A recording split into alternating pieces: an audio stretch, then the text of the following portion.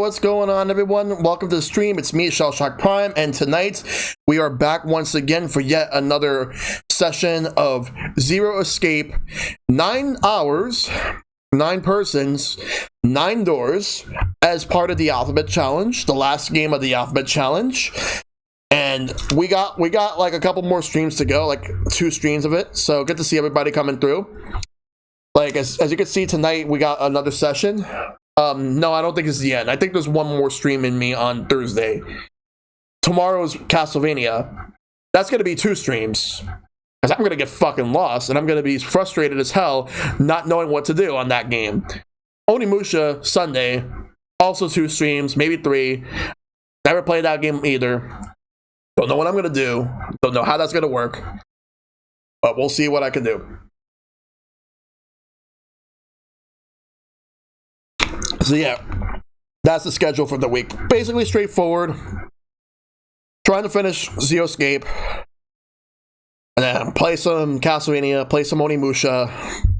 That's what I'm going to be doing. But yeah, hope everybody goes well. Hope everybody's doing well. Because for me, like, I'm doing the best I can. It's just been another one of those days where it's like, where it's just every day to me has been the same thing as it has been since last March. And I'm going to continue to do what I can to take care of myself, as always. Not only that, but also been reading up about a lot of things in general. Been reading up about people going to McDonald's to buy a bunch of different Happy Meal stuff. There's so much Happy Meal toys. Not toys, but the Pokemon cards. And everyone's just using that as a way to scalp the cards. And I'm like, okay, if you're going to be buying all those Happy Meal toys, you could just buy the cards and that's it. You don't have to buy the Happy Meals. But if you're gonna buy the Happy Meals to get the toys, then at the very least, donate the food to like a bunch of kids or whatever. Because this whole Pokemon card phenomenon has been happening for a couple of months now. YouTubers, Twitch streamers have been opening up packs as a way to get some rare cards. Now, don't get me wrong. Because I am someone who used to be heavily into the Pokemon card game. Don't get me wrong. I get wanting to open up a rare card and be excited about it, showing it off to other people. I get that. And there's also been like a huge resurgence of people just buying cards, especially like older sets, like even like the original base set from 1999 when the TCG started here in North America. People are buying cards with like left and right. Mainly because like people used to always boast about like the one of the more rare cards to get at the time was Charizard. So if you want me to be honest, that Charizard card, that old one, while good on its own right, it's overrated. It's overrated. Hell, I'll argue that the Blastoise card from base set, that same set, if you because the thing is, like, if you give it enough energy cards attached to it and give it like plus powers or so, easily knock it out. Because though I've been noticing like the newer cards, Pokemon HP is been getting a lot more stronger and they're doing a lot more damage because they're balancing the game. But yeah, I just want to say hi to everybody in the chat. So hey Shad, like Triforce, Sown, Derek the Brony, Rowan, Dragon, and also thank you Rowan for the bits and Shad for the host. At this point, whenever I get Pokemon cards, I just give them all to my brother. Like, my brother's the one that handles all the Pokemon cards. My brother, like, he loves the Pokemon trading card game, and that's practically his thing. Yeah, because this whole Pokemon card thing is just, like, it's wild. Like, how, like, people just been going out of their way to buy, like, boxes with booster packs just to open them up and get cards. Chances of them getting some of the rarest cards in the sets.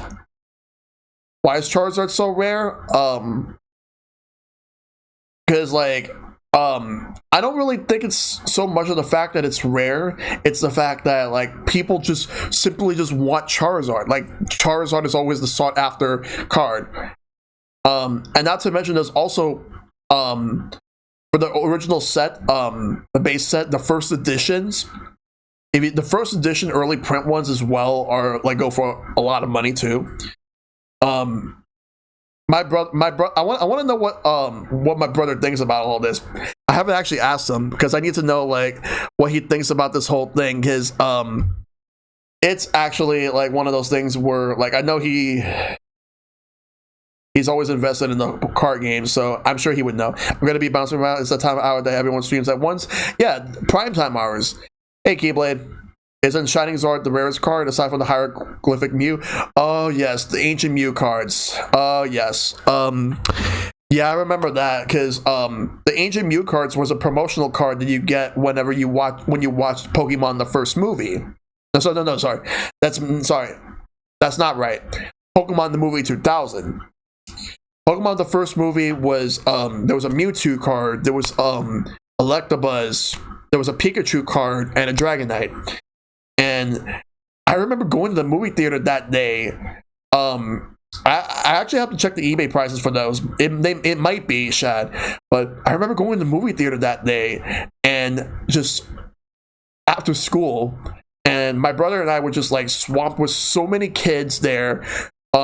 They took out their binders, trading cards. They took out their Game Boys, playing the Pokemon games, trading, battling, and all that, while waiting until they get into the movie theater so they could watch Pokemon the first movie.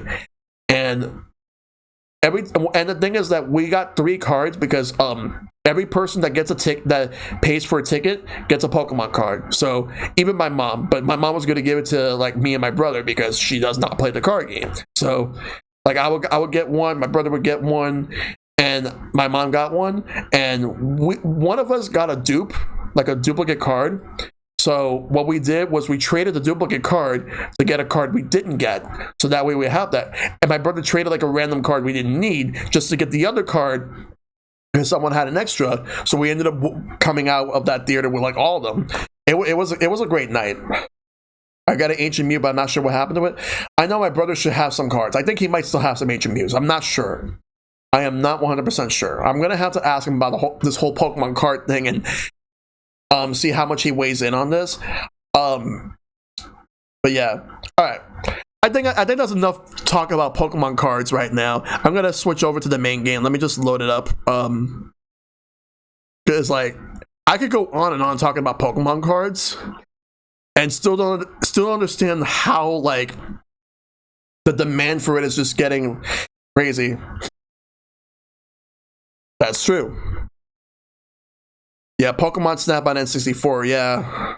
Where you could actually go to Blockbuster Video or just Blockbuster and print out the stickers based on the pictures you've taken. It was cool. Alright, so 999. Let's go. Yeah, I'm gonna have to talk to my brother about that, Shad. Like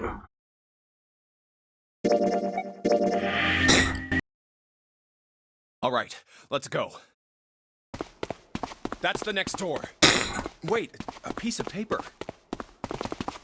This is map of the ship's interior for A-Deck. What's wrong? Alright, let's look at I this. found a map for this floor. Okay, so we'll skip everything until we get to whatever is a new cutscene. Wait. A note. A note? Yeah, I found it in the pocket of the guy with the captain's clothes. Hey, Mishy, how you doing? Good to see you. I saw the pictures that you took with the new dyed hair. You look awesome with that. It said something about the darkness of the sinister hand or something. What the hell? Let me see it. No, not right. Hey, Junpei, Clover! What are you two doing? Hurry up! He's getting mad. I'll show it to you later, all right? Come on, we gotta hurry. From the look of that pocket, it doesn't particularly look like just a note. Yeah, no problem. And yeah, like the whole GameStop stock market. Though it seems like not as many people are talking or reporting about the stock market for GameStop as they were 2 weeks ago. What are you thinking? For crying out loud. I do want to know like how that's going. The big stairs. Huh. So this is where it ends up. Just like it says on the map. Ace, did he head down? Oh, there he is. Look, the 4 others are there too. Really? Let's join them. Junpei, Clover, What's up? we found it. Found what? We found it. What did you find? The last door. We found door 9. Here we go, guys. What? Come on, just follow us. We'll explain on the way. Okay. Well, if that's the case. Wait for me. We should get going as well. Junpei, we finally made it. Yeah, it's finally time. We've reached the end. Yep. Something's bothering me. Only 3 to 5 people can go through the numbered door. 7 of us are on our way to door 9. That means that, worst case scenario, there will be 2 of us who have to stay behind. 2 people. Is there a way? 4:30. We've only got 90 minutes left. I've got no time to wonder about it now. Hey, Junpei! June! What the hell are you two doing? Hurry it up! Let's go, Junpei. Yeah. All right. Yep. Yeah, that's. I mean, I already know. So I'm good.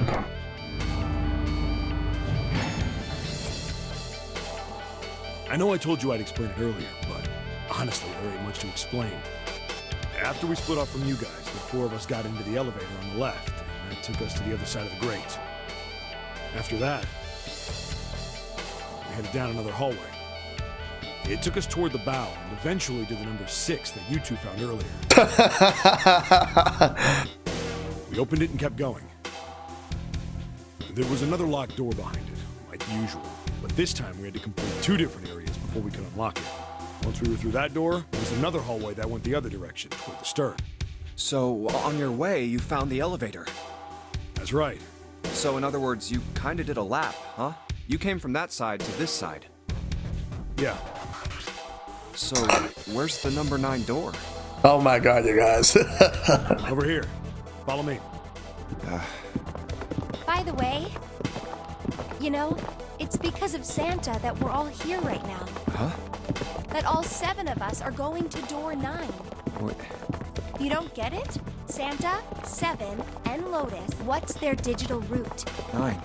It's 9. That's right. They could have just left me behind and kept going if they'd wanted to. But they didn't. Yes, because Santa wouldn't let them. He said, we can't leave June and the others behind. That's why we went looking for you guys. And then you got on the elevator and went back to the central staircase. That's right. Well, I wouldn't have called that one. That Santa would be the one to stick up for you. Oh, don't get me wrong. I don't mean that 7 and Lotus said they wanted to leave me behind. We were just talking about it, and Santa objected to it first. Is that so? We're here. All right. So, is this... Yeah. There's no other place for us to go. Yeah, we found out last time. Nope. Just look around. There's a big old iron wall at the end of the hallway. The other hallways on the left and right are blocked by metal grates. I see. All right, let's get moving. All right, let's see what happens now. Oh, no way. The 9 door. We're finally here. No doubt about it. This is door 9. Oh, finally! This is the last. Junpei, look behind you. Behind? What? Huh? Why? A door and a 9. There's another one? Hey, what the hell? What the hell is going on here? There's a red there too. That means... And of course it won't open. But why? Why the hell are there 2 doors? Do you think perhaps one is the right door and the other is the wrong one? I don't know about that. It seems unlikely. What makes you say so? Well, think about all the rooms we've been through so far. Yeah, Ace is a piece of shit. They're full of puzzles, but there are always hints about how to solve them. I'm pretty sure there aren't any rooms where we just had to go with our best guess and leave it to instinct to solve the puzzle. Do you really think that at the very end of the game, Zero's going to suddenly throw in something that depends entirely on luck? Then you're saying there's some sort of hint in this room. Ace, it would be better for you to just shut the fuck up for the rest of the game. No, I don't think there's a hint anywhere in here. I searched it very well when I was in here before. I didn't find anything that might have been a hint, though. Well then, that means... Yeah, both of these are the right door. I mean, if you think about it, Zero never actually said there was only one door with a 9 on it. It is hidden, but an exit can be found. Seek a way out. Seek a door that carries a 9. Yep. So if there are 2 number 9 doors, if we split it up right, That's not gonna work. You've got a notebook and a pen, right? Can I borrow them? yeah, here. Alright. It's a conspiracy Look at door. this. You get it? The numbers on the top are all the combinations with digital roots of 9. The numbers on the bottom are the people who don't fit. There's only 8 possibilities if we split up into 2 groups of 3 or 4 people. So... If 3 people go through the door, then 4 are left behind. If 4 go through, then 3 are left behind. Right? yeah. No way.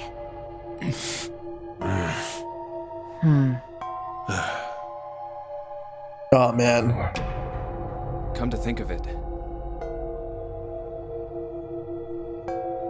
What is this room?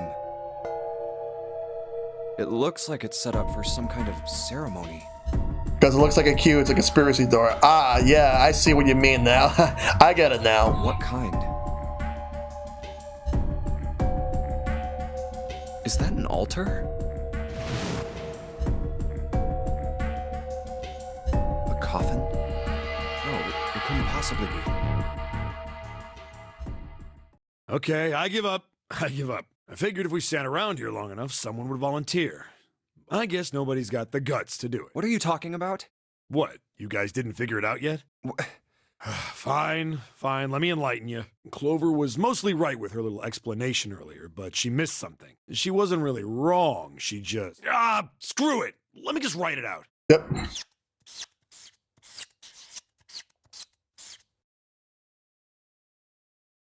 If you're trying to leave with a group of 3 and a group of 4 and get everybody out, Clover's right.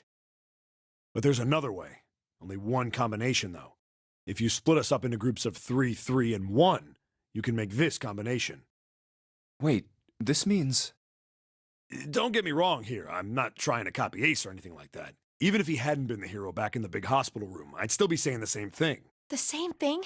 Are you saying? Yeah, I am. I'll stay behind. Oh god. Why are you acting so heroic all of a sudden? Are you some kind of idiot? No, I'm completely against this. I'll be goddamned if I'm gonna have to owe you for getting out of here. I'm against man. it too. I didn't want to leave Ace behind, and I don't want to leave you either. I don't like that idea. There's gotta be other options. I disagree as well. I can't say I care much for you being the hero. Well, there you go, 7. Proposal denied. Clover's right. There's gotta be a better way than this. Doesn't make any sense. Whoa, hold on a minute. I haven't said anything yet. Are you... agreeing? You want to leave him here? Nah, I'm against it. I don't want to leave 7 here alone. Then I don't see how it matters. I said alone. Huh? I said I don't want to leave 7 alone. What the hell are you... What? You don't get it? I can't leave just one person. I need 2 more. 3 people, including 7. I'll be leaving behind 3 people. That's my proposal. No, those are my orders. What do you mean, orders? What the hell makes you think you can order us around? Who the hell's gonna listen to you? You all will. In 3 seconds, you won't have a choice. Wait. What? 3, 2, 1. See? I told you. Huh? What? Why? What the hell is that? The gun's from the other room. What room? One of the rooms behind door 6. I should have known he was gonna do this. I should have taken the gun. Oh my god. Well, it's too late now, fat ass. Damn it.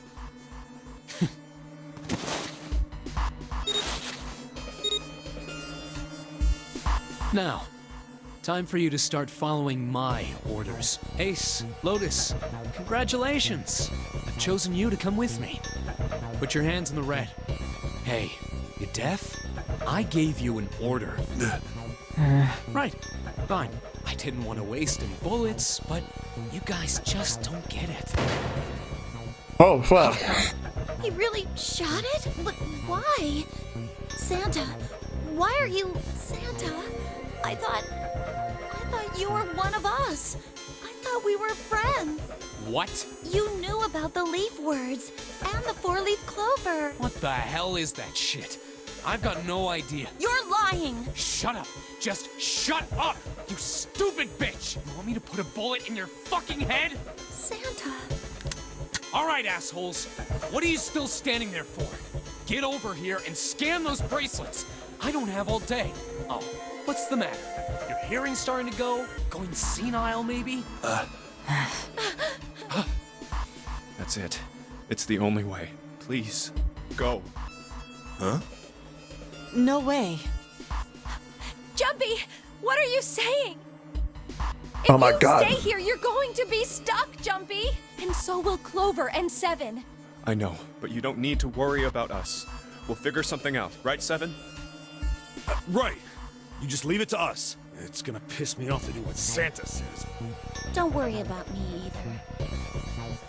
There's still something I have to take care of. No, no, you can't. Ace, Lotus, don't come over. Don't worry about me, please. Please. Go. Oh, all right. Oh man. Alright, now let's get those hands on the scanner panel. What's the holdup? What? You think I'm fucking around here? I don't give a shit about this girl. The red doesn't need a person, you know? All I need is the bracelet. You get it? Good. Now put your fucking hands on the scanner. I'm not gonna say it again. Fine. Good job. Now, Lotus, pull that lever. As soon as the door opens, you get your ass in there. You are a fucking piece of shit, and I wish that someone just came out and fucking killed you, you stupid piece of shit, Santa. Try anything stupid. Fuck you and for know that. what happens. For doing all this shit. Damn it.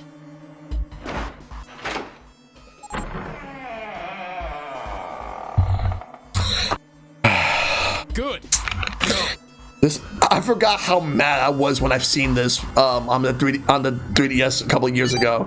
Yeah, this is fucking making me mad. I forgot about this part because, like, when everything was just getting ready. Hold up.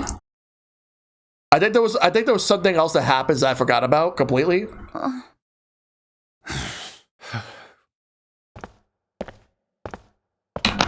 Am I being too harsh, Chad?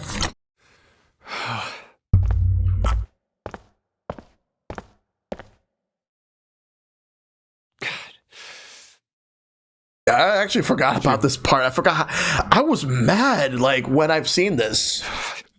So, what do you want to do, Junpei? I think this made me more mad than the whole Ace thing. What do you mean, what do I want to do? What can we do?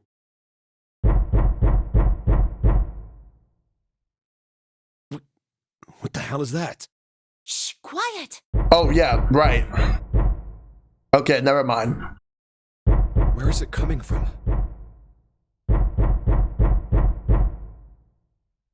Could it be? Hey, I think it's coming from this coffin. You're right. Let's open it. But how? What are those muscles for? For show? You're telling me to force it open? Just shut up and try.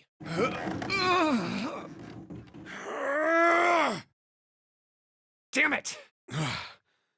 Man, it won't even budge. Not another one. Yeah, looks like it. Do you think we have to put in the right password or it won't open?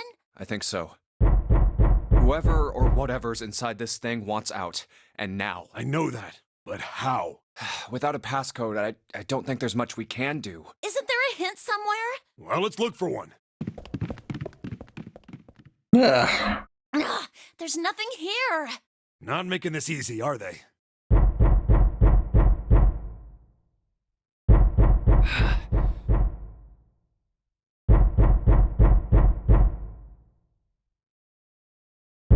What's the passcode? What am I supposed to do? How can we figure it out? I need something. Wait.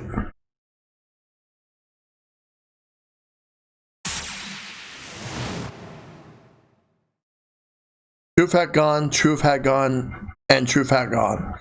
Ah, now Truth was asleep in the darkness in the sinister hand. Wait, what? What the hell was that? That voice? Huh? What? What's up? Huh? Oh, nothing. Buttons.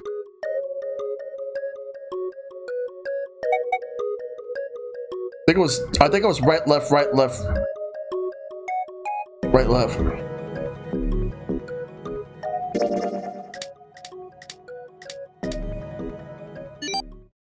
There we go. Gotta remember from last night.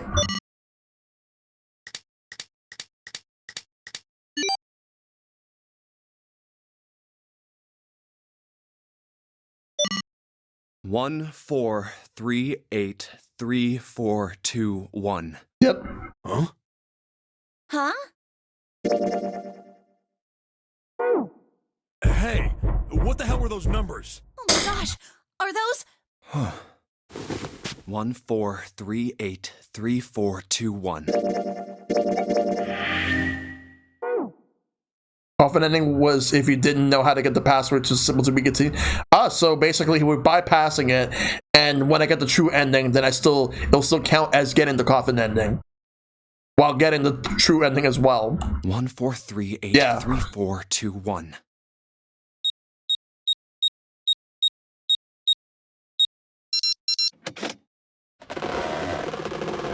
I think since I reached where I needed to go, it helped. No way! What? Why are you... Oh? Is that you, Clover? I apologize for worrying you. Snake! You? Why? Junpei? And 7? Is that you? Is everyone else there as well? Jeez. You're back! Gently now. My body's still a little weak. Oh, you're back! You're back! You're really here! You're back! Come now, what's gotten into you? You're acting as though I've returned from the grave. Not as though you did! I really thought you were dead! Yeah, that's true. Huh? You jerk! Idiot! Idiot! Idiot!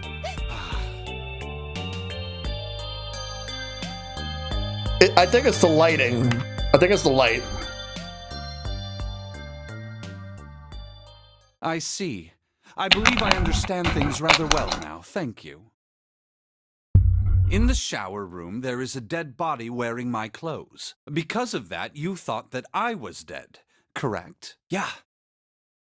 You also discovered a corpse in the captain's quarters, and Santa turned on you here, in this room. Do I have it straight? Well, the dead body in the captain's quarters is a surprise. Sorry, there wasn't a good time to tell you. Don't worry about it. Well then, I've got a pretty decent idea of what happened while I was indisposed, but it's still something of a mystery who did all this, and why. The corpse in the shower room that looked like me, and the corpse in the captain's quarters. Why were they killed in the way they were? You don't know? No. Why would I? The guy in the shower room. We don't know who he is, so let's just call him Mr. X. Anyways, Mr. X. Mr. X is wearing Snake's clothes. But you're wearing some kind of weird robes. That means someone took your clothes and put them on Mr. X. We need to figure out who that was. I apologize, but I have no idea who might have done this to me. I only just now woke up. I was unconscious during all the events you just described to me. They must have undressed me and changed my clothes during that time. Yep. When were you knocked out? When we split up to look for the red. Where did they get you? Do you remember? It was a small room in one of the hallways on C deck. What happened? The same thing that happened to every one of us when we were abducted. A canister releasing some sort of gas was thrown into the room. I believe the gas is some sort of incapacitating agent. Then Yep. that means it was... 0. Looks that way, huh? There's nothing else I have to tell you. When I woke up, I was in this coffin. Why? Why did 0 make Mr. X wear Snake's clothes? How would that benefit 0? I don't get it. What the hell does any of it mean? And I have no idea how I got the passcode for the coffin either. Truth had gone, and truth had gone. Where did those words come from? Why did I feel compelled to push the buttons on the bracelet after hearing them? All I know is my fingers moved on their own. It was like I did it subconsciously. I don't get it. What the hell does any of it mean? Also, Snake and Clover had been subjects in a similar experiment 9 years ago. The ability to access a morphogenetic field is affected by a couple of things. Here we are, The first is epiphany, and the other is danger. recapping all of the stuff. Someone did actually die. A girl. Her name was... There had been another experiment conducted on this same ship 9 years ago, and a girl had died during it. Morphogenetic field theory. The 2 murders. Switching clothes. The nonary game. 0. He's the ringleader. The person who trapped 9 of us on this sinking ship. 0 should know everything. If we can uncover 0's identity, all of our questions will be answered. Yep. Previously on Zero Escape. At any rate, we'll have plenty of time to decipher the details later. For now, it is of utmost importance that we escape. Junpei, it was 4:30 the last time you checked the clock, yes? That means we have less than an hour. We must hurry. Hey, how are we gonna get out of here? Isn't that obvious? Through the other number 9 door. Oh yeah, you're right. With Snake, we can open the door. Don't tell me you hadn't figured that out. Come on, you gotta tell me these things. I, assumed you'd figured it out. Forget it, let's just get going. Yep.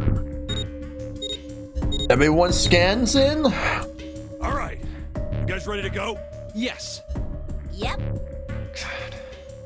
Not yet. Wait. Before we go in, I'd like to check something. You want to check something? Yeah, but before I do, 7, could you pull the lever? I want to make sure we can verify with just the 4 of us. What do you mean? We don't need... Just do it, alright? But if the door opens, don't go in yet, okay? Please, this is really important. I Yeah. really need to check this, okay? Work with me here. Fine.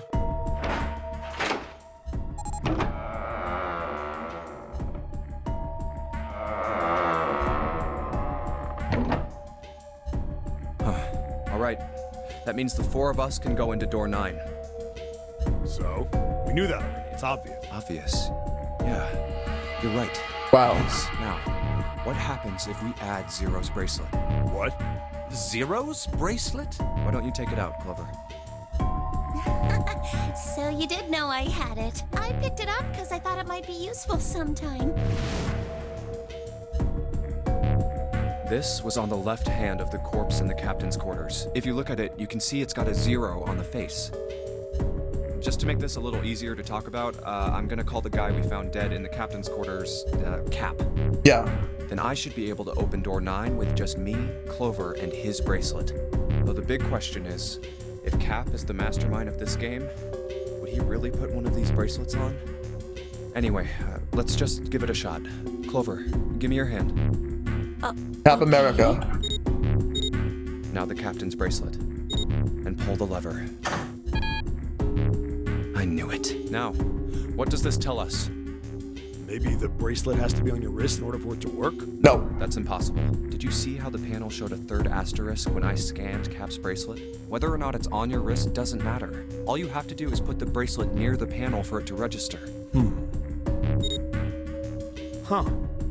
Looks like you're right. See? So what does that mean? There's only one possibility. That bracelet isn't the number 0. Is that what you're saying? That's right. Yeah. Then what number is it? Let's find out. I believe it's the number 9 bracelet. That's my guess, because everybody else had their bracelets. There is no 0 bracelet. That must be the number 9 bracelet, because we already. All right, so the other group was 1, 3, 6, and 8. This one is 2, 4, 5, and 7.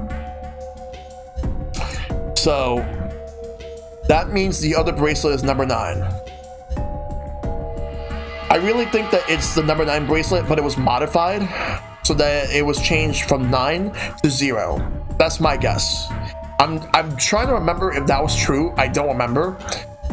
That said, scanning with the combination, let me think. Okay, so no matter what, the Cap bracelet has to go in no matter what. Let's see, so if I had to take a wild guess, alright, so with the combination,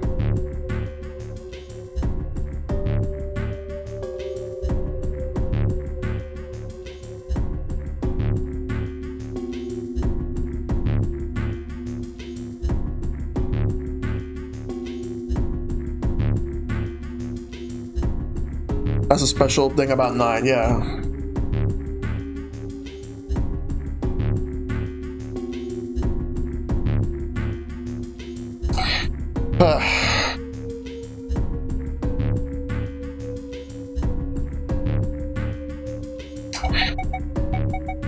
Fuck, which one do I want to go for? What do I want to go for?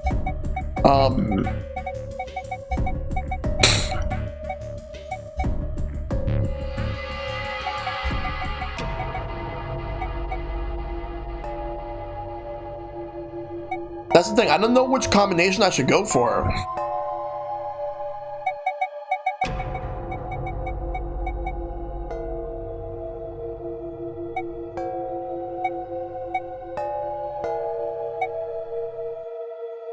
Let's try this one over here. Let's try Snake, me, Clover, and Cap. If this combination opens the door, then Cap's bracelet is number 4. Oh.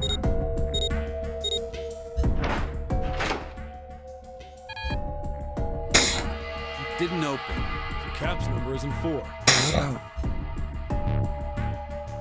Okay, so it's not that. Let's try this one. Let's try Snake, Clover, 7, and Cap. If this combination opens the door, then Cap's bracelet is number 5.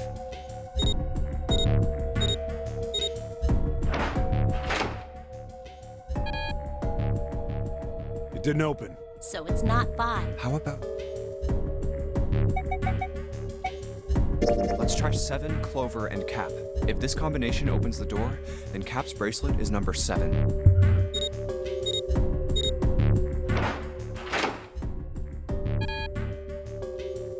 Nope, it didn't open. Nope. It ain't 7 then. How about...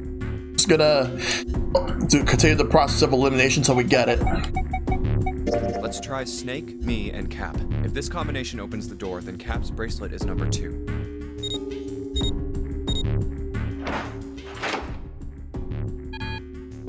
No. It didn't open. But the animation looked like it lasted longer, like a little bit longer than the other ones. Cap's number must not be 2. Then, There's only 2 left. let's try 7, me, and Cap. If this combination opens the door, then Cap's bracelet is number 6.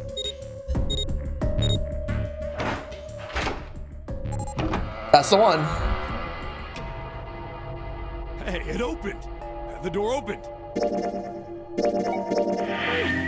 What? Why? What does that mean? Isn't it obvious? Cap's bracelet is number 6. But doesn't it say 0? This isn't a 0. The symbol on here isn't the number 0. It's a letter O. Oh. Whoa, wait a minute. I don't get it. I mean, Wait. you figured out that Cap's bracelet is 6, right? Yeah. Does that mean there are 2 people with 6s?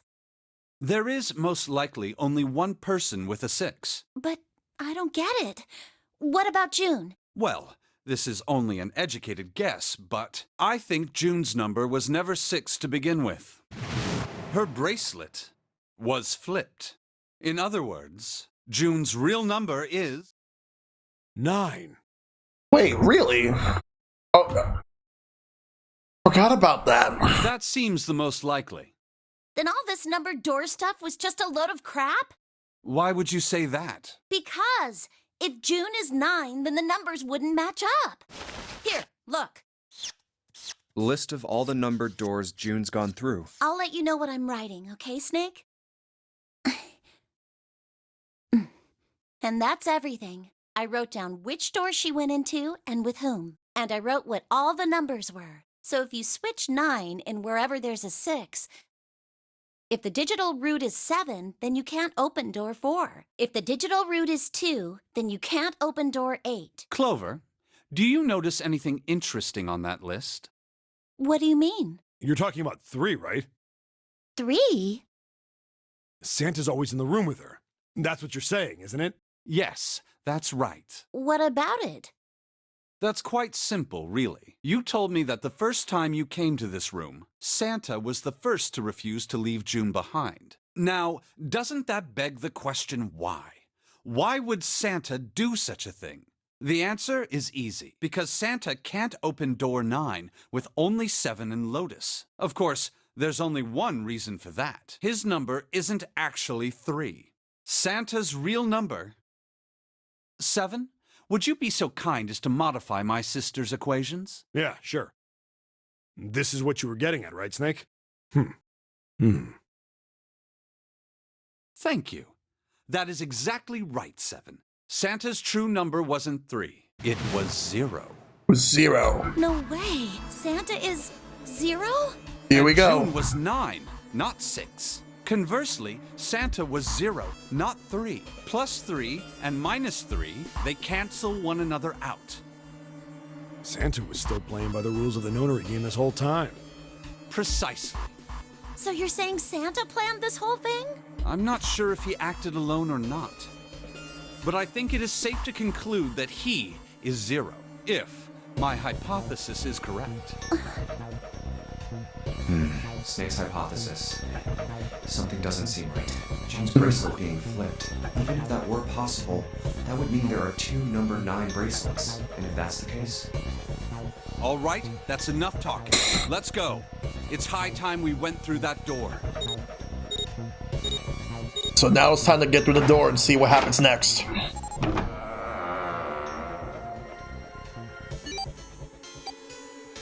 It's right there.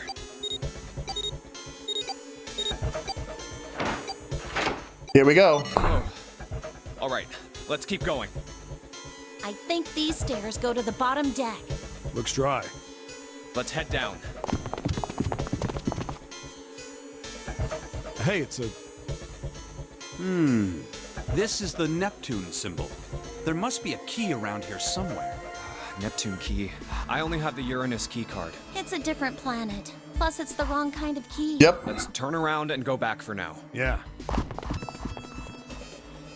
Hey, another door. And a card reader this time. It's the Uranus symbol. This is the place. Yep.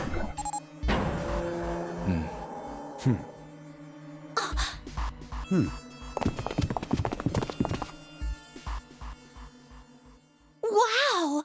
It's totally full of books! There's so many. I don't know where to look. All right, if we want to get through that door out there, we need the Neptune key. I say we split up and look for it. Okay. Very well. Sure thing. Good. Let's get started then. We don't have a lot of time. Hurry. All right, let's go ahead and do it. Alice sleeps in a small chamber past the Forest of Knowledge. As he began his search for reasons he didn't fully understand, Junpei felt those particular words float through his mind.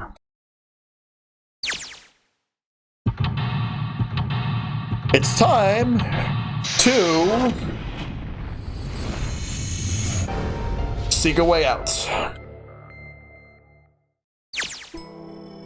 We're in the library.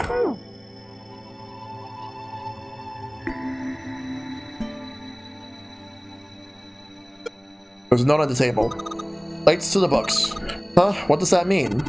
Interesting. Well, intelligence often hides itself in darkness. Have you ever thought about the pages of a book? Each page only sees, maybe 2 or 3 minutes of light before the reader is on to the next? They spend the rest of their lives locked in darkness. Rather like myself. That's horrible. Oh, don't get me wrong. I'm not complaining, not at all. I live in the darkness, yes. But that has gifted me with the ability to catch the truths others might miss. I can hear the voices hidden in the darkness, you might say. Energy theory, huh? I don't even understand the damn title. Looks like the shelf's all science technology. This book is called, Mind Swap. You mean you could, like, change bodies with someone? Or, like... Guess I just mashed it in time so I didn't get a chance to read that part. What the hell? Like, I even want to swap bodies with a little brat like that. Hey. Were you just imagining it? You were... Shut up. Yeah, well, he wasn't the only one. Kitab al-Azif. Man, they got some weird stuff here. I can't even pronounce this one. Who's that? Some famous guy? It's not a person's name. It's the name of a fictional book created by Abdul al-Hazred. It's said to be one of the sources used in creation of the legendary Book of the Dead, the Necronomicon. Oh. So these are all occult books and stuff. Teleportation and telepathy. What the hell is this one about? Well, I know what telepathy is, but I've never heard of teleportation. It refers to having the ability to travel through time. Though no, it's one of the harder ones. I remember being more time consuming than really hard.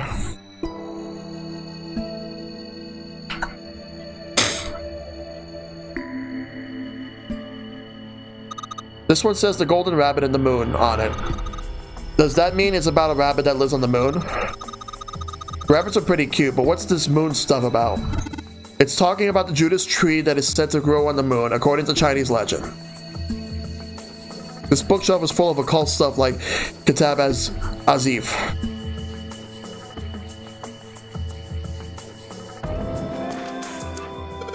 Energy theory, development of nanotechnology materials. Interactions between shortwave energy and matter. What else we got? Just listening to you read those titles is giving me a headache. Can't say fancy technology stuff and I get along really well. Keep on talking about that stuff and you're gonna put me to sleep. The black hole hypothesis. Gamma ray astrophysics. I guess this bookshelf has an astronomy theme. Kids book here? It looks like it's a children's story about Native Americans. Don't you think a random book like that is kind of suspicious? Maybe you ought to hold on to it. This one has some Native Americans on the cover. Hey, Junpei, take a look at this one. Native Americans, huh? Maybe it's got some... Whoa, it's a pop-up book. L-I-L-K. What's that? This was one of them pop-up books. L-R-K. That doesn't mean anything. Does it? Well, you could make them K-R-L, like curl or Carl. Alright, so that's our first clue. History of the medieval period. Maybe it's about Sir Lancelot? Is he just a story? I don't think you're gonna find a guy who didn't really exist in a history book.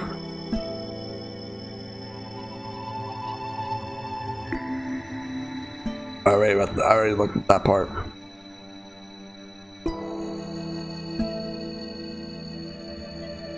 This book is called History. Oh, I already read that. These books all seem to be about history. What's Hellenism. I think it's something like a fusion of Greek and Oriental culture.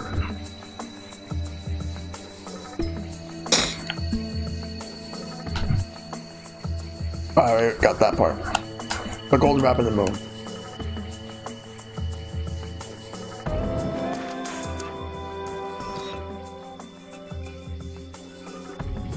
Go down a bit.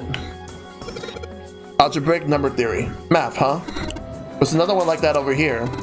You mean something like primary number theory or analytical number theory or geometry? Oh my gosh, how do you know? Nobody said anything about those. Well, number theory is usually split into 4 chief disciplines. If there was a book named Algebraic Number Theory, I took a wild guess that the other 3 would be there as well. Looks like I was right. That's a weird book, Junpei. Indian mathematics. That's funny. Well, why is that funny? This one's called Goldbach's conjecture. Conjecture? What's it all about? Like magic or psychic stuff or something? Right, I bet it's about jewelry, isn't it? It may have an odd title, but it's actually a very respectable mathematics book. It deals with one of the unsolved problems of additive number theory. Sorry I said anything. Look, let's not get into this right now, okay? Yeah, I remember spending a lot of time here. It says, Riemann hypothesis. What is there to hypothesize about with a Riemann? Oh, it's Riemann, not Riemann. Is this pretty straightforward? Heavens no, there are many factors. Length, girth, lubrication, or lack of. It's an exciting and rapidly growing field. Whoa. Ramen hypothesis. Modern Japanese literature, huh? Hey, there's another one of those picture books here. Something about these things feels kind of nice, you know. Brings back good memories. I guess even people like 7 were kids once. No shit, you little brat. Hey guys, cool it. Alright, I think I'm gonna take this picture book with me. Let's open this. It's got a magic wand on it. Okay. So, what's inside? Well, aren't you gonna open it? Pretty sure it's just gonna have pages inside. Smarta. Whoa. Pop-up book.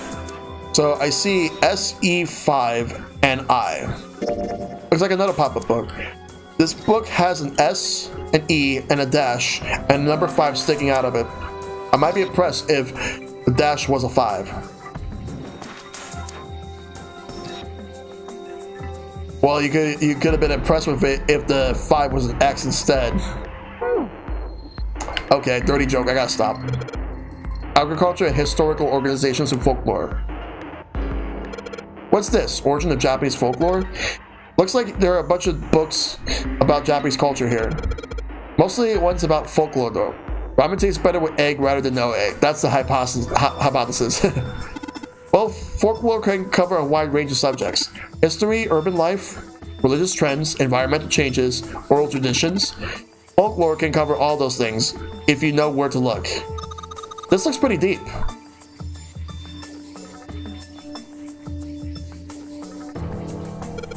Let's see what we got here. So many books here. I wonder what this one. Whoa, what's this? Swarm? Oh, sorry. Well, no. I'm sorry. Hey, what's the deal with this sappy stuff? There are books here in all sorts of languages. But there's something suspicious about the shelf on the left. Yeah, like right here. There are a couple books on the glass shelf. From left to right, they say Volume 6, Volume 3, Volume 2, Volume 4, Volume 1, Volume 5. This bookshelf has sort of a glass inlay. It's pretty big, but there's only 6 books on it. It seems kind of weird. Hey, it looks like there's something on the bottom. I can't really see it though. The glass is all foggy. Awesome, there's a lock on the glass door. Yep, it won't budge. Small enclosure with 9 sides. There are 3 of these things that look like music stands. Hey Junpei, you think maybe you're supposed to put those pop-up books on the stands? Then you could open them up? Oh yeah, if we do that, then they make a shadow on the bottom there. True, but there are 3 stands, right? We don't have enough picture books. In other words, we need 3 picture books. Okay, so we got 2. We just gotta find one somewhere. The Pythagorean theorem. This is the famous one. Sounds like there are a number of map books in this section. This book's called Algebraic Number Theory. There are a bunch of important sounding books here with the titles like Goldbach's Conjecture. Alright. Gonna try to find like... Wait, no, I'm not done with that yet, actually. There's gotta be something missing. Alright, wait, hold up, let's check this here. That kind. What the hell is this? Wasn't that a German mathematician? Maybe it's a compilation of his work. Owen, huh? Owen isn't enough to go on. Perhaps it's about the English Revolutionary? Leibniz. This book is in German. It looks like it's the complete works of something. I've never heard of it. Well, if Snake doesn't know what it is, I don't think we'll ever know. Sheldrake. Sheldrake. Isn't Sheldrake... Sheldrake? I don't know what I think about that name. Sheldrake. Alright, let's go back upstairs. We gotta find one more pop-up book somewhere around here. Wait, let me take a look at this. What's the deal with these titles? They're all just gibberish. Hey, what if we like switch them around? Switch them around? Yeah. If we move them around, maybe they'll spell something. Oh, I get it. Yeah. Heck, it's worth a shot.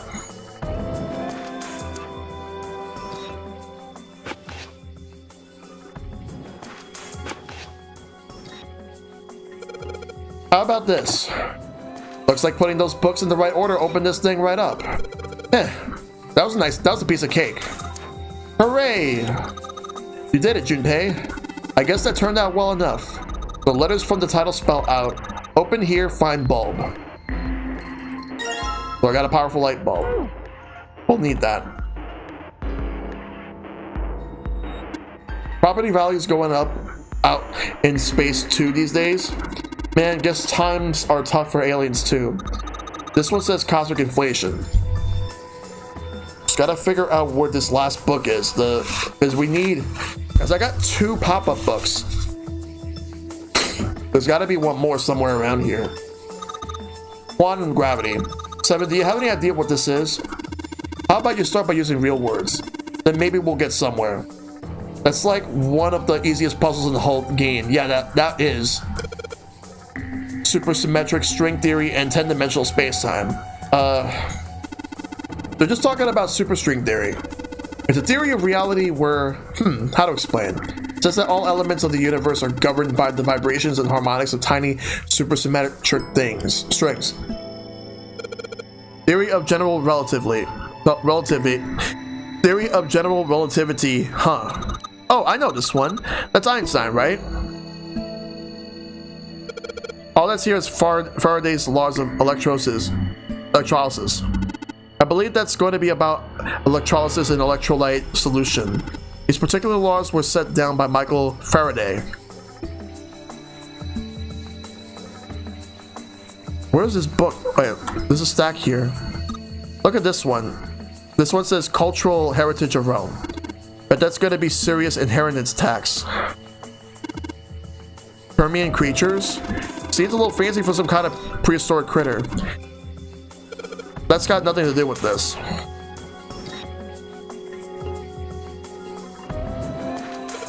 History of Buddhism. Oriental history. Maybe this one's about China's 4,000-year history or something. Hey, Chinese history and Oriental history aren't the same thing. Hey, look at this. This book's called Greek mythology. Damn, that thing's huge. Can't imagine anyone's actually read the whole thing. Pretty sure it's just put me to sleep. I was hoping there would be a clue there, but I guess not.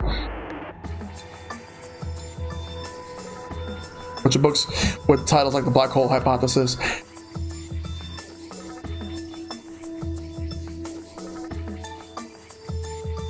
Gotta look around at the places I haven't looked at yet. Mother Nature. Is that some sort of book about hippie chicks? Probably not, except perhaps Tangela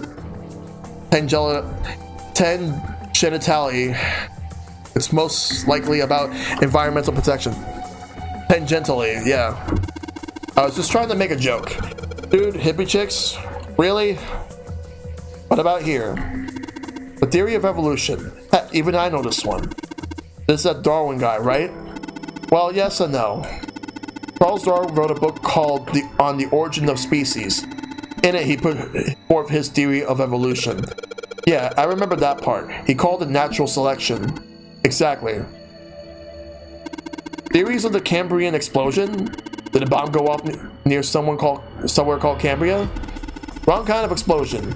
Roughly 500 million years ago, during what was known as the Cambrian period. Research suggests that the variety of living organisms increased by an order of magnitude. Why that happened is, however, still something of a mystery. There are a number of theories. This book is most likely a collection of them.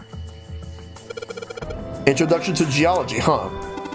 Thinking about the Earth even when you're on the ocean. Kind of romantic in a way, I guess. Creatures of the South Seas, huh? I wonder if this one's got pictures of colorful fish and stuff. Micrographia. Huh. Ah yes, Robert Hooke's famous work. First published in 1665. He built a microscope and examined insects, inorganic substances, and other things too small to be seen in detail by human eyes. He then drew pictures of many of the things he examined and published them in a book. I'd hazard a guess this shelf is concerned with natural sciences. Why did mankind lose their tails, Junpei? Do you know what this one's about? Why are you asking me? I didn't even know we had tails to lose. Maybe you should ask a human with a tail. Mankind's ancestors most likely lost their tails as they were no longer useful, and the nutrients required to grow them were better put to use elsewhere. At least that's what I read. I was rather young. I may have remembered it incorrectly. Huh? Why the hell would a kid be reading a book like that?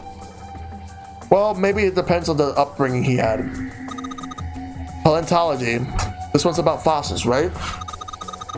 Ammonites are pretty nasty looking. This one says transition of extinct species. We need to hurry up or we're going to end up in the pages of a book like that.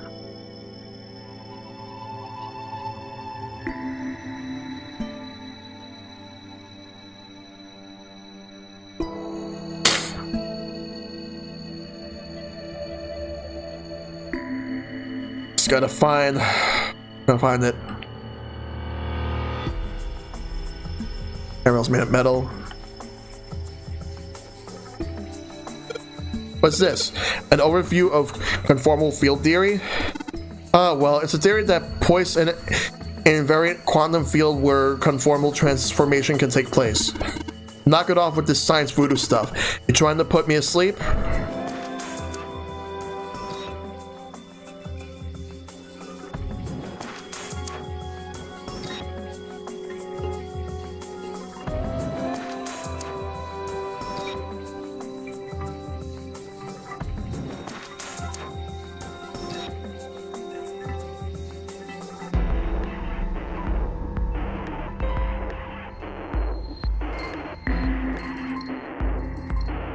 This one's called The History of the Western World.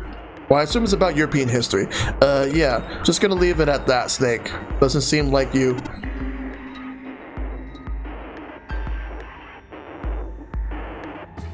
Just gotta find what I'm looking for.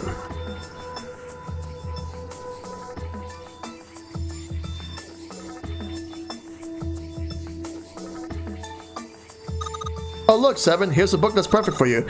It's called Correlation of Muscle, Bone Density, and Bone Strength. You're just saying that because it says muscle. Principles of Monkey Behavior, huh? I'd imagine that's a book describing praxeology studies on monkeys. Monkeys are very similar to humans evolutionarily, so I imagine the research was fruitful. This book is just called Dissection. This bookshelf must be all medical books. From what I can tell, it sounds just as though that these books have been organized by genre. This library must be massive. I'm rather impressed by how well organized it is. How would you know that? Human equilibrium theory. Human anatomy. Regeneration of internal organs. This one looks just like that picture book from earlier, the one with the pop-ups. You thinking they're part of a series or something? They do have the same binding. Oh, baseball. There's a baseball on this one. Come on, Junpei, let's see what's in it. I'm gonna go out on a limb in here and say it's probably a baseball suit. Whoa. Head. This one's a pop-up book. It's got the letters H, E, A, and D popping out of it. There you go, let's go downstairs. Small enclosure with 9 sides. There are 3 of these things that look kind of like music stands. Okay, how about we try putting these picture books on the stands? Then... this is a little weird. Alright, let's take a look at this. Okay, I put the pop-up books on the top of the stands. You can sort of see the letters. It's too dark in here to really tell, though. Well, that probably means our light isn't bright enough. Okay, so now we gotta brighten up the light. We have a light bulb. The iron plate is bolted down. I don't think it's a door. I think it's just a wall.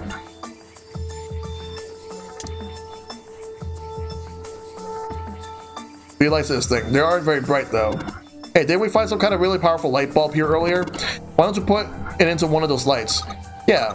Well, it'll get a lot brighter, but if there are 3 lights, that means 3 light bulbs. There won't be much of a point unless we can replace all 3 of the bulbs. We need 3 light bulbs, huh? So now we gotta find 2 other light bulbs somewhere around here.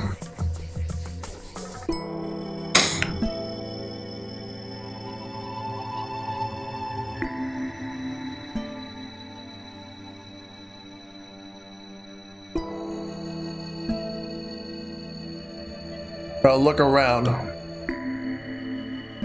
Because this is a puzzle I already did.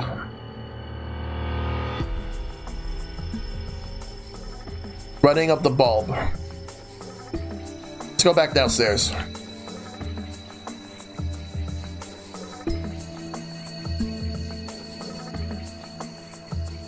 Gotta find the light bulbs.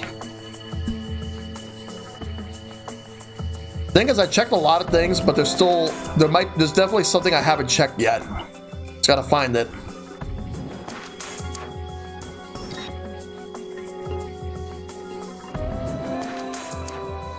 In the middle of the glass door is a cylinder lock. You know, the kind of lock where you rotate the numbers around so you got the right ones to open it. But what the hell is this? It's like they just gave us the answer. Guess I might as well give it a shot.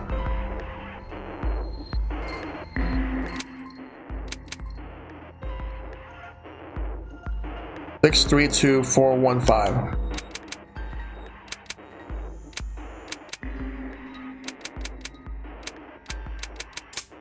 Got it. You did it, Junpei! Yay! I don't know why, but I don't really feel particularly happy about being praised for that. Whatever, at least the lock's open now. Let's see if we can get it open, alright?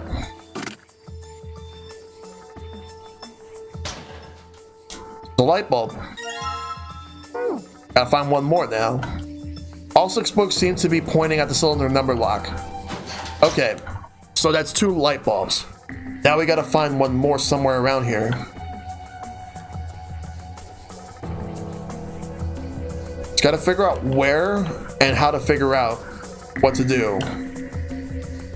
The hidden button's really useful. I don't think that was in the original DS game, was it? I don't remember. I don't think it might have been. I don't remember. Let's look around. I don't think it was on there though, to be honest. I just gotta find out where this is. The door out there and the password's beyond that. At the end of the password is the door with the Neptune. Yeah, hurry up, we gotta find the key with the mark of the Neptune. Okay, this sounds like a job for the best brother-sister team in the world. Man, it's like 7 and I don't exist.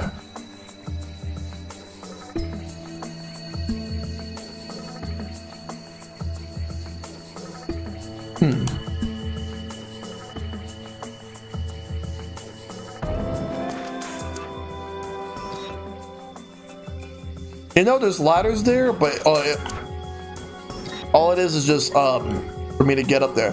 The banter in this room is fun, though. Okay, now we just gotta find one more light bulb somewhere around. Okay, so I got the one. All right, so I got the one that's here.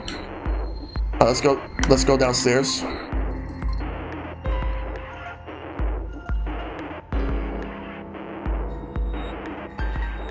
And I also got the one over here. Now we just gotta find out where the other one is. Once we have all three, then we can do something about that. Got these. You got some hot cocoa? Nice.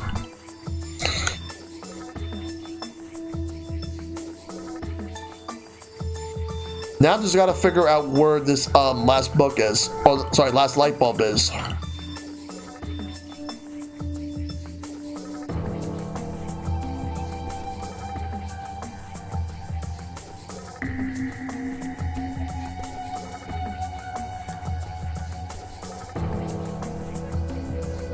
It's just, where is it though? Trying to think of a place I haven't checked yet.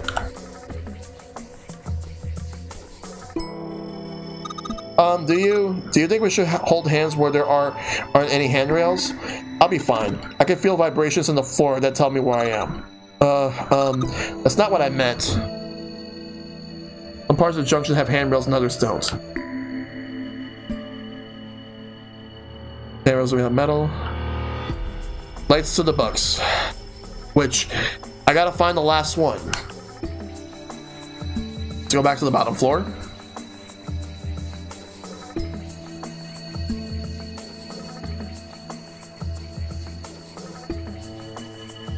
Yeah, this is a long mission. It feels long. Gotta find out where this last light bulb is. I just need one more. I don't. There probably is, because I was just checking the bottom floor to see if there was anything that I missed.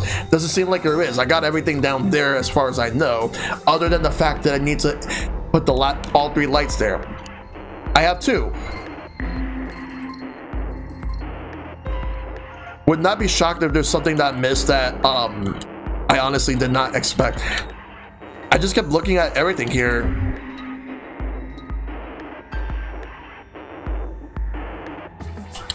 Oh, you meant the bottom floor. Oh, I thought you meant the top.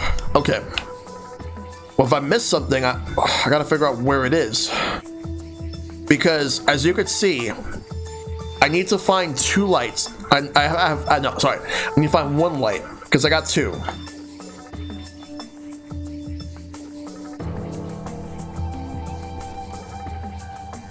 Takes me back up. I wanna stay up down here.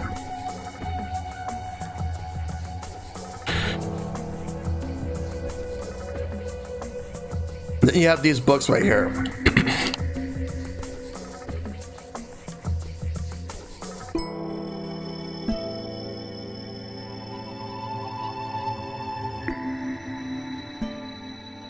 Doesn't seem like I really missed anything here in this floor. And it's like there was a book here, but I already took it.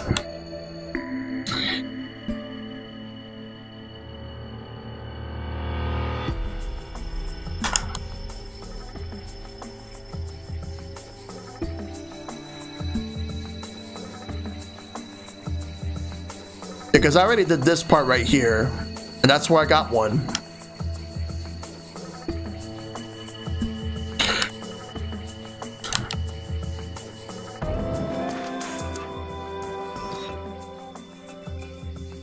Yeah, that was the last puzzle I did, which was right over here, and then I had to open a lock, which I already did. And once I got the lock, because the combination number was basically this.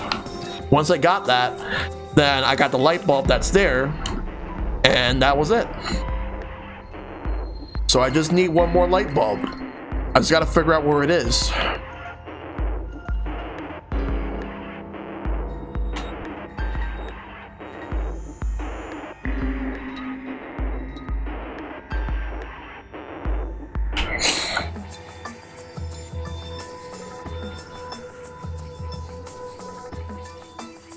Yeah, this is one of the ones I already did.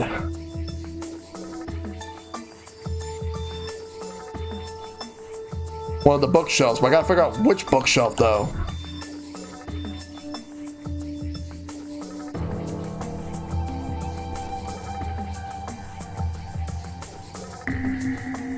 this is the same one.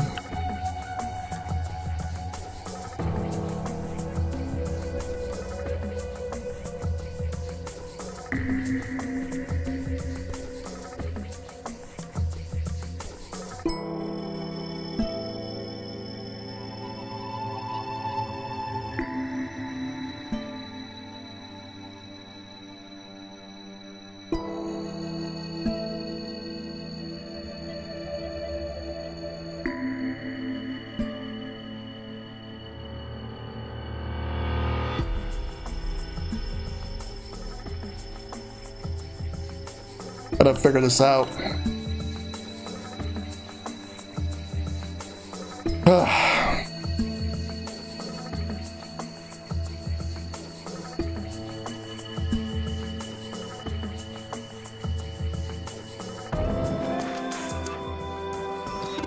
What's that one called? It says Foundations of DNA and Genetic Engineering. Automatic robotic assembly line techniques, huh? What's that? Some sort of comic book? Jeez, I guess boys really like that stuff, huh? No, you're thinking of a different sort of robot. This book is talking about automated machinery that's used to build things like cars.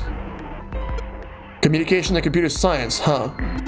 That's a pretty generic title. To be honest, it's so vague I don't really know what it might be about. An overview of photochemistry. I think whoever set this up wanted us to see the cover, not the spine. Let's look at it, okay? Oh, looks like there was a whole lot of space behind these books. Look, Junpei, I think there's something hidden behind the books. There we go. Don't shove. I'm not kidding, don't push me. What the heck, man? I wasn't going to, but now that you bring it up. Oh, it was right there. Let's go. Alright, so the 3 lights are in here. I'm gonna change these bulbs. Now they should... Awesome! It worked. Way to go, Junpei. Good job, buddy. There's something projecting on the bottom. These letters, they seem familiar. Sheldrake 5. Sheldrake 5? I think I saw the rest of this collection somewhere. Yeah, I think it was somewhere around here. Let's go take a look. Okay. Sheldrake. Have you heard of him? Sheldrake, I mean. Yeah, Lotus told me about him. There's a British biochemist named Sheldrake. He has a rather interesting theory. Morphogenetic fields, which relies on the theory of morphic resonance. Sheldrake is your favorite Really? Pokemon? From Lotus, huh? Well, Clover also said something to me about that stuff. She did? Yeah, what was it? The ability to access a morphogenetic field is affected by a couple of things. The first is epiphany, and the other is danger. That girl. I told her not to tell anyone. You did? Why? Well... Look, man, I didn't push it because we're in a hurry, but I'm kind of sick of this. How about you just tell me, okay? Tell you what? Don't give me that. About the experiment. Ugh. Very well, fine. I'll tell you everything, but not here. Let's move to the top floor.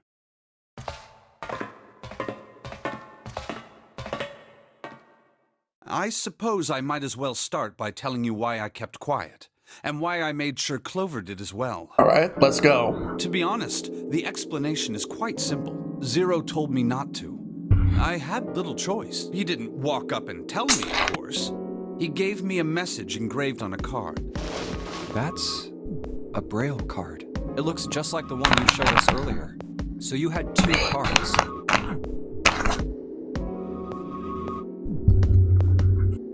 No, only one. Huh? What do you mean? I thought that card just had some... Oh, I've heard of rules for the Prehistoric donor Man. on it. Yes, it did. That game was kind of meh.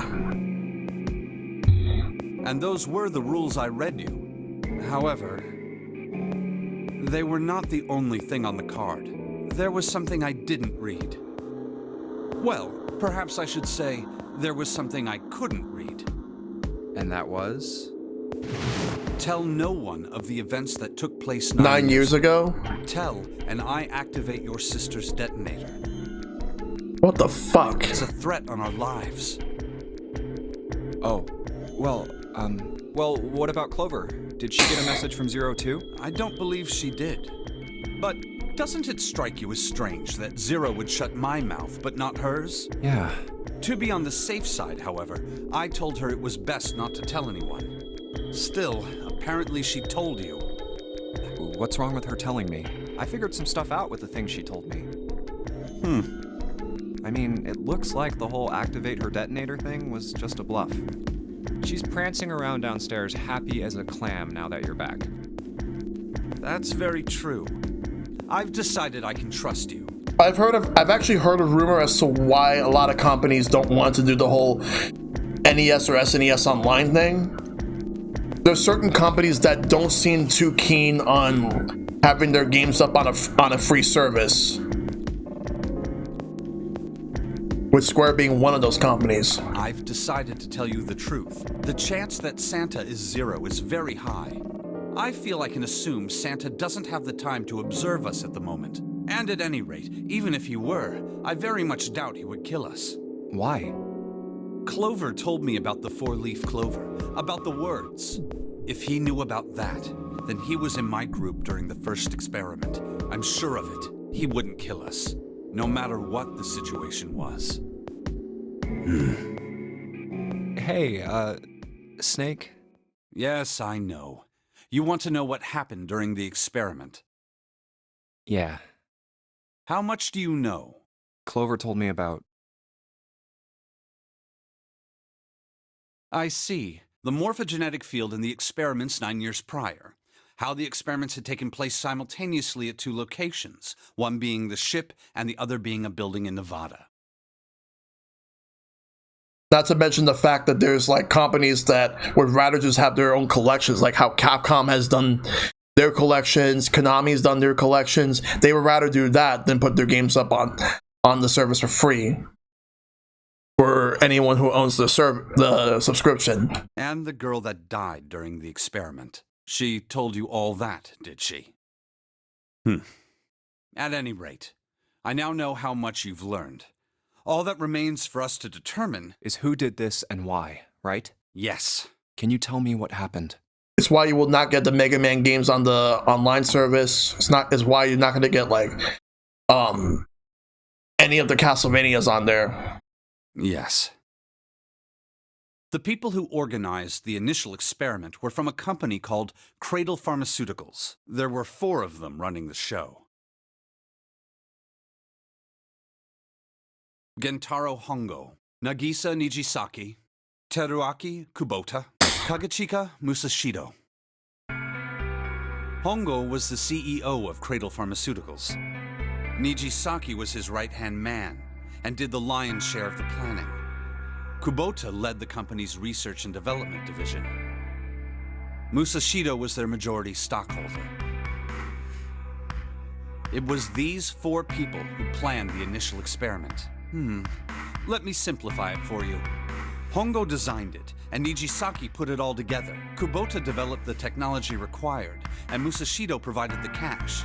So it's Hongo, Nijisaki, Kubota, Musashido... Of course, more than 4 people were required to conduct an experiment of this scale. To that end, they organized a top-secret team to assist them with their research. All in all, they gathered 10 people or so.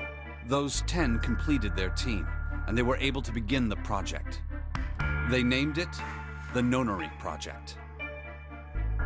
The purpose of the experiment was to research the prospect of controlling a human mind through sheer will. The vessel, I suppose you could say, for this control was the morphogenetic field. Why did the glycerin suddenly begin to crystallize? Why did the crystal structure of EDT undergo a sudden change? Why did the rats improve their puzzle-solving skills with each generation? Experiments with humans produced the same results. The more people who knew the answer to a question, the more there were who could answer correctly without having seen the problem before. Why is that? How could it happen? The answer is that the shape of the answer has been stored in a field invisible to the naked eye. And through that field, the resonant event transmits information related to that answer. That's essentially the idea behind morphogenetic fields. But that's just a theory. Can't bring yourself to believe it? Yeah. Let's say someone killed another person because the devil told them to do it. Whether the devil exists or not has no relevance to the murder. They believe the devil exists. Whether or not he does is immaterial. So what matters here is that Hongo believed in the morphogenetic field. That's right. But I still don't get it. You said they wanted to figure out how to control people, right? That is what you were saying. Yes. So how are they going to do that with a morphogenetic field? I'll keep it simple. Let's suppose 10,000 people have solved a certain problem. The chance of you knowing that answer, even if no one has told you, will go up. Let's have another example, shall we? Say 1 million people were to do a handstand right now. Tomorrow, the chances of you doing a handstand would be higher, even if you had heard nothing of this hypothetical mass handstanding. Mankind's thought process and actions are all part of a resonant event. All of the resonant events encoded in the fields are projected onto you. Of course, this assumes you believe in this theory. Do you follow so far? Yeah. Now, if there was a person who had the same effect as those millions of people, what would happen? If that one person were to do a handstand, other people would find themselves wanting to do handstands as well. Can you imagine what a person with powers like that would be able to do? Come on, there's no way. I'm not done. Imagine another scenario. Imagine another person. This is an ordinary person. Let's say he does a handstand. What if there was someone who could grab the resonant event he created by doing that and use it to make other people do handstands? What would happen then?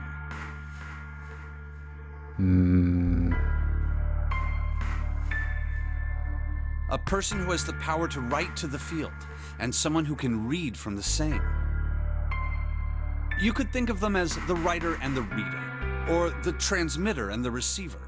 What would the world be like if there were people with abilities like these? So the transmitter's resonant event can be transmitted through the field and sent to the receiver. And then the transmitter can control the receiver however they wish. That's what you're saying, right? Yes. Close enough, at least. Come on, that's just crazy.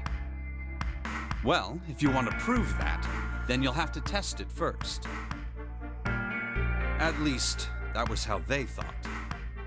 That was why they decided to do their experiment. That was how the Nonary project began. By the way, Junpei, have you ever heard of the Gansfeld experiment? Yeah, that was an experiment in telepathy, right? You place a pair, then you show into. So why did you bring up the Gansfeld experiment? It was used to screen subjects for the Nonary project. The hospital in a remote town was affiliated with Cradle Pharmaceuticals. Hongo used it to conduct experiments on visiting children in secret. Some of them, he found, had potential. He began to gather children that showed promise. Children that seemed as though they might be able to access the field. Of course, none of them volunteered. They were kidnapped. There were 9 pairs of siblings taken, for 18 children total. For reasons that were not fully understood at the time, each pair had 1 transmitter and 1 receiver. They were split perfectly. As such, the 18 children were split into 2 groups of 9. The children who were put into Group Q were the ones who excelled at transmitting. They were transferred to the mock experiment building known as Building Q in the Nevada desert. Building Q. The children who excelled at receiving were put in Group A. Group A was then placed on the former hospital ship Gigantic. From the experiments he had conducted so far, Hongo had learned the following. There are 2 things that can increase one's resonance with the fields. The first is epiphany. The other is danger. Have you ever been faced with an especially difficult problem and thought about it very long and very hard until finally an answer suddenly appeared in your mind? It may seem obvious to say so, but that is what is meant by epiphany. The information obtained through that epiphany can be easily transmitted through the fields, where it can be easily interpreted. Adding danger to that equation allows for even easier field access. That's where Hongo came in. They set up a number of puzzles across the Gigantic. The participants had to solve each one, before they could move to the next room. Of course, he hadn't forgotten to include danger. He had detonated a bomb on the hull of the Gigantic. The children in Group A were forced to play the nonary game as the ship sunk. By forcing the children into a life-or-death situation, Hongo hoped to increase the likelihood of their tapping into the fields. The children from Group Q, on the other hand, were confined to the mock experiment building, Building Q. Building Q duplicated the interior and puzzles of the Gigantic exactly. Every detail was exactly the same. Hongo explained the situation to the children in Group Q. Solve the puzzles you find throughout the rooms. When you have the answers, transmit that information to the children in Group A. If you succeed, they will be able to solve the puzzles and escape. But if you fail, then the Gigantic will sink, and your brothers and sisters will drown. Those were his orders. Do you know why the astronauts of Apollo 13 were able to return to Earth safely? It was because NASA had access to a replica of the Apollo 13 capsule. All of the equipment, the instruments, everything. All of it identical. Everything was just like the real Apollo 13. NASA was able to replicate the situation the astronauts found themselves in. By putting themselves in the same situation, they attempted to solve the problems the astronauts were dealing with. Once they found solutions, they reported their findings to the men aboard the actual capsule. That was how they were able to return safely. It was the same with the Gigantic in Building Q. The children from Group Q had to use the power of epiphany to solve the puzzles they found and transmit what they learned through the fields. The children in Group A, however, they had to access the fields to learn how they might advance to the next stage. That is the simplest explanation I can manage. Huh. Hey, Junpei, Snake! How much longer are you two gonna sit around on those bony asses? Get down here already! Now it's time He's to right. continue on with this. Let's go, shall we? We don't have much time. We need to get out of here, and soon. Hold it. There's one more thing I want to ask you. Hmm? Are you sure that there were 18 kids? Why? Well, I thought it was only 16. Oh, yes. That was what they said on the news, wasn't it? Yes. I have no doubt that 18 children were abducted and used in Hongo's experiment. After all, you couldn't exactly play a nonary game with any less, could you? Well, yeah, but are you saying that the news got it wrong? Yes, I am. There were 2 more children. However, they had no relatives that I'm aware of. I imagine no one filed a police report when they went missing. They were brother and sister, like Clover and I. The brother's name was Aoi. The sister's name was... Her name was Akane. That was the girl who died. Oh boy. Here we go. Akane Kurashiki died 9 years ago? Then, who's June? No. That's impossible. It can't be true. Akane isn't that uncommon of a name. If Snake had known her last name, that's a different matter entirely. So they share a name. A lot of other people do too. It doesn't mean anything. It was someone else. Of course it was. It has to be. Is something wrong, Junpei? Your breathing sounds strange. Oh, no, it's nothing. I'm fine. Let's get back down there, all right? I couldn't do it. Why didn't I ask? What's her last name? I just couldn't get the words to come out.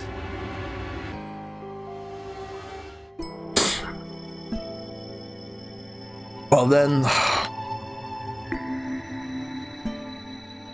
Alright, so... Now we gotta go over here. Sheldrick, this is it. This is what the shadow picture was pointing to. But didn't it say 5 at the end of the shadow picture? Yes, I think we need to find the 5th volume. Well, would you look at that? There's a big red button behind this book. I guess we should press this button.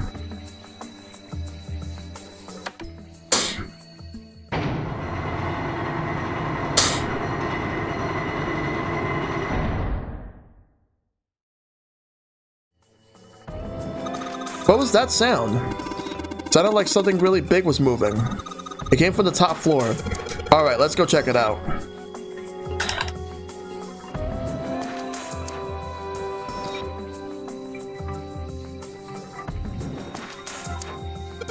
This looks like an output monitor. I bet the letters you type in on the keyboard will show up here. X3, X4, X, and X3. Those are all Roman numerals. So that's 13, 14, 10, and 13 again. Do you think we just need to put in the numbers on the wall on the keyboard? No, you can't. The keyboard doesn't have any number keys. You can't type in stuff like 3 or 4. Then that means... Well, I bet you gotta type something on that keyboard. Yeah, but you can only enter letters. It looks like you only enter 4 letters. Let's see how it works. I guess you need to enter once you type in the letters. And you can erase what you type with clear. Okay, I got the basic operations. Let's give it a shot.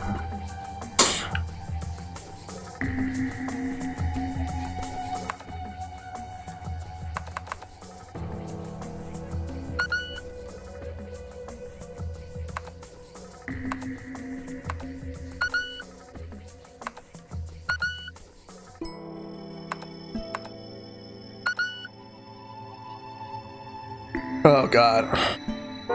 Let me take a look at this. Damn it, I just don't get this. What the hell is the point of these Roman... What is Snake doing? These Roman numerals, if you convert them to Arabic numerals, you'll have 13, 14, 10, and 3. 13, true, but this keyboard only has letters, so we can only enter 4 letters. Then why don't you just convert the numbers to letters? Convert the numbers to letters. Okay, so I press enter after I type in the letters. If I screw up, I can delete what I type with clear. Alright, let's try this again.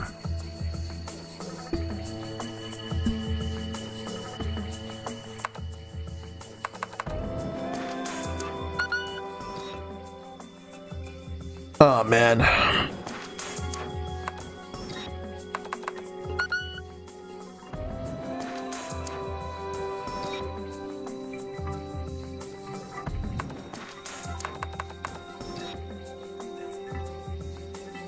Like, I hit enter and...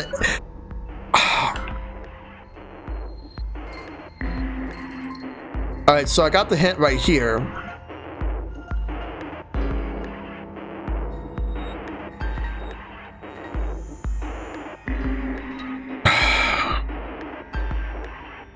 Alright, what am I doing wrong here? I'm trying to enter this.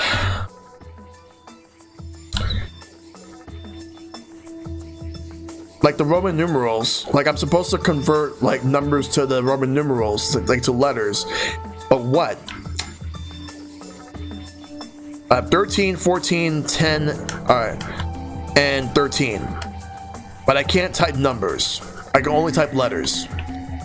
I've been typing, like, for example, X, I, to get 13, enter, error.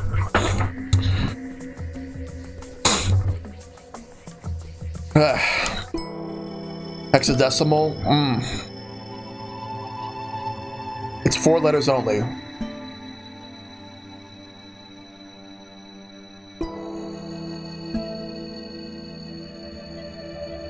So 13 is D in hex.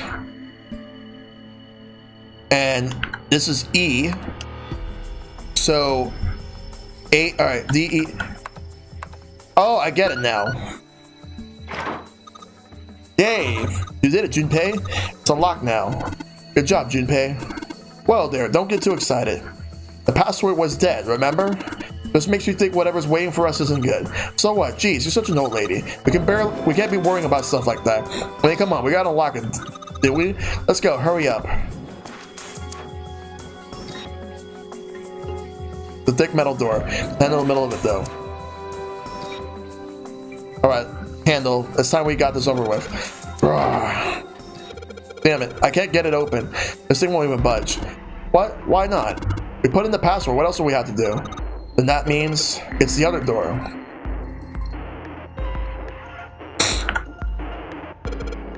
Alright, let's get this thing open. There.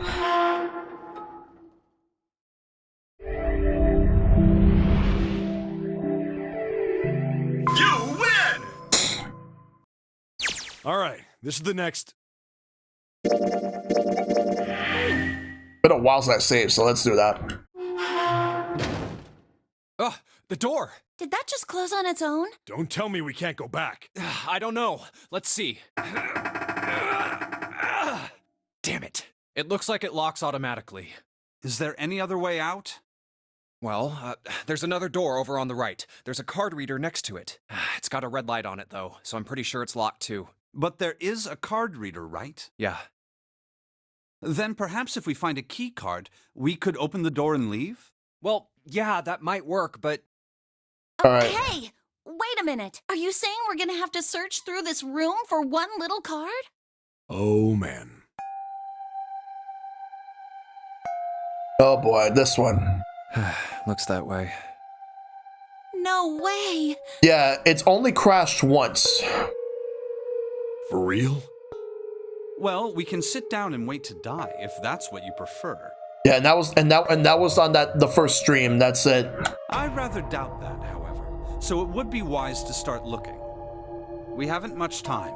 Let's find that key card. Oh, and the Neptune key as well. We won't be able to get through the hallway without it. All right then, let's begin. So the only other news that I've read earlier today was that Crash 4 is coming to Switch, PS5, and Xbox Series X. I still gotta do the Insane trilogy eventually. I don't know when I'm gonna do that. Piles of crap everywhere. Man, this place is a mess. So messy, I don't know where to start. Some of this crap looks familiar. I think a lot of these are parts of the puzzles we solved in the other rooms. If that's true, then this room could be Zero's laboratory. Perhaps Zero would shut himself in this room to devise the machines and puzzles he's need to see his plan come to fruition.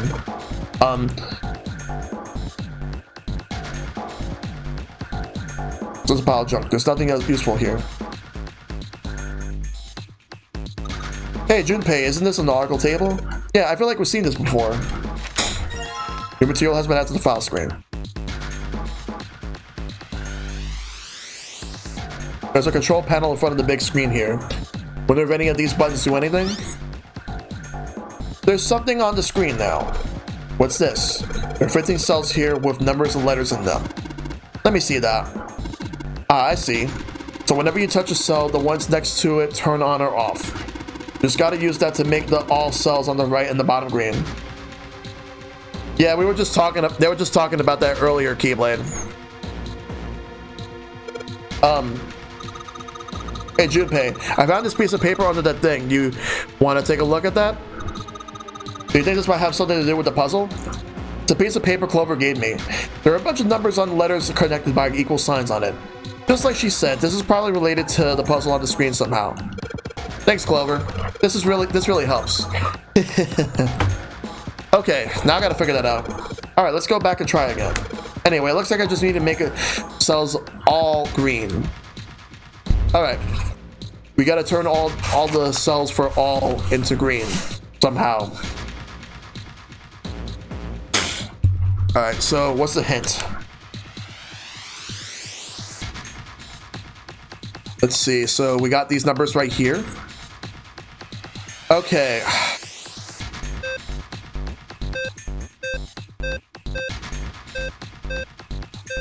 Let's reset that. All right. Yeah, I remember this being annoying. I don't know if this room took as long as the library or this was shorter or longer. I'm trying to figure this out. Look at this. So L's 21.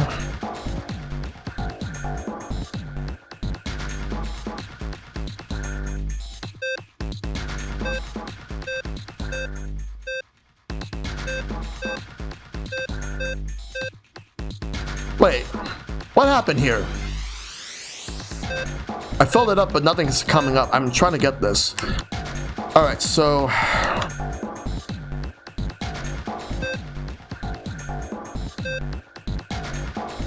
all right, wait, hold up. 4 plus 5 plus C. C is, this is the most challenging room. C is 12. Plus, alright, so yeah.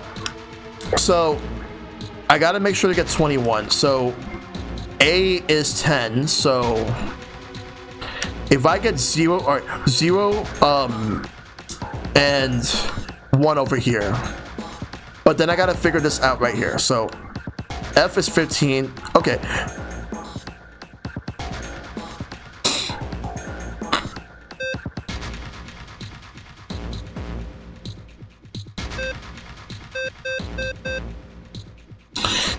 Need to double down these 21s. 21!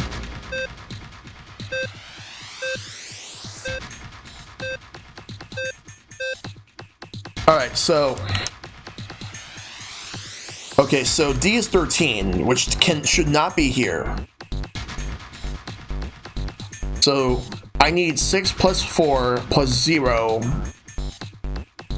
And then 9 plus 1 plus 0 to get this.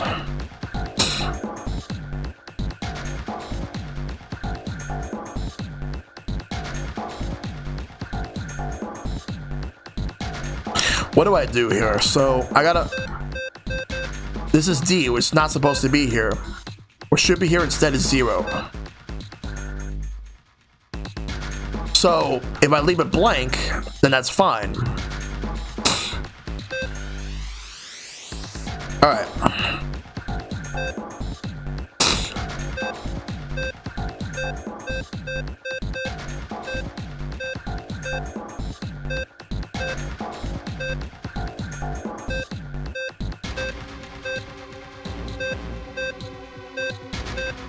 This is definitely going to be frustrating as hell. Just got to figure this out. Huh? Wait, hold up. How do I do this, though?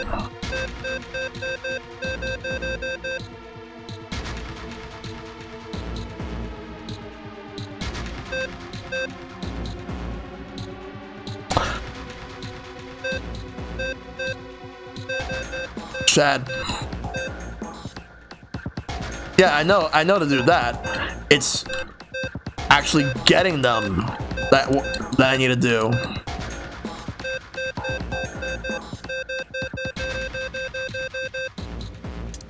This is driving me up the wall already, and I haven't been on this puzzle for long. Yeah. All right, so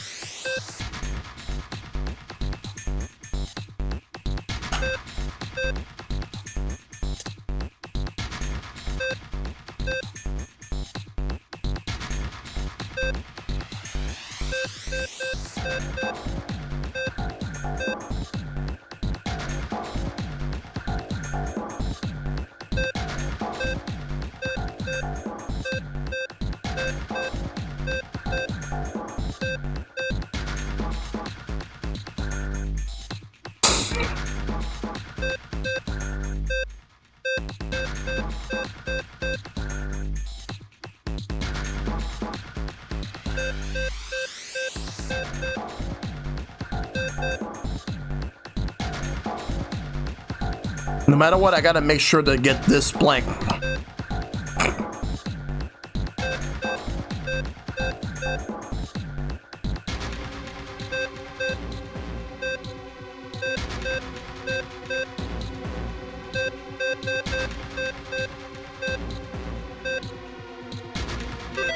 There we go.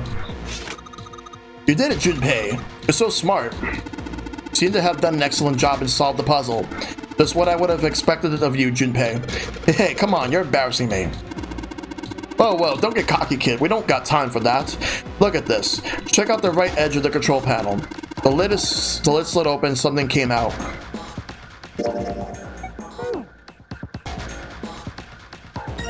Cross emblem. I have, especially last night. Control battle for this thing. Nothing happens when I press the buttons. Now the screen says all in green. Alright, so we gotta get 3 more of these. There are 3 monitors here. Power's on, but there's nothing on any of the screens. Keyboard. Let's just tap a few keys to see if we can wake this thing up. Damn, no dice. Still small. I wonder what it is. I got no idea.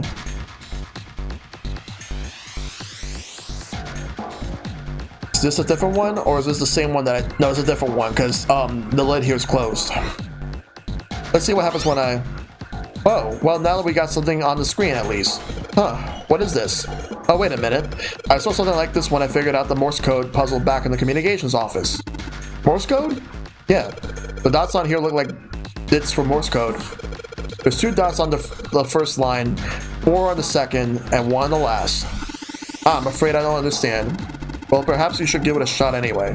Alright, I'll try. Before I do that, though, maybe I ought to run the instructions. Stop the button, it'll enter a dit. If I hold down the button, it'll enter a dot. Once we enter our answer, it'll automatically determine if it was the correct answer or not. Alright, let's do this.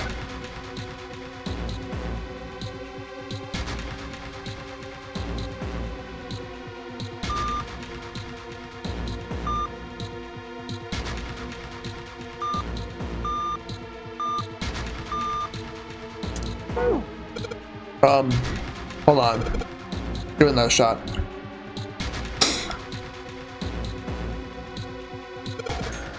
At this point, I'm just guessing. I gotta figure this out.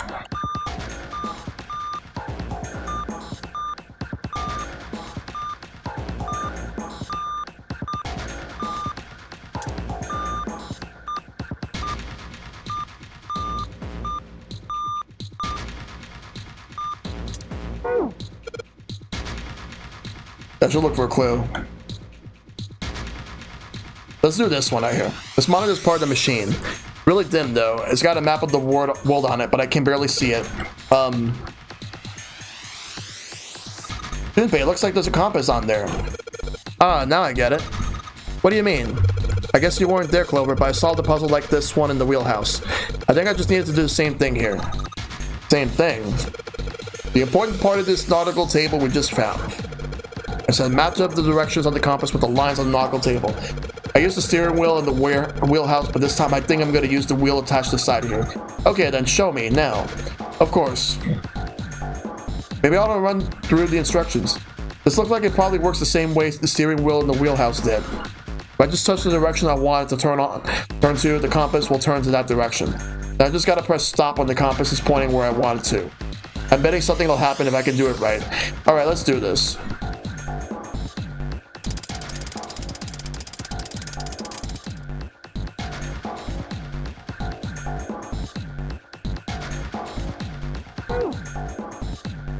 Yeah, I'll have to come back to this. The metal shutter looks pretty sturdy. It's framed with black and yellow warning stripes. I got a bad feeling about this. I don't think we're gonna find a relaxing study guarding on the other side of that thing. Oh, come on. What the hell are you so scared of? Let me handle this. Damn it. Damn thing won't budge. I have to admit, I'm very curious about what might be hiding on the other side.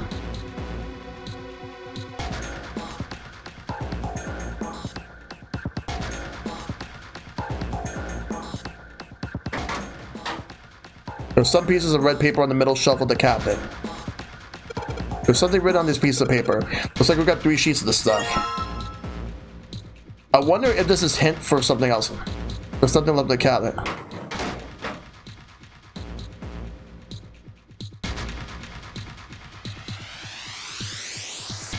Got the table. Looks like it. Oh yeah, because that's where I got the map.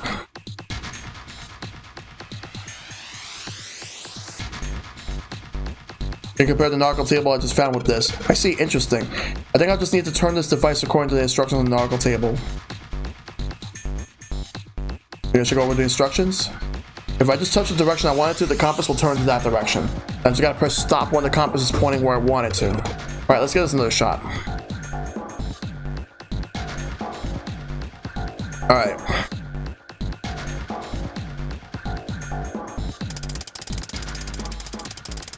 Gotta figure out if I get this right.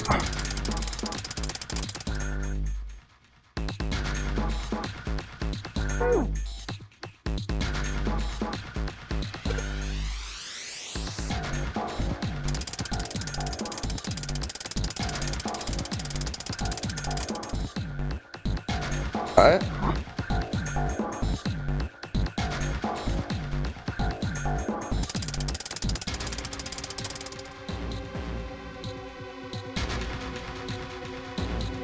Alright, so I did south, then west.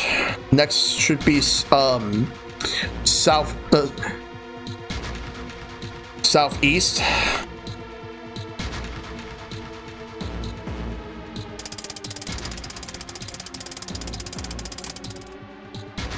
Alright. Now, next up should be northeast.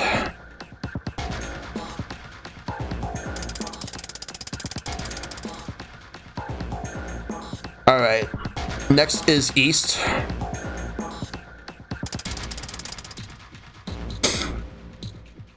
Then it's north.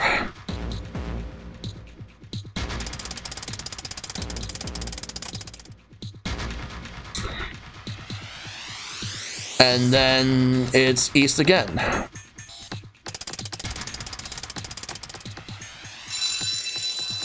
There we go, got it. Yay, you did it, Junpei. Good boy. Who's a good boy? Alright, knock it off. Hey, we don't have time for screwing around right now. Check out the right side of the monitor. It's just kind of slid open, something came out. Oh yeah, I heard a noise too. You know the big box in the hall by the exit? I think it made a noise. Like something unlocking, you know? A noise, huh? Helm emblem. Alright, that's 2. Let's give this another shot.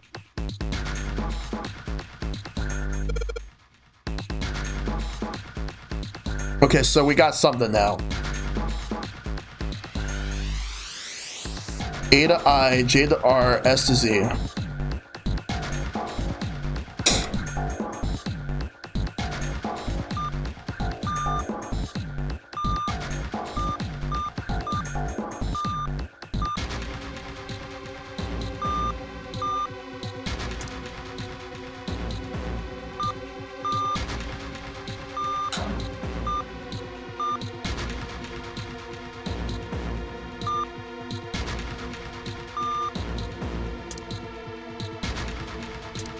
Hold on a second.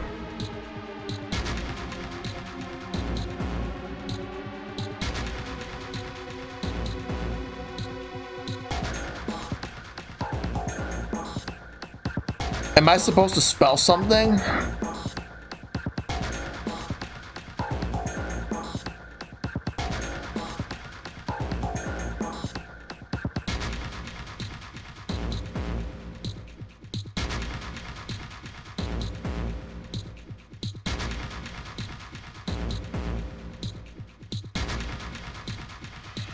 That's what I have to figure out.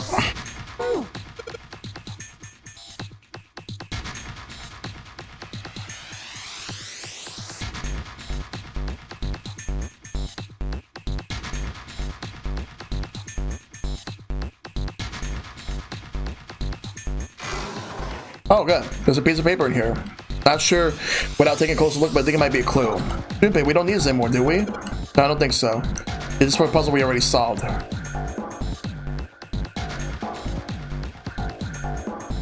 Oh, so much for that.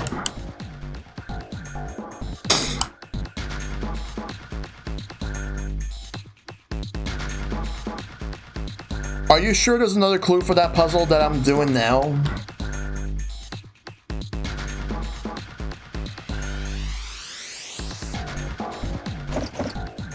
Damn, looks like this thing's locked. It's not moving. Pretty obvious how we're supposed to open it.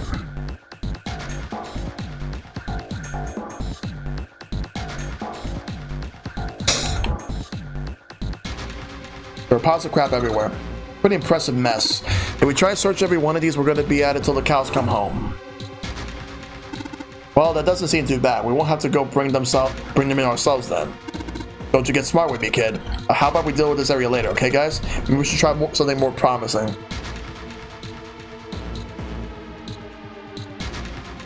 Yeah, this must lead to the exit.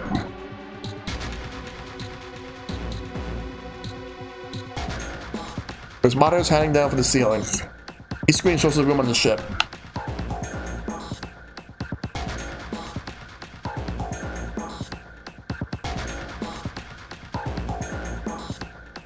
guys. Gotta figure this out. Just these two emblems over here, which I got from doing those puzzles.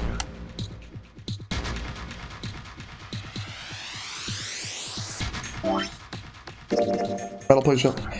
Yeah. I was thinking that, like, I know where to put them at, but I was thinking that it's gonna make me do it, like, right over here. Alright, put one of the emblems in the 4 indentations on the desk, but... Huh? Nothing's happening.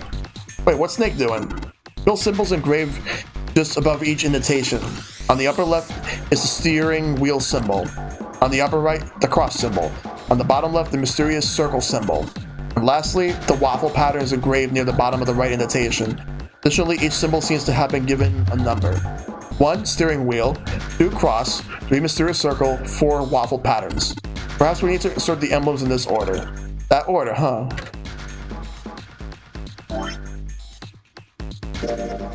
Cross carved on it.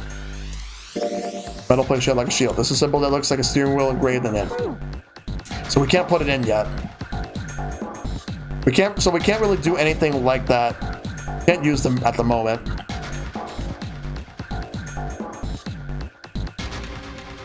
I think it wants me to do it, Oh, okay. Whoa, well, now we got something on the monitors, at least. Well, what's that? Looks like some kind of puzzle. I wonder if these are the rules. Here, I'll read them to you. When you touch a numbered area, that will be the selected and it will turn blue and to indicate this. Touching a numbered ball after selecting an area will cause that ball to move to that area. However, you cannot move the red balls. You can only move 3 to 5 balls into a single area. Press the check button once you have moved all the balls except for the red ones, which you cannot move. The digital root of the balls in the area must match the number for that area. That's it. I still don't really get it. Whatever, like they say, practice makes perfect. Let's give it a shot. Don't you mean practice makes perfect? Hey, let's see you solve the next one, then you can make fun of me. But let's go. Okay, so we got 6 and 3. I'm assuming we gotta get to the digital root of 6 here, and to the digital root of 3 here. We just can't use 9.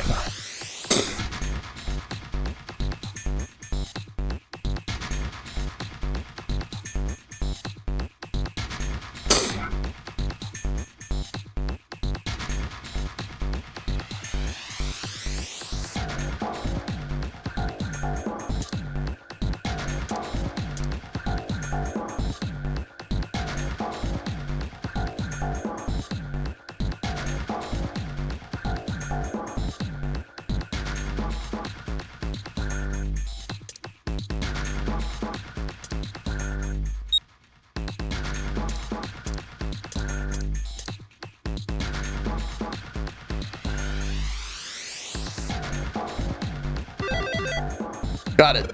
Okay, this is it, right? But nothing's happening. There are still 3 more indentations left empty. I imagine something will happen when they are all filled. Doesn't that seem likely? Indentations on the desk. You have numbers 1 through 4 written above them. There's symbols for steering wheel, a cross, a weird circle, and some kind of waffle pattern engraved here. I already put in the steering wheel, so...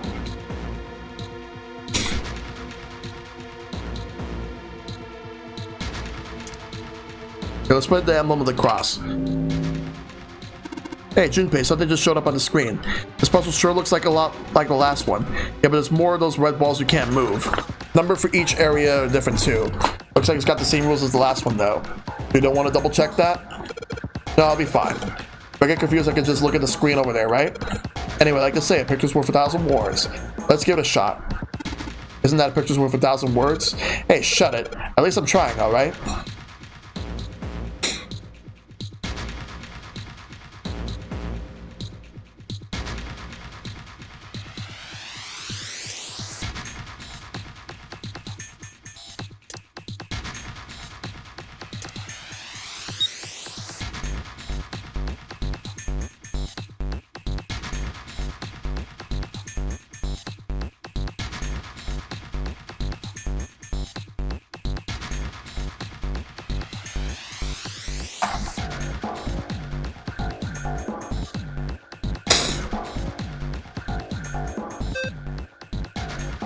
Try something else.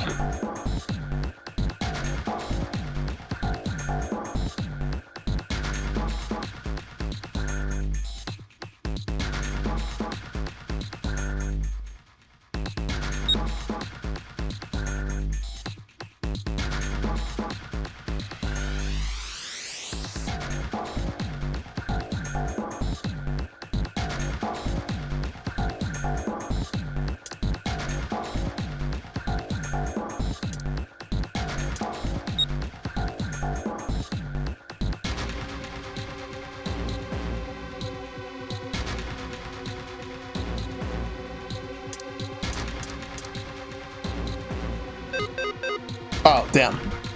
Thought I had it for a second.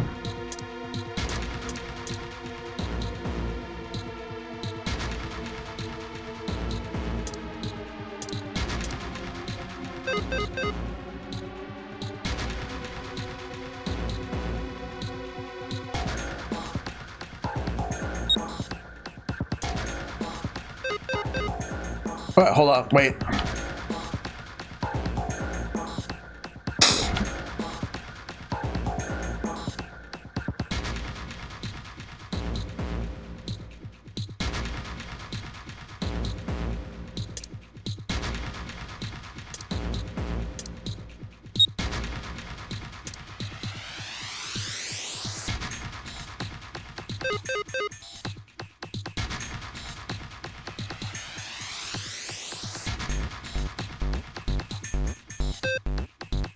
Alright, reset. Let's do this again.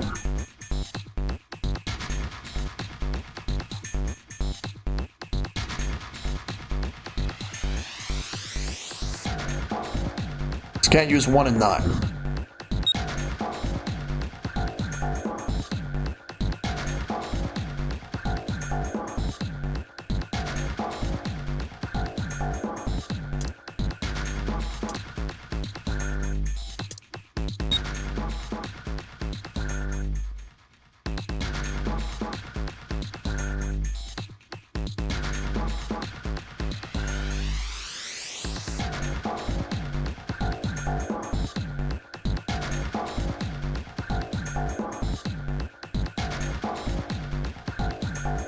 Yeah, that's not gonna do it. Oh, it did. That's awesome, Junpei. There's only 2 left now. You can do it. Well, we gotta find them. Well, so to find them, we have to do the puzzles. So we gotta move and do them. I gotta find out where the other hint is for the for this puzzle right here.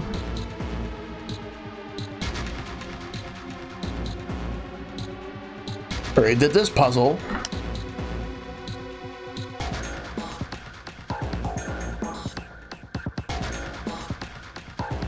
These fans must be for ventilation. I can see the walls out on the other side of them. There are metal bars in front of the fan openings. I don't think we can get out that way. Pipe, there's a cabinet underneath it. If you're talking about this, yeah, but this is for like this is a clue for something that I already solved, so I can't use this. Everything here is nothing.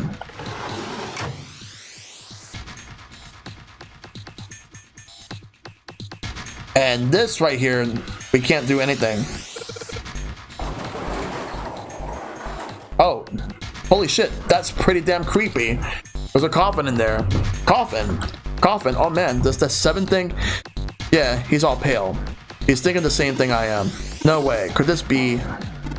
I'm sorry, but what's going on? It's a coffin. I wonder if there's a vampire in it. Right, I guess Clover and Snake don't know the story. And I can't bring myself to tell them. Well, at any rate, let's have a look around. There's a metal plate on the coffin. Snake's touching it. All ice. Ah, the 2 machines. Go. Holy shit. Man, this is serious. Oh, well, let's open it, shall we? Clover, if you can give me a hand. Okay, I got it. Ready? 3, 2, 1. No luck. It doesn't seem to be ready to open. Yeah, but it's not like it's screwed shut or something. Yes, but I believe it's locked in some other way. Hey, 7, do you think you can open up with your superhuman strength? No, What's wrong? I think I'll just pass on this one, okay? What the heck? Very well, we'll just have to go out in the coffin for now. Let's look around the room a little more, shall we? Alice sleeps in a small chamber past the forest of knowledge beneath the navel of the gigantic. Is that actually true?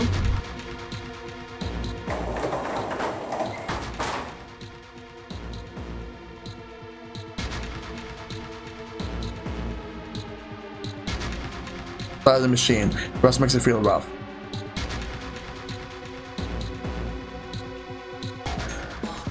Door's locked. Let's see what do I need to do to get it open. That was my hint. Have you figured out what you're supposed to do? Enter here, Junpei? Looks like the word that's supposed to go in here has 3 letters. It's got 3 lines, and I think each line is 1 letter. I see. Well, if that's the case, then perhaps the letters you need are made up of 2 symbols, 4 symbols, and 1 symbol respectively.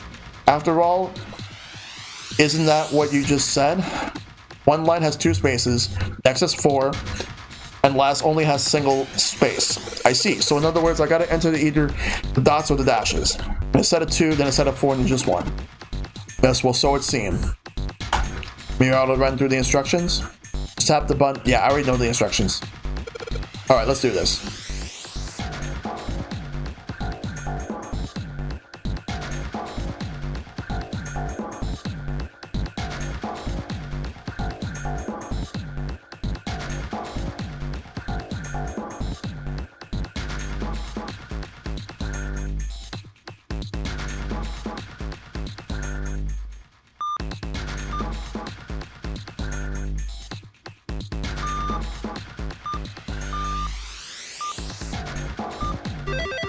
That's it. It's ice. I see. It seems you have solved the puzzle, Junpei. Excellent work. The answer was ice. How did you know? All I had to do was listen to the sounds the machine made. After all, trivial matter to decode them. Yes. I believe I heard a noise from somewhere on the right side of the device after you solved the puzzle. It sounded rather something like lighting open. Do you see anything that could have made that noise? Yeah, that's true. Yes. One more thing. I heard a sound from behind the shutter. Perhaps the coffin's unlocked now? What? Let's get this.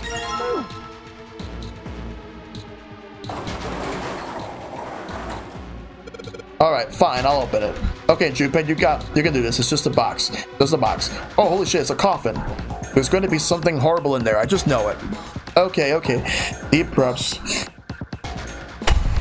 Here we go.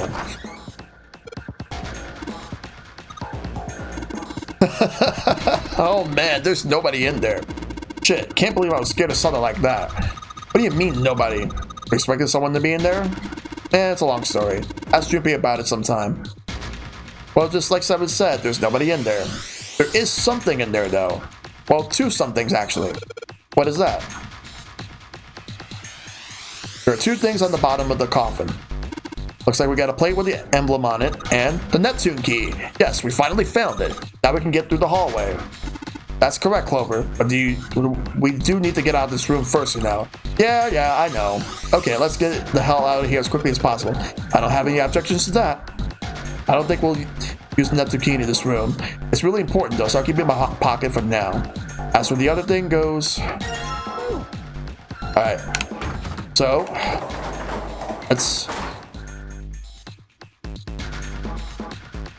Let's finally finish this.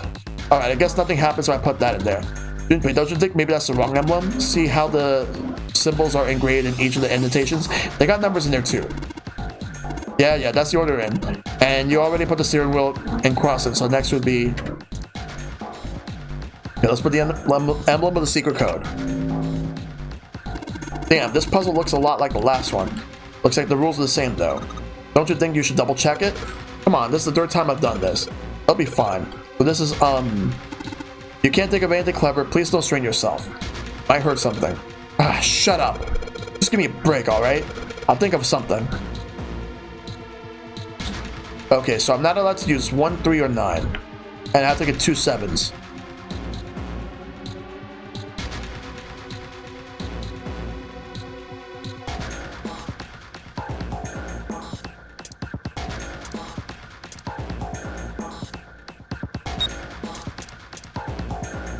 Okay, that was easy. Excellent work, Junpei. You've only got 1 left. I can see the light at the end of the tunnel. Let's see what happens when I put the emblem on the coffin into this indentation. This is the 4th one. This puzzle looks a lot like the last couple. I think this is probably the last one. Once we solve this puzzle, I'm sure something will happen. Alright, I'll solve it in no time. So now the number 6 is blocked off. So I gotta get 8 and 9.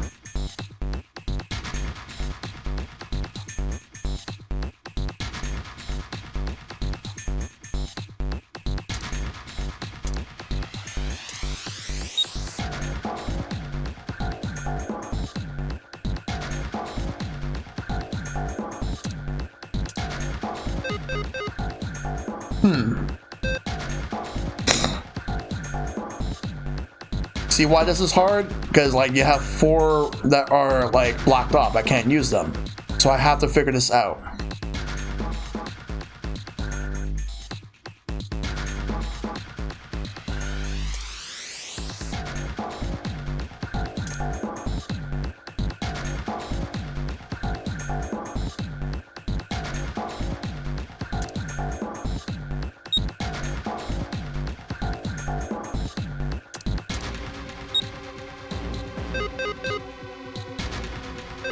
It won't let me open because here's the thing.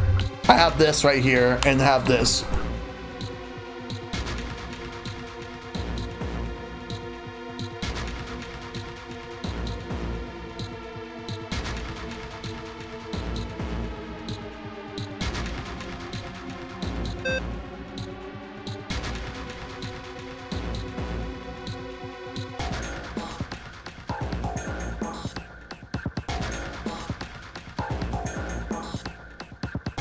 Yeah, exactly. I have 5 to work with, but I know I got 1 here. It's just the problem is like you need between 3 and 5, and then like I would have 2.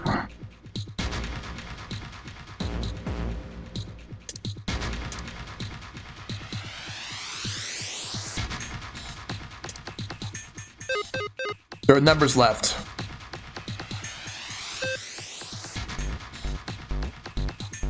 Nobody said you have to do both sides, but the numbers left. That's the thing.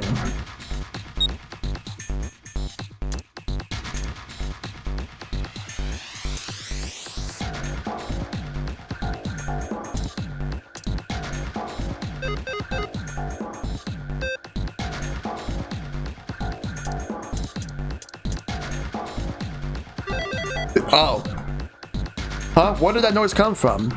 Underneath the keyboard. Way to go, Junpei. You answer all the questions. Damn, Junpei, good job. Hey, didn't you hear something just now? Yes, I heard that as well. In the bottom left corner of the desk, I believe. Let's get it. A picture? What the hell is this? This man with a mustache on the right. He's the same guy we found murdered in the captain's quarters. Oh boy, here we go. He had the zero bracelet on his left arm.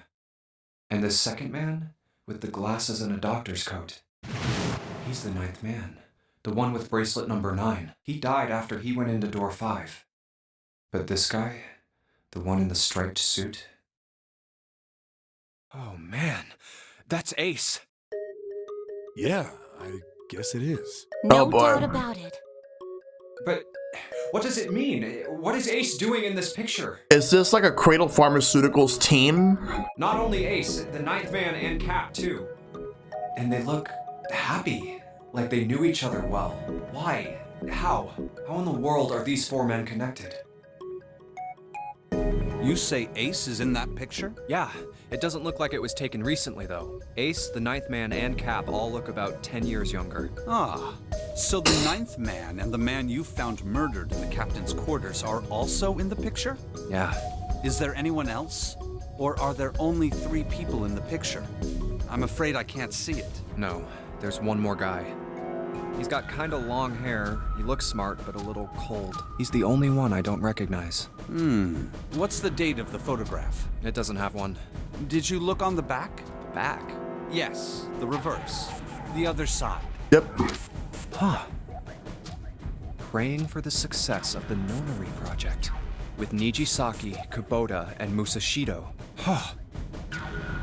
Then the 4 men in this picture were the organizers of the Nonary game 9 years ago. That means Ace, the 9th man, and Cap were all responsible for making it happen. But I feel like I should be more shocked about this. It's almost as if that's just how things were always supposed to be. Yeah. Why am I not surprised? Ace was the one in charge of the Nonary project. Why? Why am I so calm? It's like I already knew. You did, from a different Of timeline. course. I understand now. Ace was the CEO of Cradle Pharmaceuticals. He was the one who invented the game 9 years ago. He was Gentaro Hongo. Ace is Hongo? I had my suspicions from the beginning. Their voices were similar. Too similar to be a coincidence. I could never forget his voice. It was the voice of the devil. I couldn't be sure, though. After all, I had no way to check. I certainly couldn't ask him. Even if I had known, however, I would never have told you. Zero made it quite clear what would have happened if I did. Oh my gosh, I had no idea. Huh? I didn't know that Ace was Hongo. Oh, yes. I suppose you wouldn't have. 9 years ago. You were in Building Q in Nevada, but Hongo was in the Gigantic with us. I know. That's why I didn't know what Hongo looked like. But why? Why didn't you tell me? I mean, I'm your sister, right? You could have told me. I'm sorry. I apologize for keeping this from you. But if I'd told you, Clover, you would have told everyone else. And if you did, then I would have been forced to tell them about what happened 9 years ago. I had to prevent that. Hey, Junpei. You think I could borrow that picture for a sec? Sure. Hongo Kubota. Nijisaki Musashido. Hongo Kubota. Nijisaki Musashido. Hongo Kubota Nijisaki Musashido. Hey, Seven, do you... Shut it! Just be quiet. I'm this close to remembering. This close. Hongo Kubota Nijisaki Musashido. Kabuto. Cradle Pharmaceuticals. Nonary Project. Kabuto, Persian, Paris, Horsey, Radicate, Magnemite, Kadabra, Weeping Bell. I'm not sure if that's right.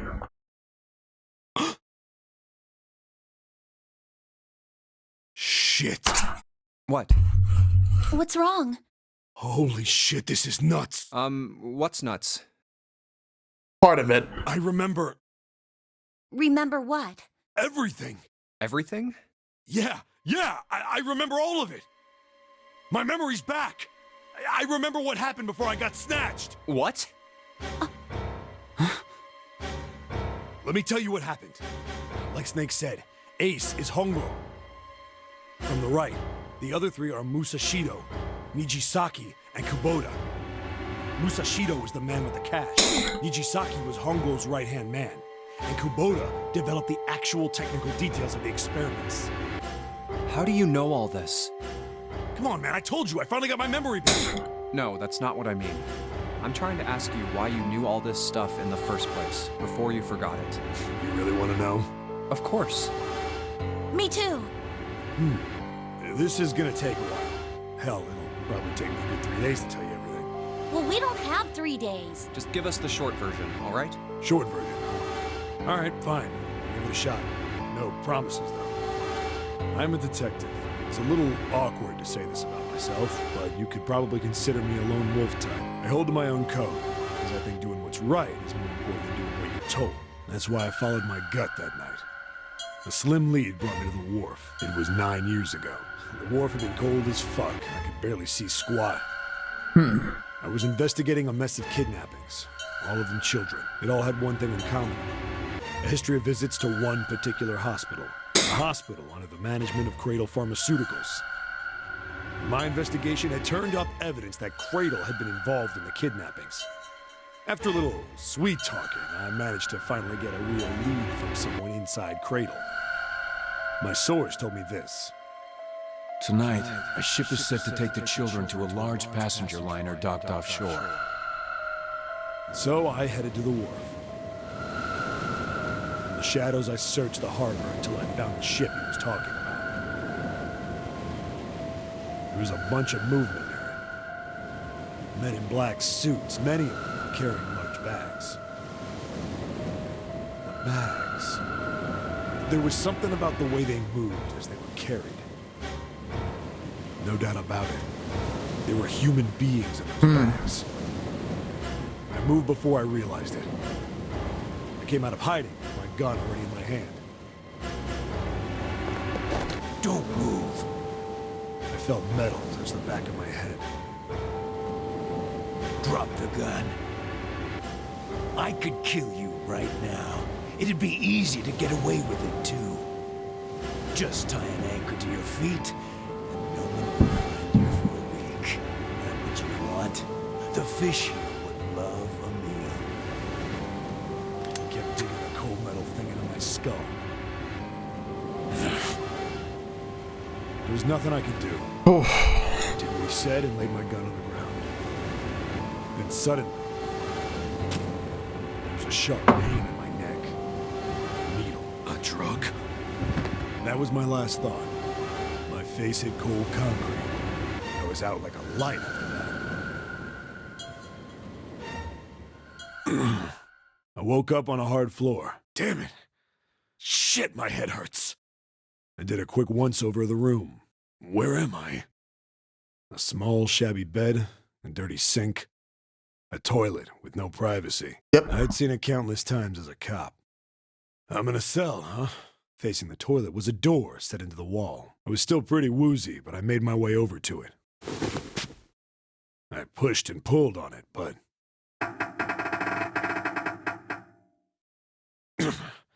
it won't open. Not like I expected much else. Would be dumb enough to put me in a cell and leave it unlocked. Threw myself against the door a few times, but it wouldn't budge. I knew it. I gave up and made my way back to the bed, and sat down. Huh. I sat there for a very, very long time. Who knows how long. Then, I heard a faint voice. The voice was far away. I couldn't understand what it was saying, but I could hear one. It was pretty high, probably a little kid. Huh? No, it was several. I hear 5, or 6, maybe more. Where? Where are they coming from? I pressed my ear to the wall and tried to listen through it. No, that's not it. Left.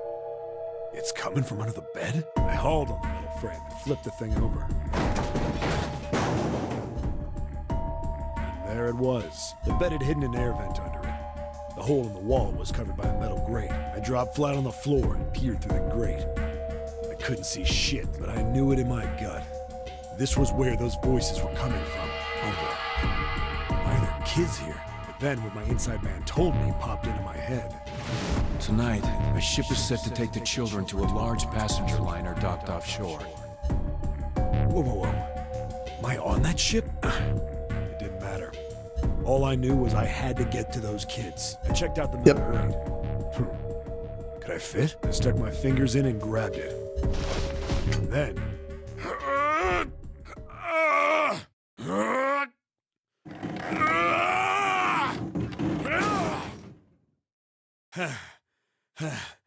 Yeah!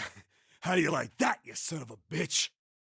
I finally got the damn thing off. Sweat was dripping down my face, so I wiped it off and crawled inside. Yep. Let's see what happens. I was tight. I had a wriggle on my belly. Oh wait, it's the same thing, so I already did know. On my hands and knees. I went from crawling like a worm in dirt to skittering like a bug. Couldn't say it was much better, but I'd take what I could get. And when I'd been in the thing long enough to start wondering where it'd take me, a massive sound nearly scared the piss out of me. It was like a heavy metal door had just been slammed shut. Then there was a voice.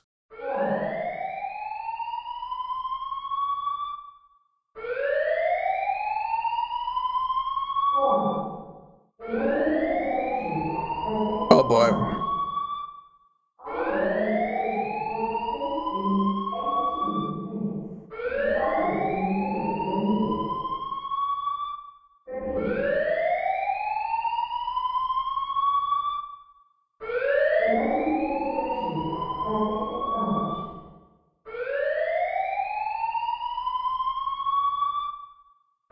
What?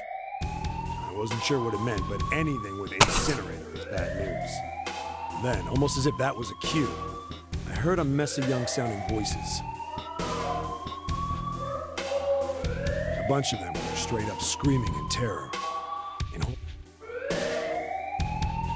A bunch of them were straight up screaming in terror, and all the sounds together made a howl that made the hair on my neck stand straight up. Damn it! What the hell is going on here? I scrambled through the duct as fast as I could. I made a giant racket, but I didn't care at that point. I soon found a metal door on the left side of the duct. The kids were screaming on the other side. I found it. I yanked the handle and threw the door open. I almost ripped the metal off its hinges. What the hell is this place? I couldn't believe what I saw. The room had a dome up top. There had to be about 9 walls, all the same size. Up in the ceiling was an upside-down funnel, almost like a chimney. I looked down. There they were, the kids I'd been searching for. Seems to be more detailed than the last time that he said this in a different timeline. They all gawked up at me, suddenly silent. For the moment, from surprise and fear. Scared of the room or me, I couldn't tell. Probably both, actually. Not like I can blame them running into a mug like this when they're already scared shitless. I snorted at my own dig at myself and turned to the kids. Don't worry, kids, I'm not your enemy. I'm one of the good guys. All of them stood there, frozen. Well, except one. He was a boy, slightly older than the others, in a private school uniform. Who the hell are you? He stepped forward and glared at me suspiciously. I'm a detective. I'm here to rescue you. Looked like they relaxed some the second I got the words out. How are you gonna help us? Where's the exit? There isn't one. The doors we came in through won't open, and the door over there... He kinda cut himself off. I think he was considering something before he changed his mind. Anyway, there's no point. We can't all get out of here. If we don't get out of here, we're gonna be burned to death. Burned to death? Can't you hear it? That voice said the incinerator's gonna start up soon. So...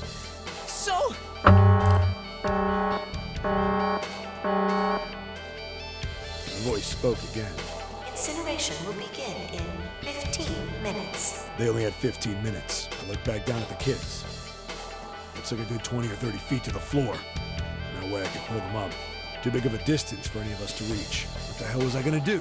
But then I got an idea. Wait right there. I'm gonna be right back. What? Where is he going? Are you just gonna leave us here? They just got frightened again. I'm not the best at that kind of thing, but I tried to reassure them with a smile. Don't worry, all right? I'll be back, I promise. So just stay calm and wait right there. Got it? I didn't wait to hear them respond. There wasn't time. I had to hurry. Well, as fast as I could on his hands and knees. Didn't take me long to get back to my cell. Still no way out of there, but I had a plan. I needed something from the room. When I got it, I dove back into the hole and took off towards the incinerator. Then... Sorry to keep you waiting, guys. I tipped out the doorway and dropped down the rope I brought with me. Back in the cell, I'd torn the bed sheets into strips and tied them together to make a rope. It was sloppy, but it got the job done. All right, just tie that around yourself, okay? I'll pull you up one at a time. Right. Huh. Wait a sec. Something was off. There were more of you before. Where'd the rest of you go? The boy in the uniform answered. I let them go on ahead. We opened the number 9 door and they left. What?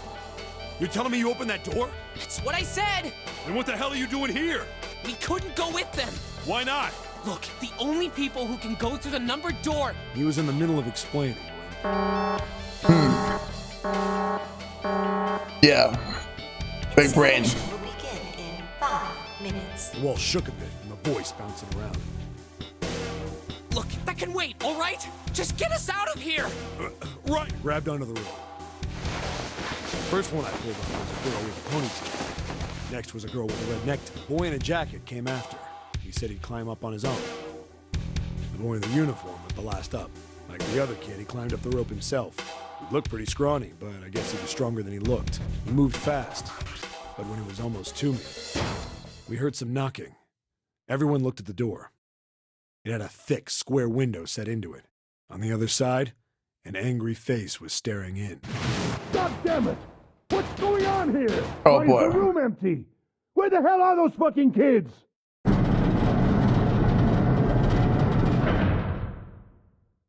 The door opened, and a man stepped in looking half mad with fury. I recognized his face. I saw him many times in photos during my investigation. The man's name was Gintaro Hongo, the CEO of Cradle Pharmaceuticals. Hongo saw the boy hanging from the rope. Yeah! It was like he was an animal. He lunged for the rope. Hurry! I know! The boy in the uniform booked it up the rope. You son of a bitch! Get back here, you little shit! 15 feet. 10. The second I could reach the kid, I grabbed him. I hauled him up and tossed him into the duct behind me. No! No! Hongo had lost it. His face didn't even look human. It was like the bastard pulled off his fake face. He was really a terrifying devil or some kind of damn monster. I quickly reeled in the rope, leaving a furious Hongo yelling at me from the floor. You fucking bastard! You won't get away with this! How dare you compromise this experiment! Experiment? What experiment?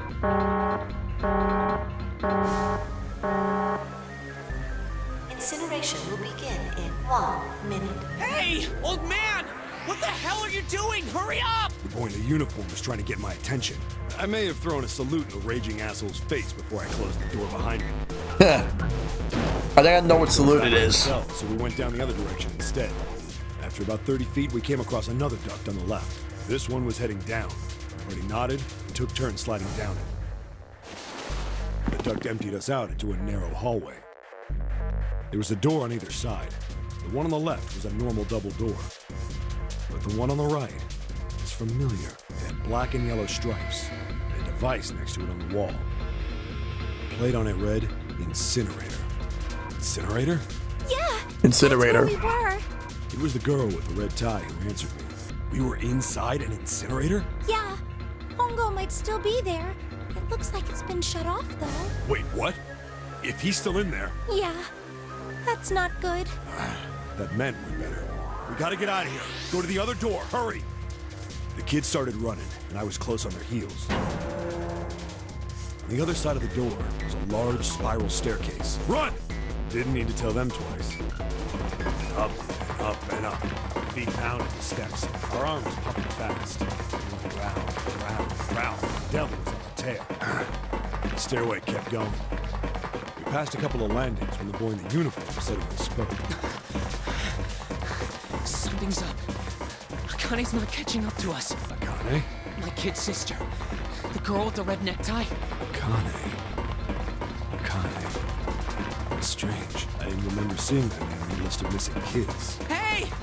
Akane! He kept his hands around his mouth and yelled. Maybe we outran her. The boy in the uniform skidded to a stop. I stopped too. So did the other two kids. When did we do that? Well, we passed a couple big rooms on the way here. Maybe she took a rest in one of them? No, that's impossible. Sorry, Grandpa. You keep going. I gotta go look for her downstairs. We turned to go. Hey, kid, wait! God damn it, I said wait! I don't think the kid even heard me. Fuck! I spun around to the boy in the jacket and the girl with the ponytail. I'm going after him. You two keep going, all right? You got it? The girl nodded and ran up the stairs. But the boy... I'm going with you. I didn't have time to argue. I just nodded and took off down the stairs. I could hear him following me. He ran all the way to the bottom floor, calling for her. Akane was nowhere to be found. God damn it, where the hell did she go? I could tell the kid was frustrated. And then suddenly... Help me! Somebody help me! We heard a girl's voice. Akane! The boy in the uniform threw open the door and leapt into the hallway by the incinerator. Oh, man. We rushed in after him. I couldn't for the life of me believe what we were seeing. That bastard Hongo had Akane by the arm and was forcing her into the incinerator. That's a creepy grin. Come on, goddammit, move! No, I don't want to! Let me go, please! Let go of me! She planted her feet squarely on the floor and was struggling to get away. But Hongo was bigger and stronger. She wasn't gonna win. Her brother roared with anger and charged toward Hongo. Help me! Ah! You're too late, idiot!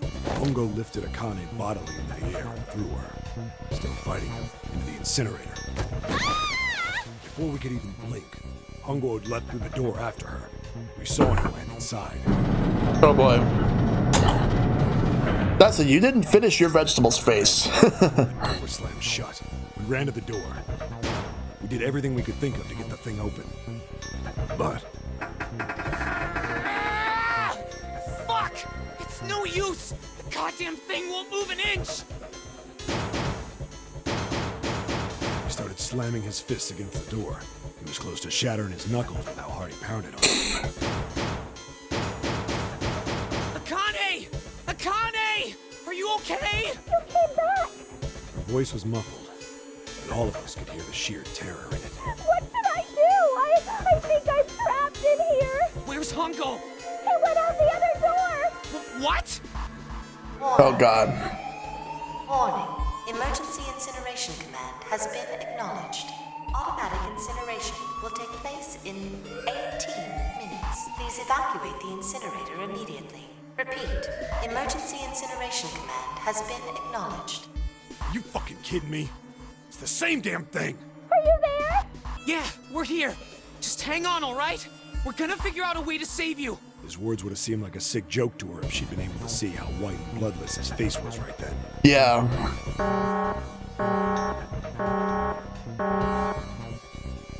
Incineration will begin in... Okay, I have to point this out. Is it weird how every time I read the word incinerator, I accidentally read incineroar? 17 minutes.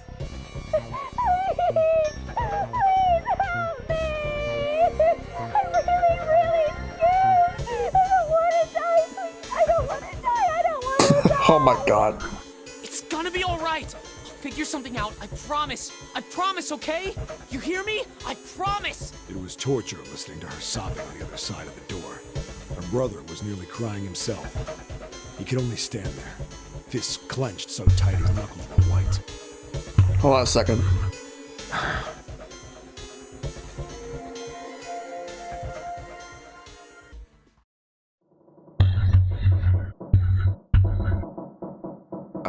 What happened then? Come on, man. Put yourself in my shoes. It doesn't end good. You think I want to remember that? Then... Yeah. Shit. If I'd known it was gonna be like this, I almost wish I hadn't remembered. Hey, are you sure? Huh? Look, I don't want to ask this either, but there's something I don't get. So if you could just tell me, did that girl, Akane, really... Yeah, I'm sure. There wasn't anything we could do. After a while, the countdown ended. And we heard something... burning.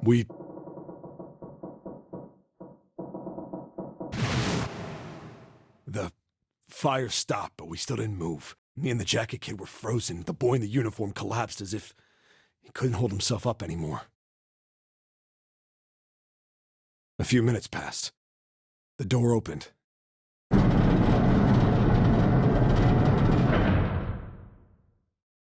boy in the uniform tripped over his own feet running in. We followed, too numb to... The air in the incinerator was hot. Every breath made my lungs feel like they were on fire. It was like standing on hot asphalt. The air was wavering, and in the middle of the room, there it lay. The kid's legs were shaking so bad, I don't know how he managed to walk. I couldn't see his face, but his body somehow looked empty. Finally, he reached it. He fell to his knees as his legs gave out on him. And then...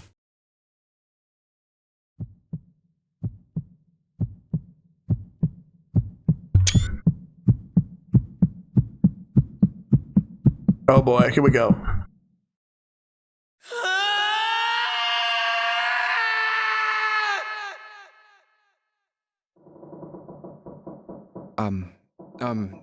Can I ask you one more thing? What's that?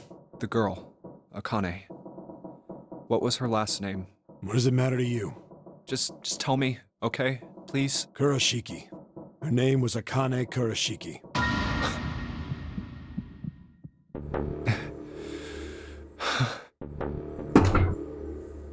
You were there that day, weren't you? The tall kid in the jacket. That was you, wasn't it? Yes, it was. You are correct, Detective. Don't misunderstand me. I told you before how Zero threatened me. There was nothing I could do. I couldn't say anything about what happened 9 years ago. So you're saying you're not working for Zero, right? Of course not. Clover, what about you? Hey, come on! You really think I'm working with Zero? I told you before, you idiot! I was in Nevada, in Building Q. I did hear that a detective rescued the kids on the boat, but I didn't know it was you. Well, I guess I believe you. All right, let me ask you another question. Santa's real name is Aoi Kurashiki. He's Akane's brother. You know that? No, I didn't. Did you? Well, yes. I know Aoi Kurashiki was her brother, but I didn't know he was Santa. At least not from the beginning. 9 years ago, he was in the middle of puberty. His voice is entirely different now. I'm ashamed to say that even my exceptional hearing wasn't able to make that connection. As such, I had no reason to think Santa was Aoi. When did you figure it out? Clover told me that Santa might have been one of the subjects of the initial experiment. Excuse me. It was only a short while ago, while we were leaving the library. When she told me that, I had a feeling. Santa is Aoi? Akane Kurashiki, June's brother? There's still a lot we don't know. I mean, like a lot. But there is one thing I think we can say we know. What's that? The body we found in the shower room. It had to be Nijisaki, dressed up to look like Snake. What? Come on, man, what kind of detective are you? You didn't figure that out already? Hey, go easy on me, man. I just got my memory back, all right? Cut me some slack. All right. Well, if he is, the 3 murders make sense then, don't they? Yeah, that's right. Murder. Kubota blew himself up, but that was murder too. So why did these murders take place? If Junpei is correct, and the body in the shower room was Nijisaki's, that means all of the people who were murdered were involved with the creation of the Nonary project. Kubota, the person who conducted the actual experiments. Nijisaki, Hongo's assistant. Musashido, the man who financed the project. You mean this was all just revenge? Santa is Zero. He's getting revenge for the death of his sister. That's why he killed them. No, I don't think Santa actually murdered anyone. If I'm right, then it's not hard to figure out who the next victim's gonna be, is it? I'm pretty sure I don't have to tell you. Yes. Yep. Right. The next target will be Gentaro Hongo. Yep. The person who planned the Nonary project. In other words, Ace. What? What the hell's going on here? It must be 6 a.m. Our time is up. Shit! Come on, we need to get out of here. How? I'm betting this sucker opens the exit. Come on, let's go. All right, we gotta get out. Oh, that was long. Now we gotta get out of here.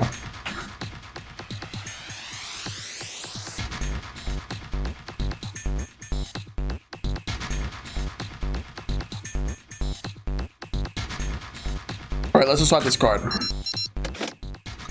Junpei, look, it's unlocked. Yeah, now we can go back to the library. Hurry up, Junpei, we don't have time. Let's go. All right, let's go. Basically at the end now? Nice. You win! Huh. I think the shaking stopped. It would seem so, but we are yet to be out of danger. You're right. Let's hurry. This exit needs the Uranus card, too. Hey, June. Yeah, I know. All right, it's open. Let's go. All right, we're moving through. Okay, Neptune Key, let's see if you work. Yes! I think it unlocked. It says incinerator. So this is the incinerator. This is the first time I've seen it from this side, but yeah, I think so. Then there ought to be a lever near the door. Yeah, right here. Pull that and the door should open. Got it.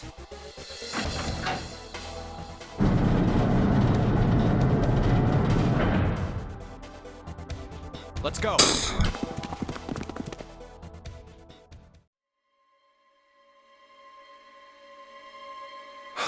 What the hell is going on?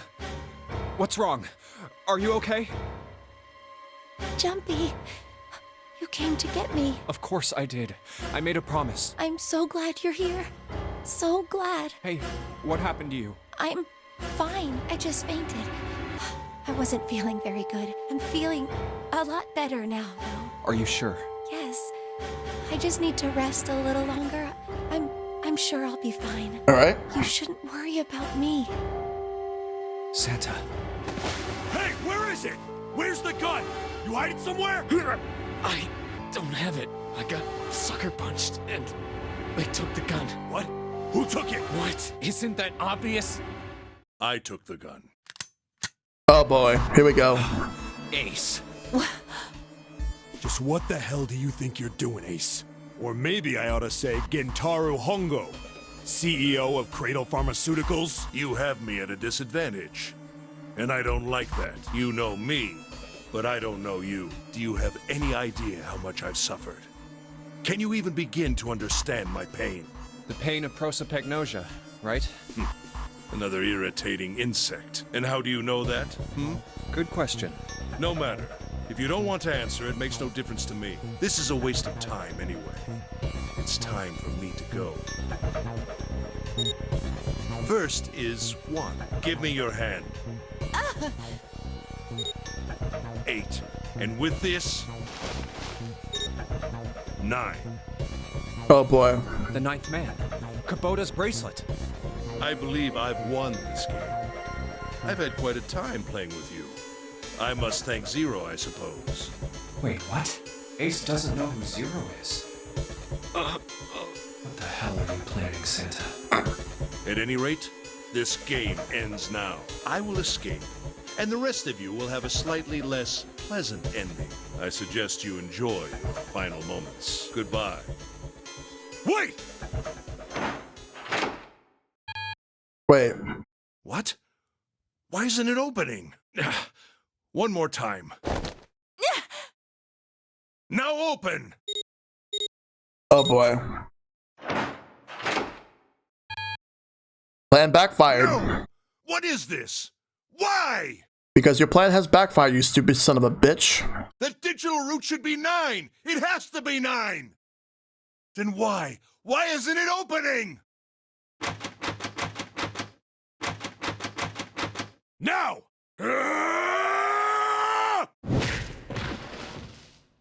No! Ugh. Oh, that was close.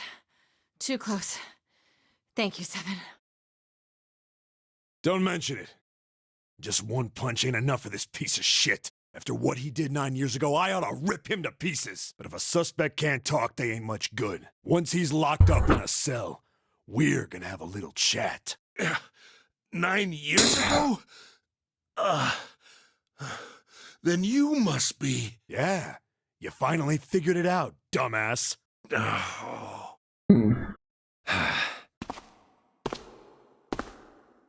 Ace, you killed Kubota, Nijisaki, and Musashido, didn't you? Wait, Nijisaki? Oh, right. You don't know yet. All right. We'll just go through them in order then. Let's start off with Kubota. You talked to Kubota and managed to convince him to go into door 5 alone. I just wanted to save real quick. You killed him without making it look like you killed him. The way I figure it, you had 4 motives. 1. In the nonary game, the number 9 is dangerous. Whoever had the 9 bracelet could join whatever team they wanted. Adding 9 to any number doesn't change the digital root, which means that number 9 could do whatever they wanted. You wanted to remove that threat as soon as possible. 2. You wanted the number 9 bracelet for yourself, so that you could make use of its power. In fact, you did use it in the murder of Nijisaki. 3. Even if his number hadn't been 9, Kubota was a problem. He knew your past. He knew what had happened 9 years before. You needed to silence him before he told anyone. 4. But last, and perhaps the most disturbing, you used Kubota as a test. You wanted to know how serious this nonary game was. Was it truly life or death, or simply a harmless prank? You convinced him to break the rules so you could see what would happen. That was why you killed Kubota. But he was only the first. Next was Nijisaki. While everyone was off looking for the missing parts for the Reds, you ran into Nijisaki near the big hospital room. Yep. However, because of your prosopagnosia, you didn't realize he was Nijisaki. Chiefly because, when you met him, he was dressed like Snake. That was why you thought Nijisaki was Snake. No, that's not... That was Nijisaki? Why? How did... I'll get to that. Anyway, you thought he was Snake. Snake was one of the kids in your experiment 9 years ago. You remembered him because he was the blind kid, but his presence made you think. Snake was one of my subjects 9 years ago. He probably hates me. But if that's true, why isn't he saying anything? Is he keeping quiet because he can't see? Or perhaps he's working with Zero to get revenge on me. Whatever the reason, anyone who knows my past is a threat. Before he tries anything, I need to get rid of him. That was when you decided you had to kill him. The murder weapon was Kubota's bracelet. You just waved it over the red. verified your own number, and then grabbed Nijisaki's arm and forced it over the scanner panel. Then, when the door opened, you kicked him in. 9 seconds later, the door closed. Here we go. And then 81 seconds passed. And poor Nijisaki was dead. Yep. Who's dead? You mean to say Snake is still alive? Sorry to disappoint you, but I'm as good as new. Thank you for killing the wrong man. But I can't say I like knowing that you wanted me dead. Although, to be honest, even if you hadn't tried to kill me, I would still hate you very much. Yep. He would. I wouldn't blame you. Last but not least, let's talk about Musashido's death. When Clover and I were investigating the chart room, you came over to talk to me. Do you remember what you said? Oh, a pocket watch. Might I take a look at it? I handed it to you, and you left the room.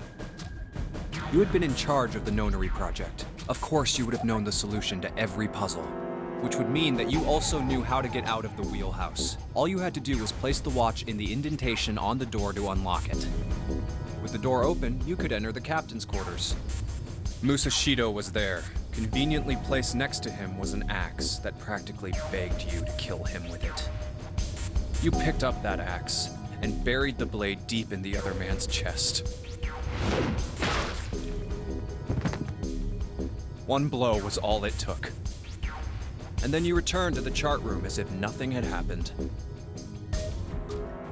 There was something I wanted to speak with you about, Junpei. Could you come with me for a moment? I had no reason to say no, so I followed you to the wheelhouse. When we stepped inside, remember how you slipped your hand into my vest? You pulled out a piece of paper, the one I used to cheat during the vote. But that wasn't really what you were after. Your true purpose had been to slip the watch into my pocket. It wasn't a very good plan. Had way too many holes, and someone saying the wrong thing could have brought it all down around you. You must have been desperate. But what made you willing to risk it all to do it? Ace. Musashido's murder is the only one I don't understand. You obviously did it. But why? Because of this. What's with the paper? Just read it. Let's see. Number 1. There are 2 ways you might survive this ordeal. The first is to win the Nonary game. The second is for you to confess your sins of 9 years past. I have prepared a camera in the captain's quarters. The images captured by that camera will be streamed through a satellite and distributed across the world. Simply look into the camera and repent. Once you have confessed everything, I will release you from this ship. To make your confession more credible, I have left you a witness in the captain's quarters. Perhaps he will confess with you. The decision is yours. Do as you please. Yep. 0. When I awoke in that room on D-Deck, I found that in my pocket. That was why I chose door 1 when we voted. If I went through that door, I knew I could get to the captain's quarters. As you said, I knew how to enter the wheelhouse. My plan was to find the pocket watch before anyone else. If I could, then my alibi would be set. At least, that was the plan. Unfortunately for me, you got to it first. That sleight of hand was the best I could manage on short notice. You meant to kill him from the beginning then? Musashido, I mean. I only knew Musashido was the witness after I reached the captain's quarters.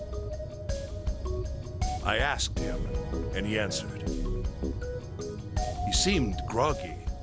Perhaps he had only just awoken from sedation. I suppose Nijisaki was in much the same state. He seemed confused and disoriented when I encountered him. But yes, you are correct. I intended to kill him from the beginning, even though I didn't know who he was. I proceeded to the captain's quarters in order to remove this so-called witness. Ace, you figured it out, haven't you? You were being manipulated. Yes, so it would seem. I was little more than a puppet. And everywhere I went, everything was already prepared. The Reds in the large hospital room were dismantled. Nijisaki was dressed like Snake. There was an axe in the captain's quarters. Musashido was delirious from the anesthetic, so he couldn't fight back. Nijisaki as well. In retrospect, I can't understand how I could have fallen into such a simple trap. But yes, this was a trap. It was Zero's trap. And I fell for it, hook, line, and sinker. Yes, you did. Yeah. By manipulating you, Zero was able to kill 3 people and keep the blood off his own hands. All of this was revenge for what happened 9 years ago. That's why this nonary game happened. Am I right, Santa? Huh? What the hell are you talking about? I don't know any... Ain't no point trying to play dumb anymore, Santa. Actually, I guess I should call you Aoi Kurashiki, huh? My memory came back to me, kid. You're Aoi Kurashiki, no doubt about it. Never thought I'd be back in this room talking to you. But hey, I guess this was all part of your plan, right? After all, the person who planned the nonary game this time around was Zero. And Zero's you. Looks like you really do have your memories back, huh? Sly motherfucker, you. Well, I guess there's no point in hiding it then, huh? Yeah, you got me. I'm Aoi Kurashiki. I was one of the kids in the nonary game 9 years ago. Exposition of Doom. I made it out. So did Snake over there. But there's one thing... No, I guess there's 2 things you got wrong. Number 1, I ain't Zero. What? Oh. Wait, what? Sure, I was helping Zero out, but I'm really more of an assistant. Like a secretary, but an assistant's only an assistant. I didn't come up with all this. All I did was follow Zero's orders. Then, if you're not Zero, who is? Calm down there, Junpei. Didn't I say 2 things? You made one more mistake. Junpei, you just said all of this was revenge for what happened 9 years ago. That's why this nonary game happened. But that's not it. Revenge isn't the only purpose. There's another reason you guys were playing the nonary game. To save someone. Save someone? Right. You were brought here to help my sister, to save Akane. What the hell are you talking about? Akane Kurashiki died 9 years ago in this room. I was there. I saw... Wait. What? What the hell? Where is she? Where's Akane Kurashiki? Oh, my head. My head, it feels like it's gonna pop. Well, so much is going on at the same time, and it's really hard for you to process that, 7. 7! What the hell is going on? I don't know. I just... Oh!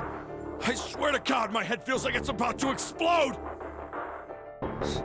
What was the Nonary Project? I'm sure you know already, but I'll tell you one more time. It was a project designed to test a particular phenomenon. And what was that phenomenon? For 2 organisms to communicate with one another in the absence of physical contact. The morphogenetic field theory. Could human beings use these invisible fields to exchange information? That was what this experiment was conducted to determine. There were 2 separate locations. One was the Gigantic, and the other was a building in Nevada called Building Q. The 9 children trapped in Building Q were faced with numerous puzzles, copies of identical ones in the Gigantic. They were told to send their answers into the morphic field set and transmit them to their brothers and sisters on the Gigantic. The transmitters were put in Building Q, and the receivers were put on the Gigantic. Each sibling pair was supposed to be split up, but there was a mistake. Akane was a transmitter. She should have been in Building Q. However, for some reason, she was placed on the Gigantic with the receivers, like me. Perhaps she was mistaken for someone who was supposed to be in Group A. Whatever the case, Akane ended up on the Gigantic. I think I've told you enough. You get it, don't you? I'm pretty sure you know where this is going, Junpei. Where what is going? Don't play dumb. You know things you shouldn't. Things you couldn't. How did you know Ace had prosopagnosia? How did you know why Ace wanted to kill Kubota and how Nijisaki was killed? Were you surprised when you found out Ace was Hongo? And what about the coffin Snake was trapped in? How the hell did you open it? Well, that's... Okay, here we go. He knew because I knew. Junpei was receiving information that I sent to him through the morphic field set. It's simple, really. How do I know the alternative futures, then? Imagine the river that splits in two like an upside-down Y. The river flows from the tops to the bottom, from a single stream into two branches. It only flows in one direction. It can never flow backward. Information is the same way. It moves from the past to the future, but never flows backward. That's why people at the river's source in the past would never know about those downstream in the future. But the people downstream will never know about one another either. Information only flows along the path of the river. But I'm different. I can manipulate the morphic field set to pluck knowledge from the future. I know what happens on either fork of the river. Excuse me. Even though the people on either fork know nothing about one another. Now, who am I? I am I, the ninth letter of the alphabet. But I am also zero. No, that's not true. I'm not really zero. Not yet. Perhaps you could say I am less than zero. Zero is my future. In 9 years, I will be zero.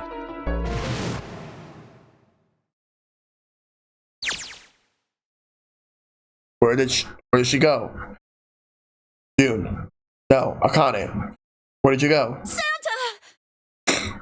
Why's Clover? Oh shit. Freeze. Santa's got the gun. Guess he picked it up when we were watching. Looks like he's turned the tables on Ace though. Wonder how he likes having a gun to his head. Get up. Sure isn't about to take that gun off of him for a minute. Isn't he? Is he? Ace isn't putting up any kind of fight. I mean, I don't think I would either, but this just looks drained. I guess he's going for the door, huh? He doesn't need to verify to go to that door, but... Hey, what's your plan, Santa? What are you doing? He can't get through any numbered doors with just 2 people. What the hell's he thinking? Didn't I tell you? I'm Santa Claus. It's time for me to go make a wish come true. That's it? That's all he's gonna give us? What the hell does that even mean? Shit, they're out.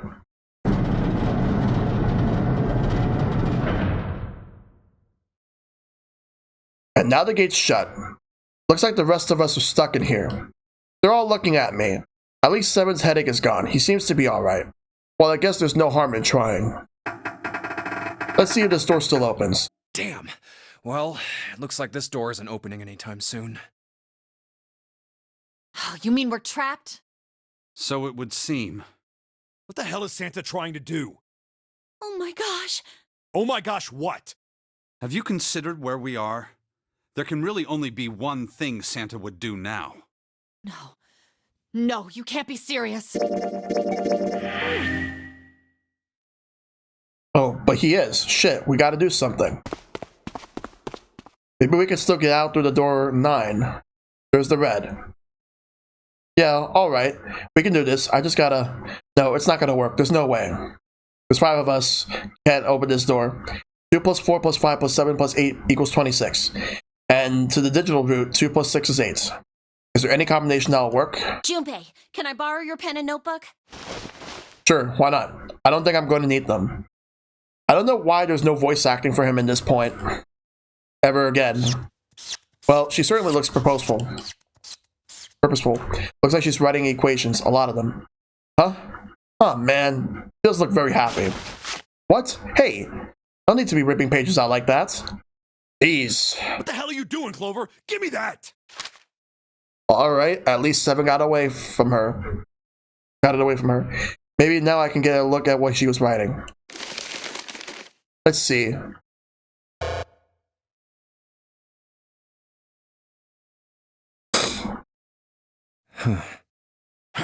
What? And there's no other way? Lotus? Looks like she figured it out, though. Man, this is just too cruel. It's okay. Go. Lotus. Come on, you know we can't do that. Oh, don't give me that. I'm sure you'd love to get rid of me. God damn it, you idiot! Wow. Where the hell did that come from? Looks like she's expected that about as much as I did. If you're not... Look, it'd be bad, all right? For a cop, he sure doesn't have much confidence. Yeah. If there weren't assholes like you around, I'd be out of a job. Uh-huh. Look, I'm just not leaving you behind, all right? End of story. 7. He's right. I'm not leaving you either. Me too. You didn't honestly think I'd abandon you, did you? You're all idiots. Act as tough as you want, Lotus. We can all see you're about to cry. That being said, however, I doubt we would be able to open the door anyway, even if we were to leave Lotus behind. Huh? Why?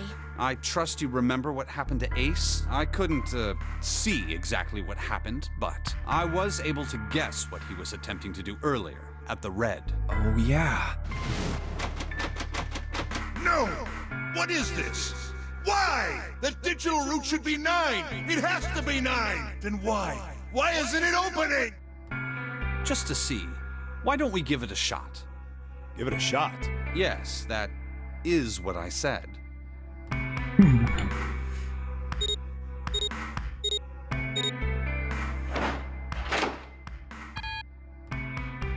2 plus 4 plus 5 plus 7 is 18. 1 plus 8 is 9. You were right. It ain't opening. But it did open 9 years ago. The digital route was 9 then, I'm sure of it. You think maybe they changed the settings? Perhaps. Shit. Can't get through the door, we can't get out. The walls are way too high. There's no way in hell we could get to that hole 7 popped out of 9 years ago. All we can do is stand here and stare at this door with a 9 on it. I guess this is it. This is the end.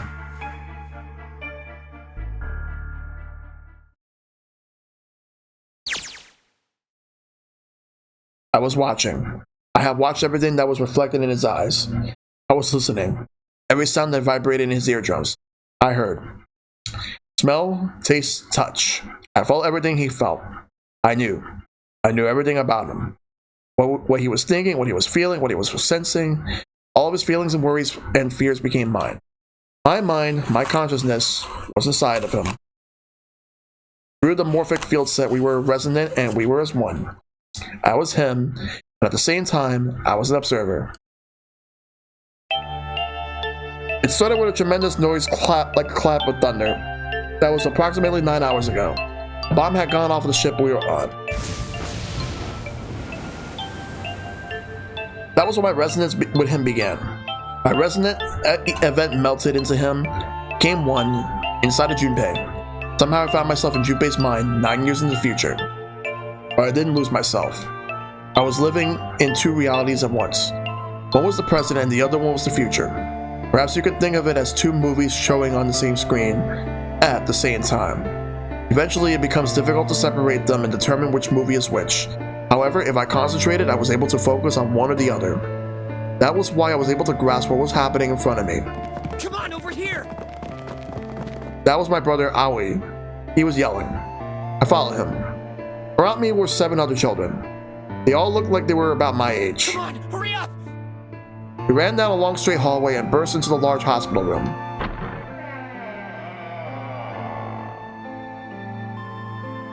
Everyone was arguing. 2 of the boys got in a fist fight. A girl watched them began to cry. I want to go home, she cried. I want to go home. Another girl stopped the crying girl and glared down at her. It's been 2 hours since the nonary game began. It was starting to fall apart. But just when all hope seemed lost, Light started talking. He was blind. 9 years later, we will call him Snake. Hello? Everyone? Could you come over here for a moment? He was older than most of us, and his voice had authority and dignity. The fights died down, and we gathered around him. You missed a lot, Keyblade. A whole lot. I have a little sister. She is very important to me. Right now, she is over in Building Q, and is desperately trying to send information over to me. Her name is Clover, and... Her name is Clover, and today is her 9th birthday. As he spoke, he pulled something from his pocket. In his hand, there were 9 4-leaf clovers. I was going to give these to her as a birthday present. I was outside picking them when I was abducted. I'm sure I've already told you, but I am blind. For a man who can't see, collecting 9 of a very specific plant is... Well, it is difficult, but my sister means a great deal to me. And I hope that these would show her how much I cared for her. Since it's her 9th birthday, I thought 9 4-leaf clovers would be appropriate. Every one of you has a brother or a sister in Building Q with Clover. For their sake, we have to survive. We have to get off this ship.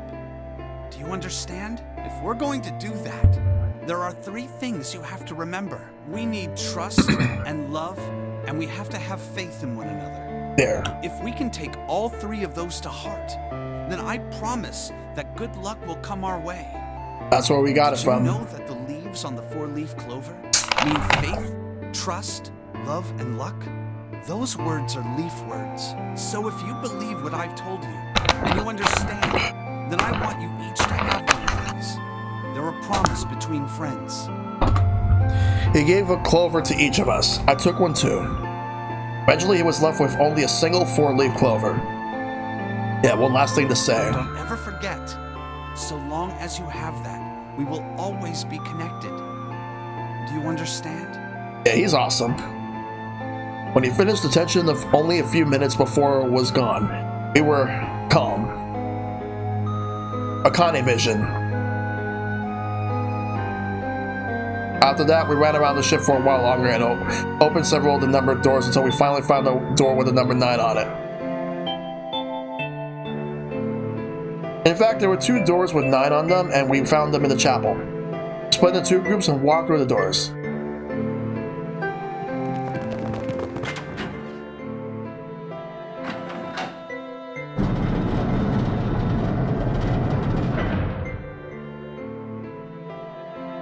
Before long, we all found ourselves in a room with a ceiling that looked like an upside-down funnel. For some reason, this room had another number 9 door, but this time it was only the one. But if there was only one door, that meant only 5 people could escape. What are we gonna do? There aren't any other doors. We began to panic. Then, as if things had not gotten bad enough already,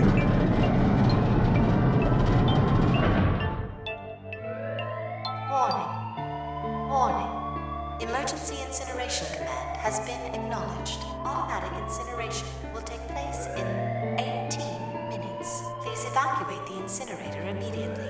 Repeat. Emergency Incineration Command has been acknowledged. What? What's happening? What did that thing say? That didn't sound good.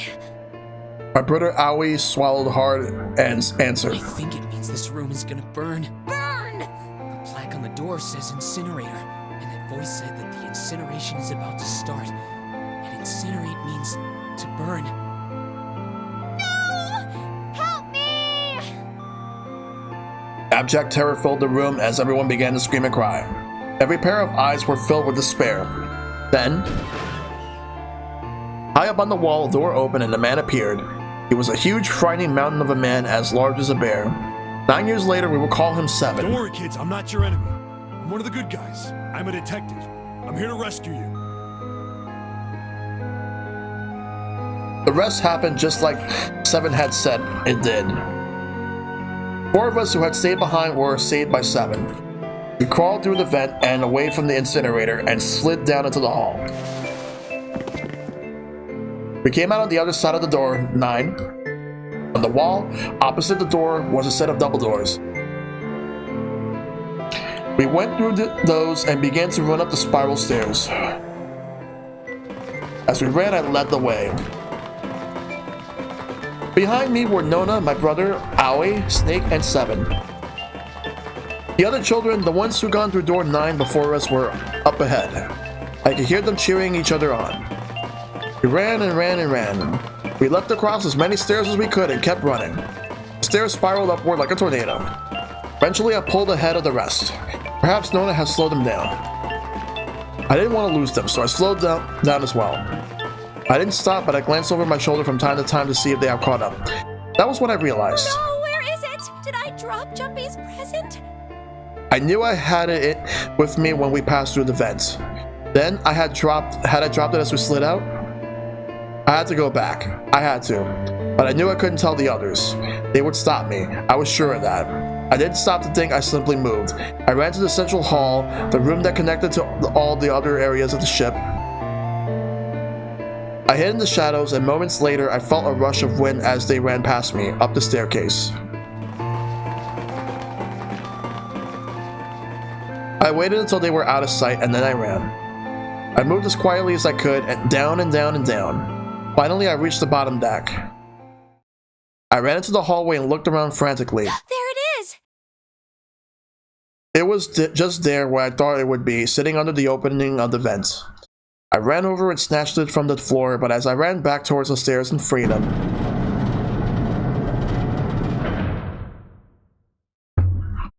the door to the incinerator opened and a man stepped out. It was Hongo. Gentaro Hongo. 9 years later, we were called a mace. Ah, how wonderful to see you decided to come back. His smile made my blood run cold. Looked mechanical, as if someone had simply pulled up the corners of his mouth. Come with me. We must continue the experiment.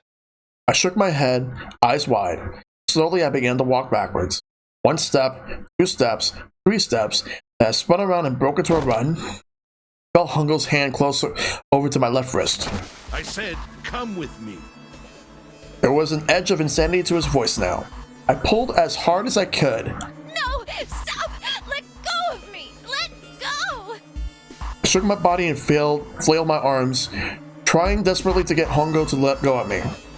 I was still only a child. I was no match for a man like Hongo. Stop struggling, goddammit! Do as I tell you!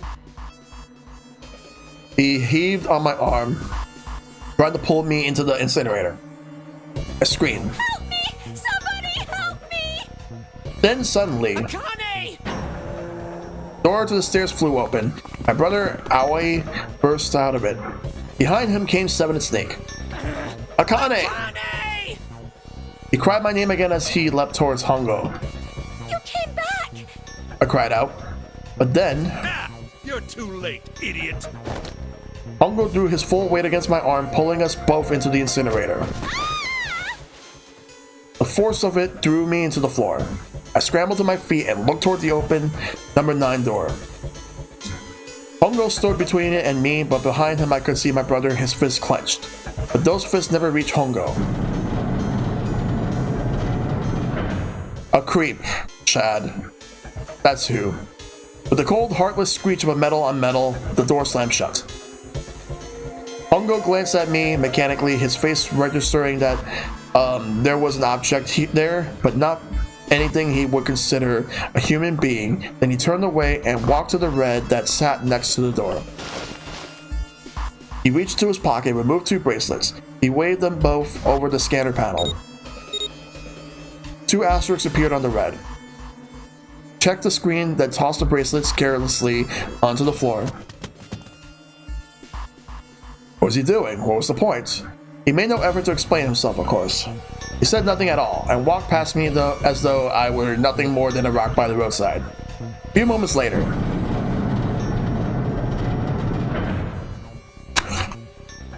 two other doors just slid shut as well. Faintly, I could hear someone pounding on the door behind me. I turned around and ran toward the door with a 9. Akane! Akane! Are you okay? I could hear a voice from the other side of the door. A worried, frightened voice. Help me! My throat was already raw, but I screamed as loud as I could. My voice echoed lonely around the empty room. What should I do? I think I'm trapped in here! Where's Hongo? He went out the other door! What?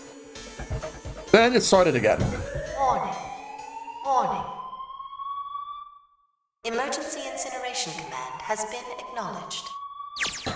Incineration will begin in 18 minutes. Please evacuate the incinerator immediately. Holy shit. Man, I knew what I was going to say, but that's one hell of a creepy voice. I knew it! It's starting. Santa started the incinerator. Fuck! Man, I never thought I'd hear that damn voice again after 9 years. What the hell? What the hell? What in God's name are you talking about? It's 9 years this and 9 years that, and when it's not 9 years something, then you're talking about some sort of fucking experiments. You aren't making any sense. I'm sorry, Lotus, but we really don't have time to explain it right now. I promise. I'll tell you everything once we get out of here. But Incineration will begin in 17 minutes. Oh boy. you know what that means, right? Incinerate means burn. What kind of idiot do you think I am? I know what incinerate means. Well, God damn it!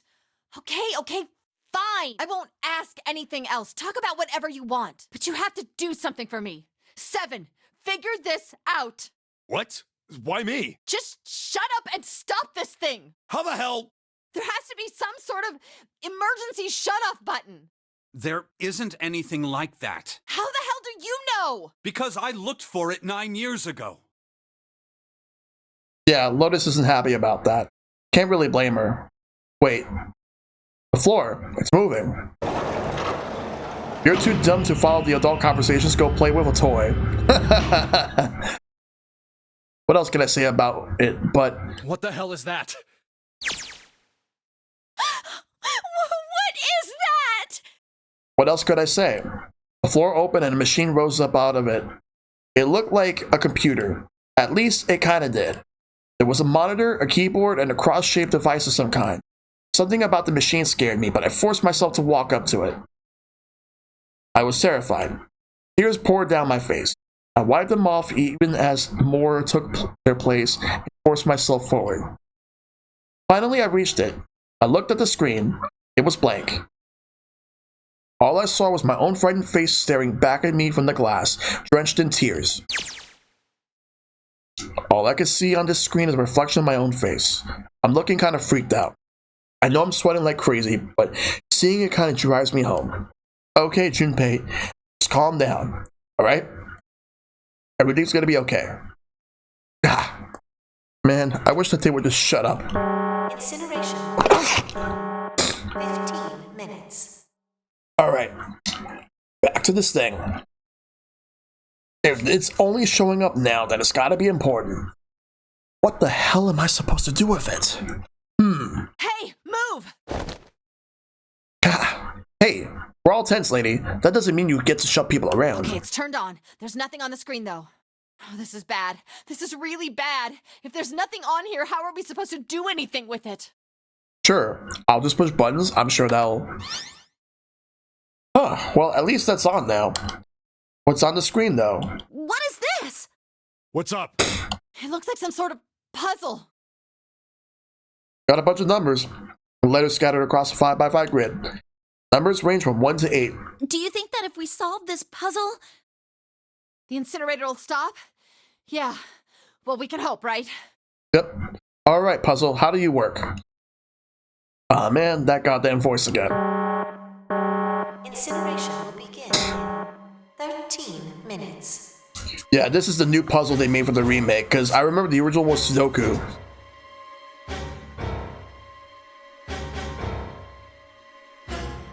Shit, 13 minutes. Can we really do this?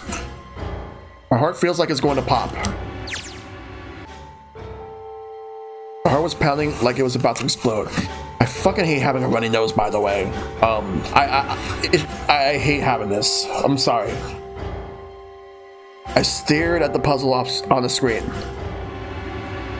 I was sure I had to solve it somehow, but I had no idea how. I actually like Sudoku. My connection to Junpei had been gone for a while. His mind was gone. Couldn't get any more information from him. I felt the seconds tick by as I stared at the screen, completely lost. My cheeks felt hot as tears poured over them. Then I heard a voice. Hey, what are you doing? Oh, it was muffled. I turned around. Pressed against the window, and the entry door was a face, a frightening evil face. It was Hongo. How long had he been watching me? Don't know what to do. He was yelling, but his voice was still muffled. It's simple, really. But I suppose I might as well tell you. Just solve the puzzle on that machine. His laughter was muffled by the door, but it still tore at my heart like the claws of a vicious monster. I bit my lip and glared at Hongo, struggling to hold back hot tears. you're a terrible person! I hate you! Oh my. How could you call a gentleman such as myself a terrible person? That's not very nice. I'm quite fair. I don't use tricks or play dirty. You see? I've even left you a way out. A way out? Didn't you hear me? All you have to do is solve that puzzle. Do that, and you can stop the incinerator. What's the point of stopping it? You'll only capture me and make me do this all again. I'm not going to listen to you. If you're just going to throw me back in here, I might as well just die now. My goodness, haven't you listened to anything I've said? I told you, I'm a fair man. Huh? If you solve the puzzle, the verification function of the red will in turn activate. If this experiment is to deliver valid results, there must be a chance of success. If you succeed, you will escape. The verification function of the red? Then I remembered. Before Hongo left the room, he had scanned 2 bracelets into the red. Ah, so you do remember. Right now there are 2 numbers in the red. The first is 1, and the second is 3. Say, Akane, what's your number? Look down at my left hand. Based on my bracelet showed a 5. 1 plus 3 plus 5 is 9. I ran to the door with the 9 on it. Grabbed the red and put my hand against the scanner panel. You really aren't one for listening, are you? I hear Hongo's muffled voice from across the room. I've already told you, didn't I? Once you solve the puzzle, the verification function of the red will activate. In other words, if you haven't solved the puzzle, you can't enter your number. What kind of fool are you? Why are you doing this? You could never understand. You don't know what it's like to spend every day surrounded by monkeys. Oh boy. Now start the experiment. Solve the puzzle. I can't! I don't know how! Of course you don't. Isn't that the point? You understand, don't you? Access the morphogenetic field and find the solution. I can't! Oh boy. Then you'll die. You'll burn alive. It's gonna be quite hot in there in a few minutes. I imagine it'll be very painful.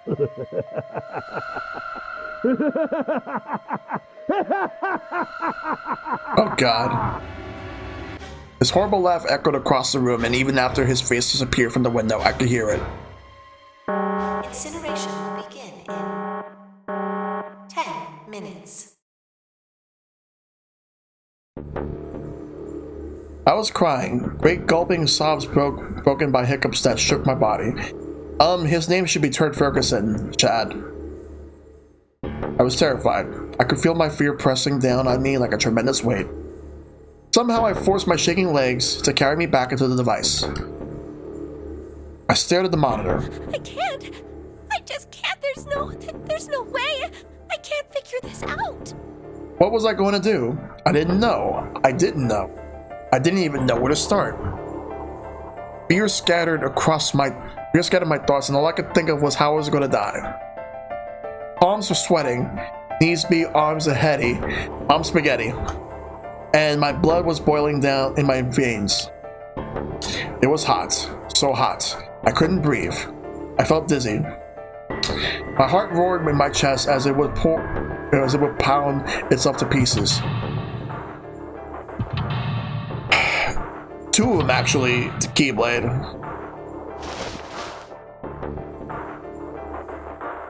No, it's fine. I'm just saying his name is Turd Ferguson. I reached into my pocket. I wrapped my head around the thing I come back to get. The doll Junpei had given me. At least I had that. I held it tight with both my hands and prayed. Help me, Junpei! Help me! Help me! Help me! Junpei! Junpei! Junpei! Please! Help me! Junpei! Now, here we are. Akane? Akane? Who the hell is Akane? Shut up! Just shut the hell up! 7 and Lotus don't understand. I think Clover and Snake have an idea, though. Clover is looking at me, and I think Snake may have figured it out. No, it doesn't matter. They're in my way. Where'd she go? Maybe over here. Akane! Akane! Can you hear me? Akane! Say something! Fuck. Did something break our connection? I swear I just heard her. Shit. Akane! Answer me! Akane! Junpei? I spun around. I heard a voice. His voice. I looked around. Wasn't in the room, of course, but I heard it so clearly. Like he was right there. Junpei! I screamed as loud as I could. Akane! Junpei! That's her. There. Then that means... Akane! Akane! Are you in an incinerator right now? Yes, I am! How did you know? I couldn't believe that he knew that. Now I understand what Santa meant. Right. There's only one way to help her. You were brought here to help my sister. To save Akane. I think I get it now. Incineration will begin in 7 minutes. Junpei, we don't have time! As quickly as I could, I told him that I had to solve the puzzle in order to stop the incinerator. Got it! I do. I get everything now. At last I finally understand what all this means. I know why the Nonary game was held today. I know why we were kidnapped and brought here. It was all for this moment. All of this was planned out to lead to this one moment. Oh my god. This is insane. This is insane. I can't believe it, but there's only one possible answer. June is, Zero is Akane Kurashiki. She recreated the history of the future that she had a glimpse of 9 years ago, tried to save herself that way 9 years ago. No, she's trying to save herself right now. That means there's only one thing for me to do. Even if this is all some sort of insane plan, I will save her. I'll save Akane Kurashiki. I must save her no matter what. Incineration will begin in 6 minutes. The voice reminded me of how much time I had left.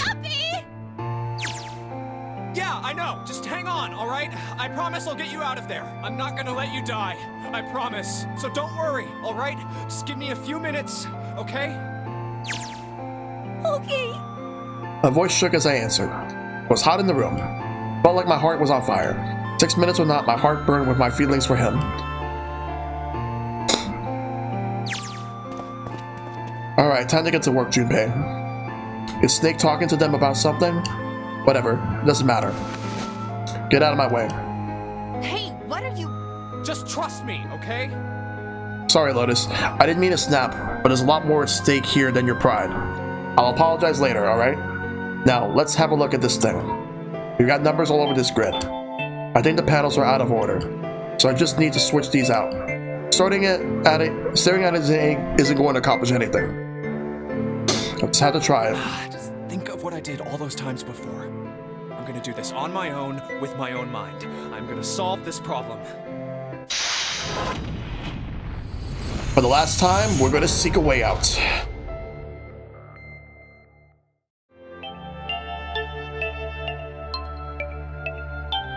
And okay. First hint numbers appeared and then no, I don't care about that. Numbers disappear. I can turn them on and off. Yeah, that's what it is. I got it. I don't need to read that. And about all the empty spots like I supposed to match. Maybe I need to make all the numbers and the squares the same. Alright.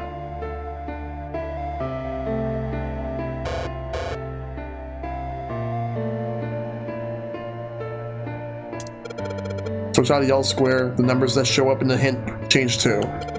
It's like the numbers are affected by the adjacent squares. Example, I switch out 3 with 5, then the hint number increases by 2. Bet the hint just adds the surrounding numbers.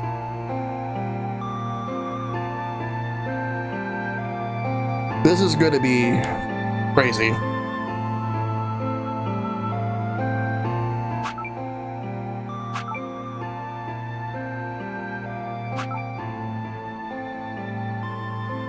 This looks obvious. I wonder, is this supposed to spell password? I'm gonna try that.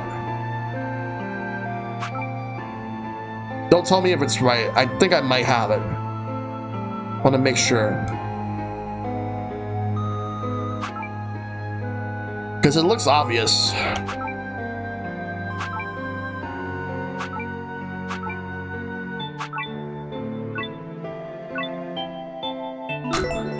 Well, that's it.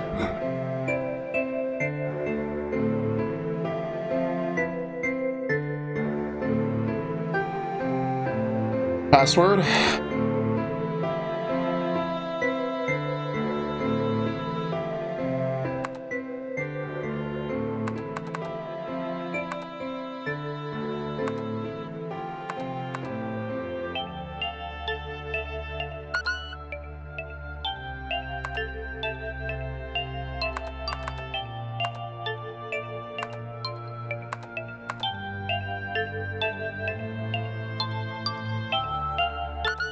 All right.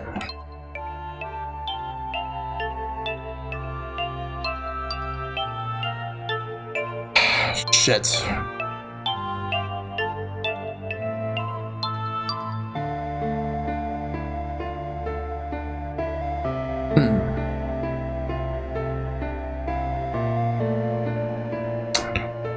Yes, because I don't want to stay here for hours. So just, I'll take the hint. One character?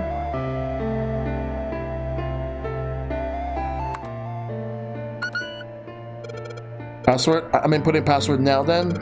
Are there any hints? What the hell am I supposed to put here?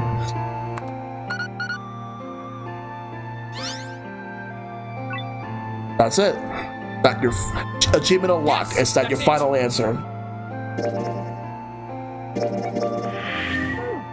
I was thinking it was 0 at first.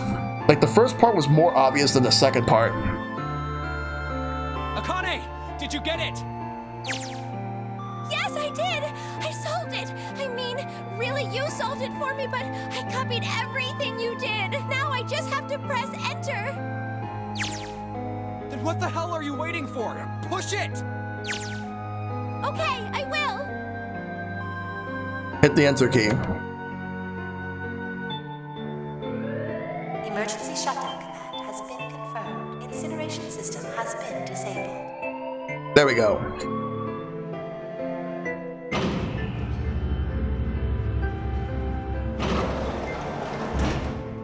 Honestly, both puzzles suck, but that was better than this. It worked! It worked! The incinerator shut down! It worked!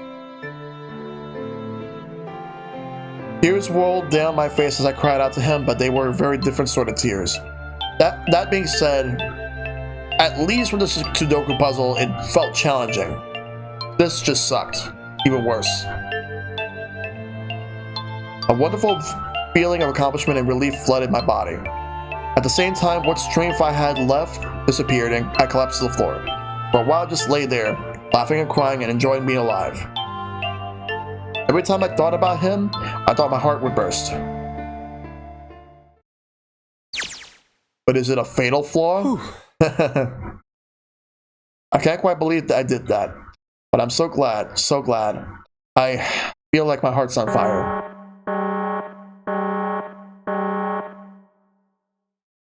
No, I don't have time to be thinking about that kind of shit. I need to tell Akane. Akane! Sorry, but things are kind of busy over here. I'm gonna have to hang up now, okay? Oh, of course, that's fine! I wiped the tears from my eyes and nodded vigorously, even though I knew he couldn't see me. I looked over at the corner of the floor. There were 2 bracelets Hongo had left behind.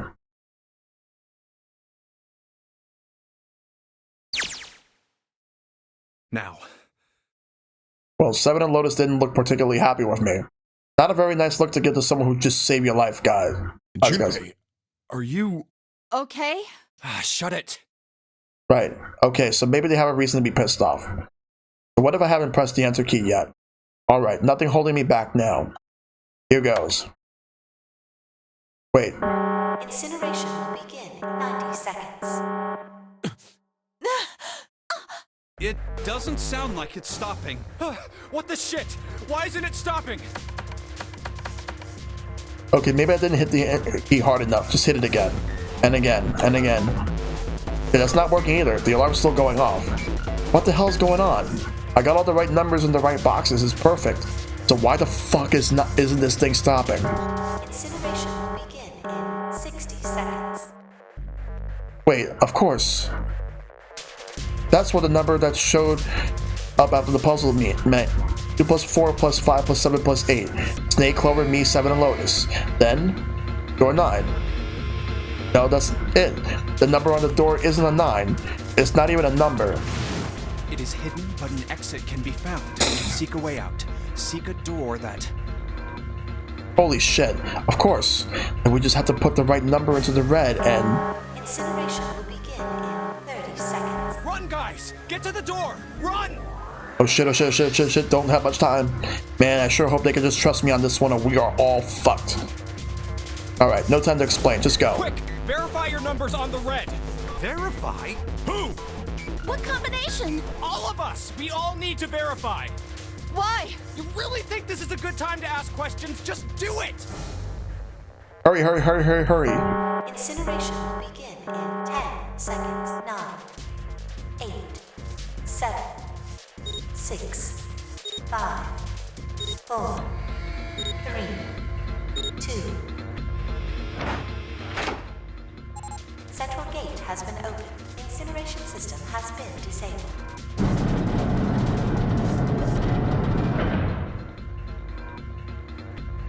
Oh, thank fucking Christ. No time to be happy. Time to go. Hurry! We've only got 9 seconds before the door closes. Go, go, go! At this point, let's go. Come on, guys, move it. Okay, they're all through. Move it, Junpei. Just in time. I'll figure out what Thursday's gonna be soon. We gotta do it. We can't stop now. And there goes the door. No, don't calm down yet. You're not done. We still gotta find the dead.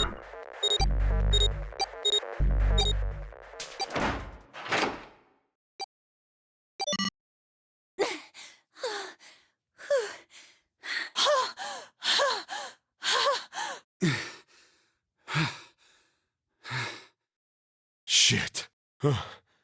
Looks like we made it, huh?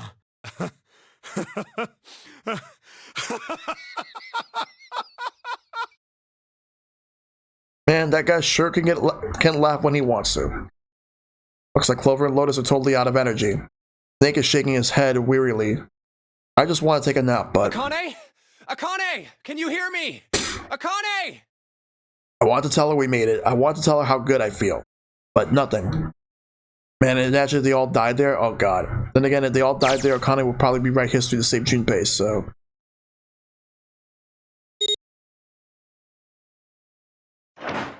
Which... looked like it actually happened. Door open. Standing in front of it was my brother. Akane! Oi! Cried his name even though my voice was almost gone from screaming and leapt into his arms. Oh, oi! Akane! I buried my face in his chest and cried again. I cried and cried and cried. Steady thump of his heart in my ear made me feel like I was home. Its beat was almost like a lullaby. I wrapped my arms around him as far as they would go and held him as tight as I could. Just to be there felt like a miracle. I hadn't felt the warmth of another human body in what had seemed like an eternity. I just wanted to stay there in his arms forever. But I couldn't. The moment I had passed through the door, my bracelets had begun the countdown to death.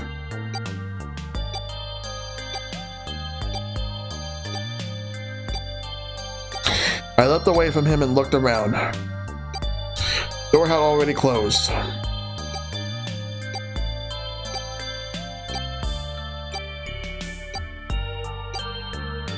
Spotted the dead only a short distance away.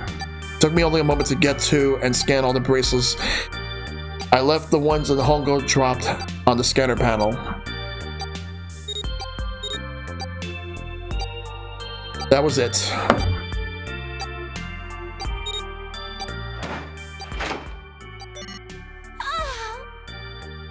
took a deep breath and looked around again. The huge detective, who we call 7 and 9 years in Snake, blind boy, were looking at me. They seemed to have been utterly stunned by my sudden appearance. Their eyes were wide and their mouths hung open. Alright, let's get out of here. If we don't book it, we might run into Hongo again. Aoi was right. It was time we got moving. The mention of Hongo seemed to jar 7 and Snake out of their surprise, and they nodded.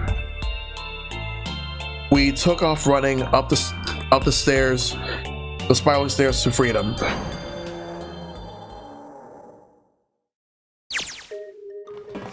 Time for more running. But if they can't get us out of here, no wonder we're running so hard. My heart's beating so hard I can barely hear. God, I can't wait to breathe real air again. Huh? Is 7 talking? Hey, Junpei, can I ask you something? What's up? That door, the one with the 9 on it. Why'd it open? Yeah, all 5 of us verified our numbers on the red. 2 plus 4 plus 5 plus 7 plus 8 is 26. That makes our digital route 8. It shouldn't have opened. That's not like you, Lotus. I thought you would have figured it out already. Huh? Why? Because you were the person who taught me about the idea of bases. Bases? Yeah. What are the 2 numbers in base 2? 0 and 1. How about base 10? That goes from 0 to 9, right? And how about base 16? 0 through F. Oh boy, here we go. After 9, it starts at A and goes from there. B, C, D, etc. You're right. In other words, A in base 16 is 10 in base 10. B is 11, C is 12, D is 13, and so on. I think this could have been a better time for me to hydrate, though. So, what about it? You don't get it? What if we keep going with that pattern? What if you go way past base 16 all the way to base 27? Base 27? Yeah. Well, the numerical digits are the same. So, I guess you'd add alphabetical digits. E is 14, F is 15, G is 16. H is 17, I is 18, J is 19. K is 20, L is 21, M is 22. N is 23, O is 24, P is 25. Yeah, and? What comes after that? Q. Yep, 26. Q. And what does that mean? There wasn't a 9 on the door. It was a Q! A fucking lowercase q! It was a fucking lowercase q. Yep, that's pretty much it. I guess to put it another way, you could say that it was a 9 in base 10, but a Q in base 27. Time for more running. God, my thighs are killing me. I swear, any moment now, I'm going to tear a muscle. I feel like every single cell in my body is dying for air. Damn, every breath I take is a chore now. I feel like my lungs are going to burst. Maybe just a short rest. No, can't stop. Don't have time. Come on, legs. There can't be many more of these steps left. Let's run. Run. Like a bullet down a rifle barrel. Or like a tornado cutting through a sea of clouds. I feel like we're running along the back of a giant coiled dragon. Finally.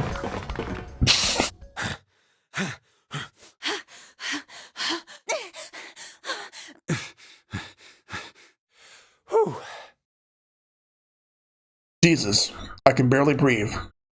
No, Junpei. No time to rest. Pull yourself together. You're almost there. All right, I'm gonna open it. Yeah. Yes, we're finally here! Please do. Sure, you look like a big heavy door, but you're the only thing that's standing between me and my freedom. But even more important than that, you're the only thing standing between me and Akane. You're gonna open, and you're gonna open now.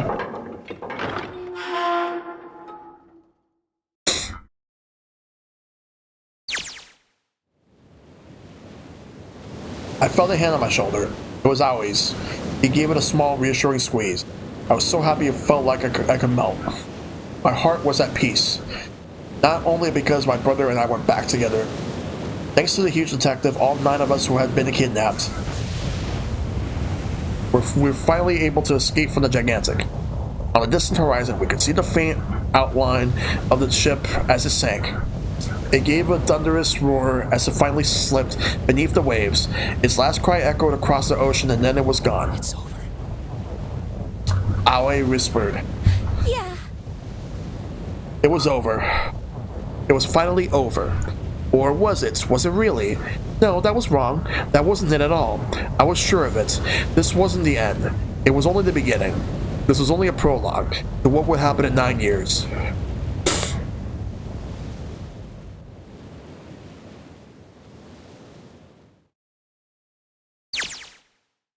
Yes, finally, air. God, damn, that sun is bright. I can barely see anything. Oh, I gotta admit, this doesn't look quite like... Wait. No way. You have got to be shitting me. What? It can't be. This is...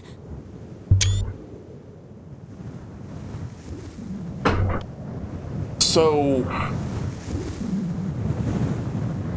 Look at all this. This is the building in the Nevada desert. The mock experiment building. Oh my god. This whole time we were in Building Q. They were building Q this whole entire time.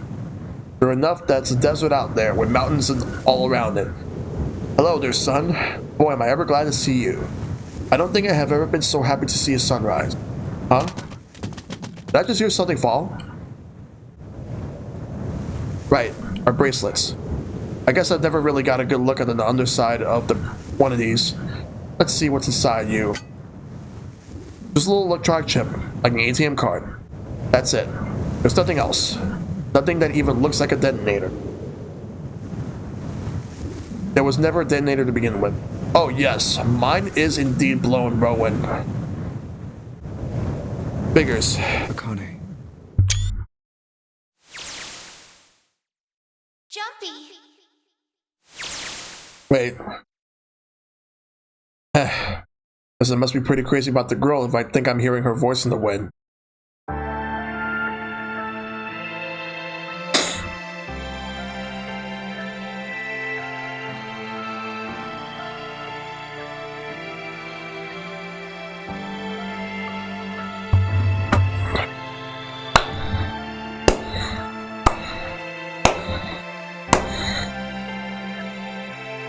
So, that right there is indeed...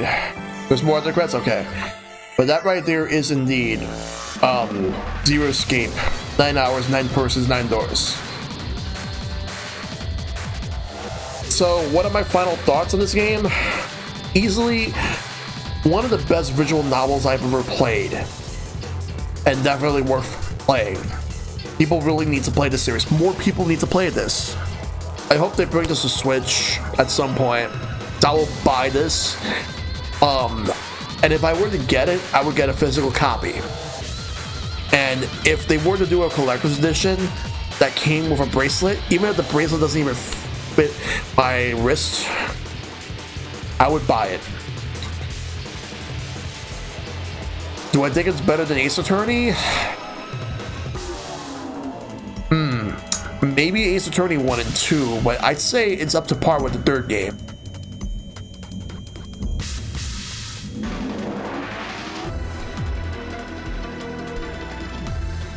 Overall, fantastic game. What a way to end this alphabet challenge.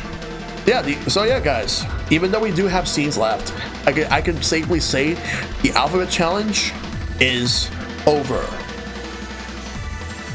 It's over, guys. Let's just watch the rest of it.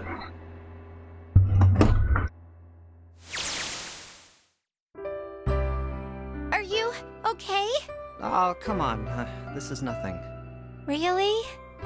Yeah. You don't look okay. It was just before the end of elementary school. Junpei and I were sitting next to each other on a small hill, looking down at the town as the sun slowly sets. How does it look then? It was half serious and half joking. I thought about it for a minute first. Well... Oh, what happened to you?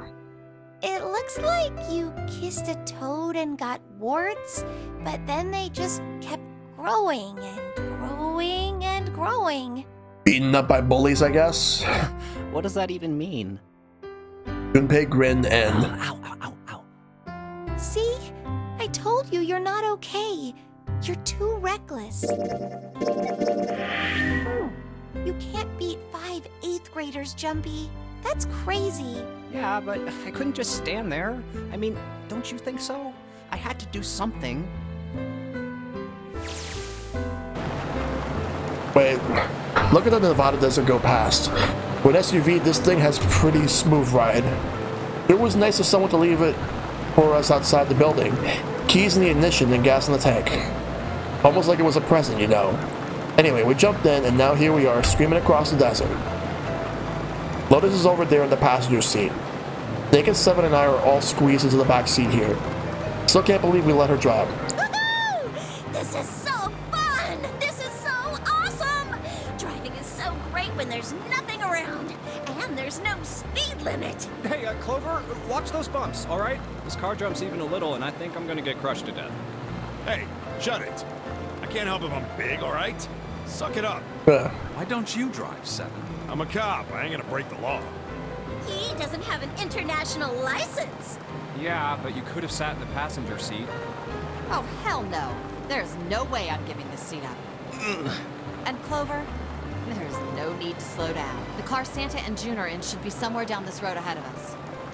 Yeah, I saw some fresh tire tracks going out. There's no doubt about it. Then we've got to hurry if we want to catch them, don't we?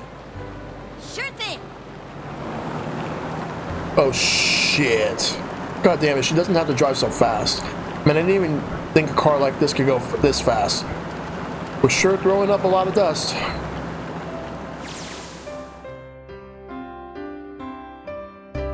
It was a couple hours after we run into the junior high students. They'd been hiding in the bushes on the back of one of the hills, drenching a kitten in gasoline. The moment we saw what they were doing, Junpei ran up to them, furious. Hey, what the hell are you doing? Then he jumped on them, quickly scooped up the kitten and tossed it to me. I caught it and ran for the police station as fast as I could. Help me! Officer, please! You have to come with me! The policeman and I headed back to the hill. All we found was Junpei sprawled on the ground with her face covered in big swelling lumps. You couldn't run away after you threw the kitty to me? I asked him.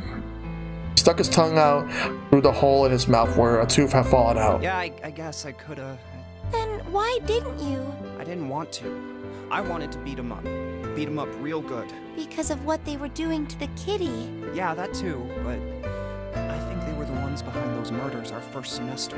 Remember? Oh, you mean the bunnies? Yeah, the bunnies. He plucked some grass from the ground and tossed it into the wind. They asked me what elementary school I was from, so I told them. And then they said they'd do the same thing to you that they did to the rabbits. I couldn't forgive them for that, so I...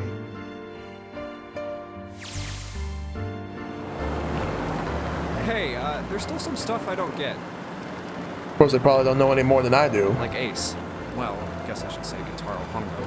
Why did he create the Nonary Project? Anybody? Any ideas? Why don't you ask him yourself? Well, yeah, I guess I could. He's still in the trunk, I assume? Yeah, he is. Still tied up, I'm assuming, with his mouth taped shut.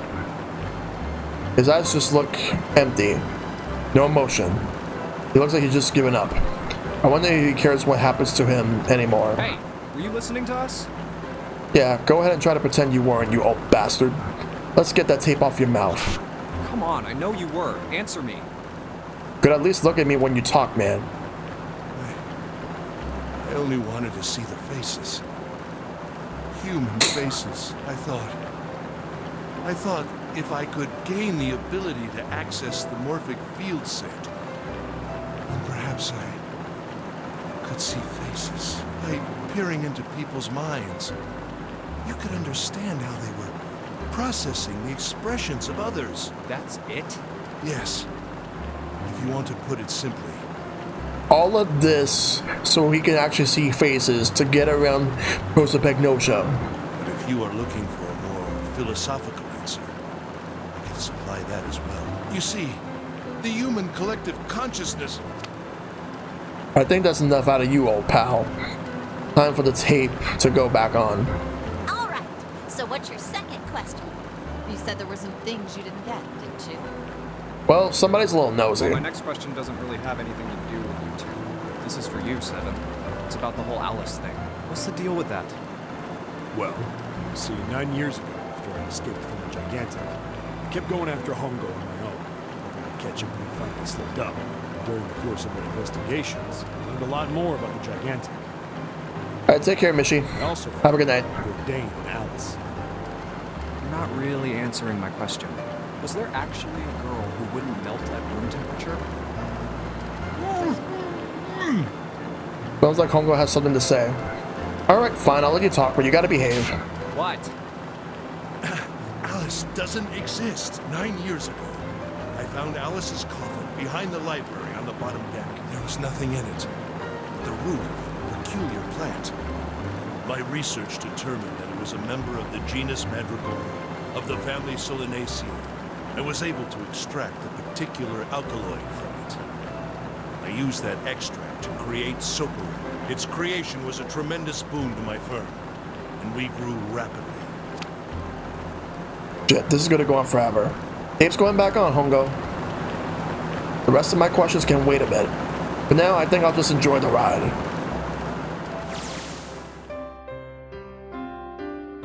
Here, this is for you. What's this? This is, for you, doll. His name is Junpei. Junpei pulled something out of his pocket and shoved out his arm toward me. In his hand was a doll made of yarn small enough to fit into his palm. Junpei, are you sure it's, for you, doll? Huh? Yeah, the lady at the shop said so, that means it's for you, right? Are you sure it's not a voodoo doll? Wait, what? That's... Oh boy. Man. Oh, man. Well, it sure looks like a voodoo doll. I mean, you do know what a voodoo doll is used for, right? Yeah, I guess calling it Junpei isn't a very good idea then. Why are you giving me this anyway? It just seems really sudden. You know how after June, we aren't gonna get to see each other too much? I mean, we're gonna be in different schools, and I just thought I'd, Oh, okay, well, how about we call it June then? Ah, that's adorable. Okay. So, I wanted to give you this. You sound like some sort of tribal chief in a bad movie. Yes. I, head of tribe. This doll, traditional charm of tribe. So I give this, it me. So we always together. Oh, Junpei. If something bad, then hold and pray. I go wherever you are. So here, take. Reached my hand out and picked it up the doll gently. Thank you. Thank you so much, Junpei. Before I knew it, I was crying. Tears streamed down my face and fell onto June's tiny little yarn body. Junpei, I'll never forget you, I promise. Junpei looked straight into my eyes and said just 5 words. I'll never forget you either. The sky was a beautiful crimson red as it melted down toward the horizon. The last golden rays of sunlight stretched out across the city and painted themselves across the hills. We sat, bathed in the warm light of evening. Just the two of us leaning gently against one another, shoulder to shoulder. The sun set and we still didn't leave. We watched in silence as the darkness deepened and one by one the lights of the town began to flicker on.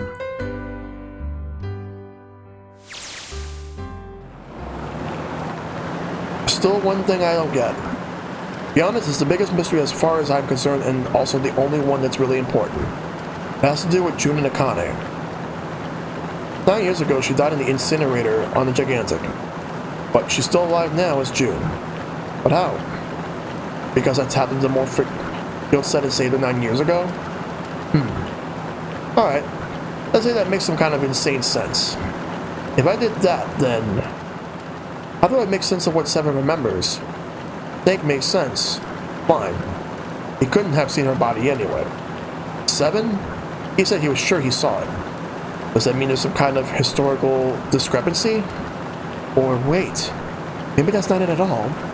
There's one other logical explanation. What was you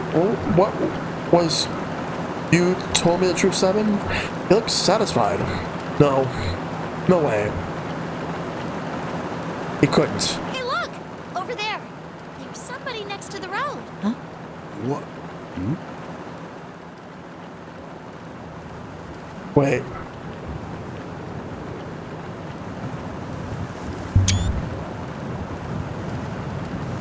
Foreshadowing.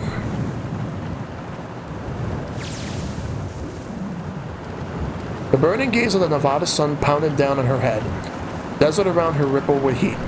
Standing there on the shimmering plain was a woman, her arm out and her thumb up. It would not be long before Junpei realized who she was.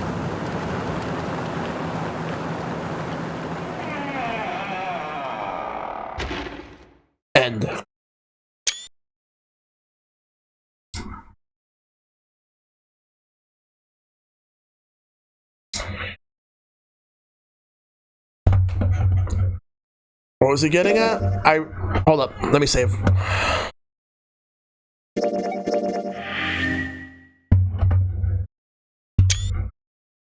You can see, that's how it is.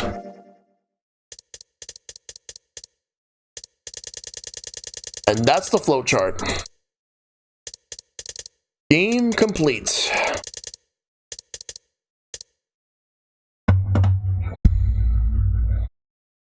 Wow.